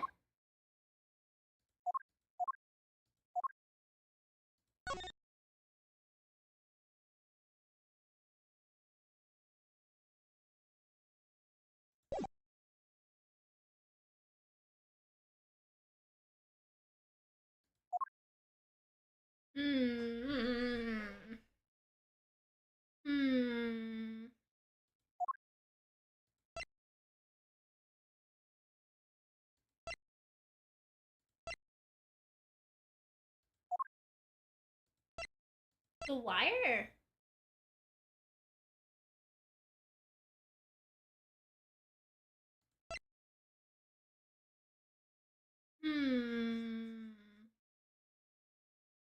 The proof that the person Kay saw is not the same as the one in this photo.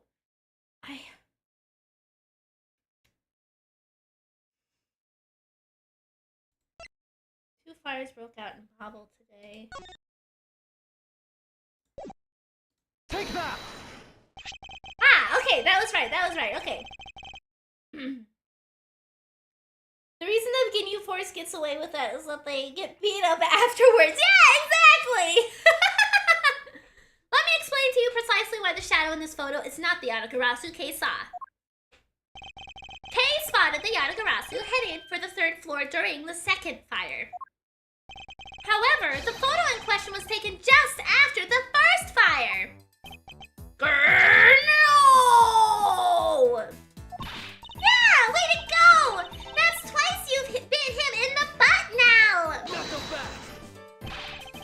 not done yet. You still have to explain what that shadow is. No, I don't.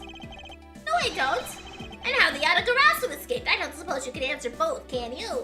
Why would I have to do that if it wasn't relevant during the murder? Regarding the photo, I admit that we don't understand what it means quite yet. Ha! Just as I thought. However, the Yatagarasu's escape route, now that I can answer. You can?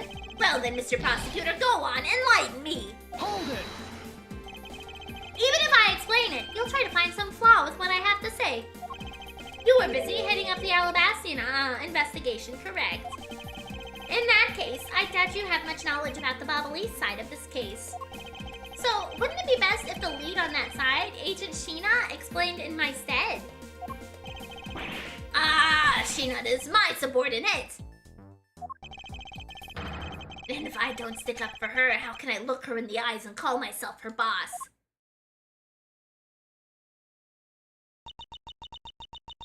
Lang, it's alright. I can take care of him. Sheena! You've shielded me a lot as my boss. But it's time for me to prove my worth.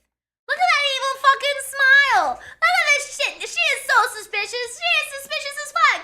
No, I think that smile that she did earlier that gave her away is concrete proof now! I don't trust her farther than I can throw her! Fuck her!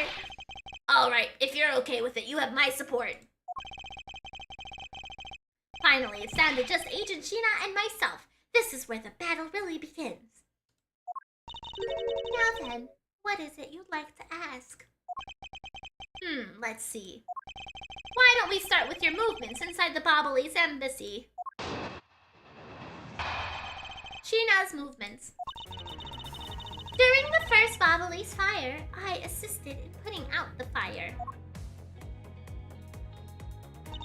During the second fire, I was searching for the Yatagarasu that had appeared in Babel.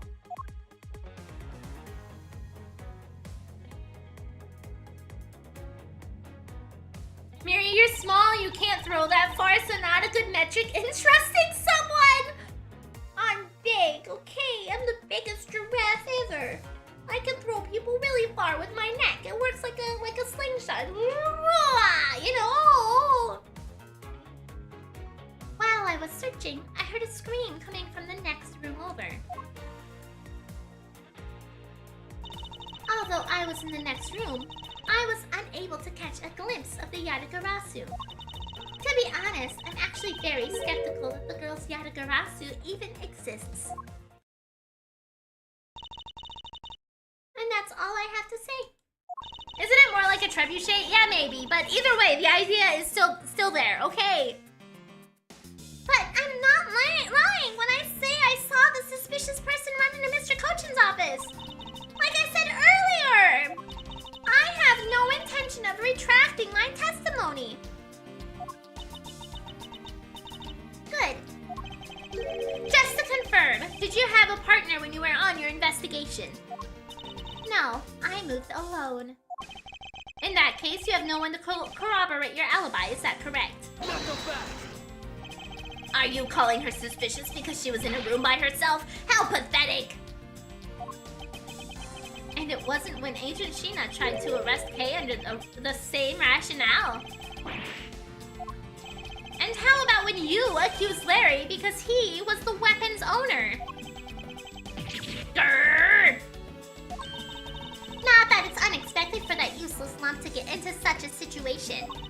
Although, I suppose it's never a good idea to let mistakes go uncorrected. I will make no excuse for what I did in that situation. Then you should apologize right now for making Kay out to be the killer, pal! I'm sorry. Sheena, apologize. I'm sorry. It's really okay. I mean, I'm not under suspicion anymore. Right, Mr. Edgeworth? Well, I never doubted you. Not for 1 second. And the same goes for me. I believe in Sheena.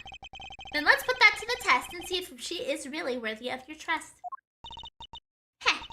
This promises to be interesting. Rebuttal. Sheena's movements. During the first Bobbly's fire, I assisted in putting out the fire. During the second, I was searching for the Yatagarasu that had appeared in Bobble. Hold it! By the second fire, you mean the one that consumed the 3rd floor of Babel, correct? Yes, that was when the suspicious person was spotted in Babel. Then you were after the same person in long coat that I was after! There is no proof that the suspicious person was really the Yatagarasu, because no one was able to get a good look at the person's face. By the way, how was your team's investigation? In order to extinguish the fire, water was pumped into the 3rd floor via the windows. So, the majority of the investigators conducted their searches on their floors. God, I can't believe we're gonna end on a cliffhanger. Oh yeah, we are absolutely gonna end on a cliffhanger. I'll probably finish doing this rebuttal, and then throw my water bottle on the floor, and then end the stream there. Maybe they did, but there was one person who was wandering around lost on the 3rd floor. When the fire was pretty much out, I moved to investigate the 3rd floor. And you did that alone? Yes. While I was searching, I heard a scream coming from the next room over. Hold it! So you were in the room next to Mr. Cochin's office. I already told you I was earlier, as I was examining the neighboring room. I heard that girl's shrill scream. Upon hearing her, I immediately ran towards Mr. Cochin's office, wherein you proceeded to arrest her, as I recall. Yes, I did. But she was totally innocent, pal! I thought we had already cleared that up! And I thought I had already apologized for my behavior. Now, if the tenacious detective would be so kind as to be quiet... Ah! I have to agree. Right now is not the time to take issue with that. Oh, not you too, Mr. Edgeworth. But what I do take issue is with the fact that you didn't see the Yatagarasu, Agent Sheena. The prosecutors of this country are all so strange. Although I was in the next room, I was unable to catch a glimpse of the Yatagarasu. What's your final statement? Okay, I see. Let's press this. And then I'm probably gonna present the revolving door in the fireplace. Hold it! You were unable to catch even a glimpse despite being in the next room. Is that true? I really hate to repeat myself. I'm sorry for inconveniencing you. However, I simply wish to make sure that you are not misremembering something. We wouldn't want you to be accused of lying later on, would we? Hey, Mr. Prosecutor! Are you calling Sheena's testimony a lie? Agent Lang, I'm talking with Agent Sheena right now! So I'd appreciate it if you wouldn't interrupt us with the superfluous comments! Grrr! Grrr! Ah! You know, it's not very often I see superfluous used in a sentence. You know, I feel kind of bad for him. I understand his pain at watching one of his subordinates being accused. However, I cannot turn my eyes from the truth. Lang, I'm alright. And as for you, I think you should be focusing your doubts on that girl rather than me. And why is that? Okay. Let's save. Bum, bum.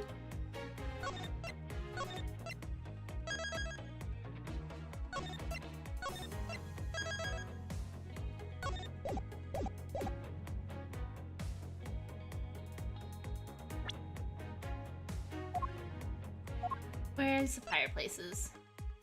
Objection!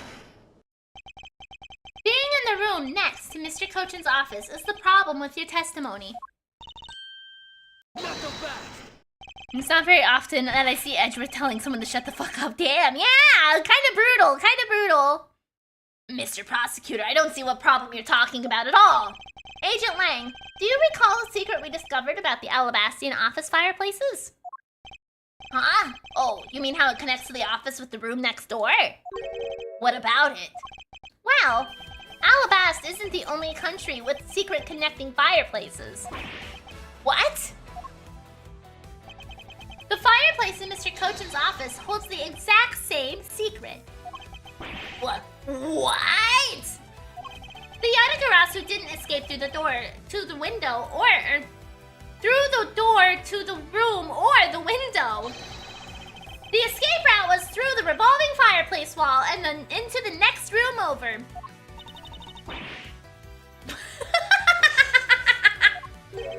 Now do you see? If the Yatagarasu had escaped into the next room, then the thief would have run straight into Agent Sheena. Meaning that it's impossible for her to have missed the Yatagarasu.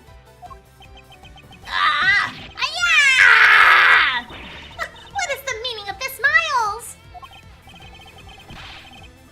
Well, would you care to explain, Agent Sheena? From X-Men and now he's in another franchise, basically, yeah. Wait, I clicked through that.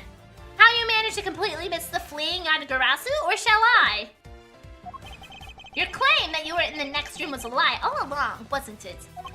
The truth is, you were the one Kay saw in the coat, pretending to be the Yatagarasu, and you were the one she chased after. And as you tried to lose her, you ran back into Mr. Cochin's office and headed for the fireplace. Then you shed your coat into the next room, leaving it there to emerge as Agent Shinha. After that, you came back around to place Kay under arrest. Does that sound about right? If not, then speak now or forever hold your peace. How dare you make Kay look like the bad guy when you're the suspicious one, pal! Oh no. Oh no! Was I really right based on that sprite? No! No!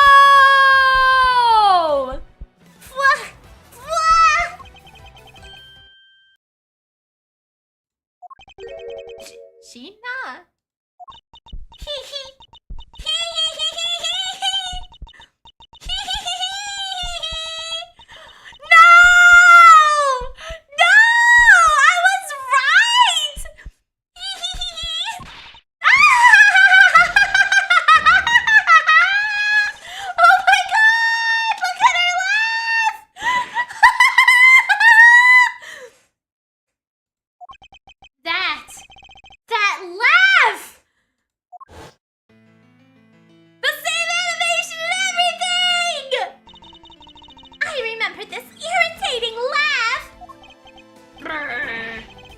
Chills down my spine.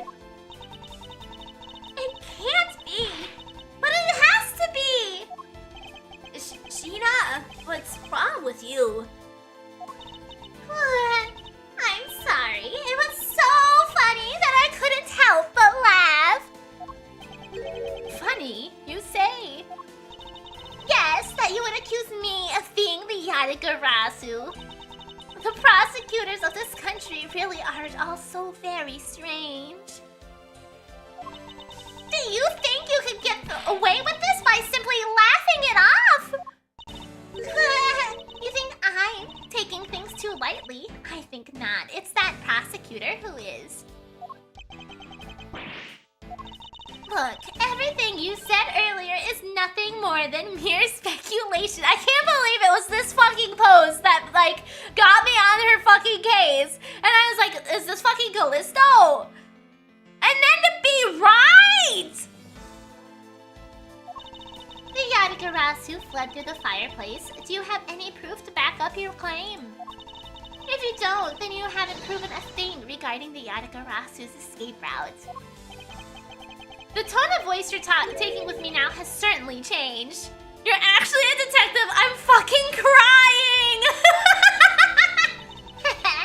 That's because it's been a while since I've had this much fun. I think I'll let loose and then we can have a real battle of wits. And I'm gonna save right there and call it for the day, probably. Jesus Christ. No way. No way!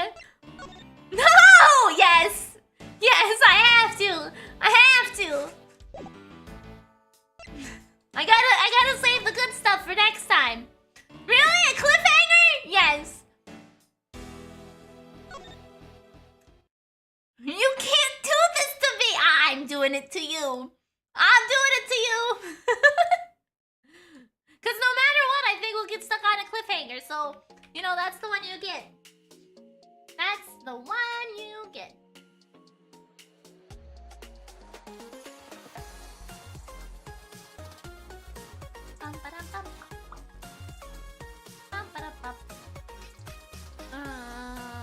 Such an overused trope. I mean, I can't help it, okay? 15 minutes will not make very much of a difference. It won't. It won't.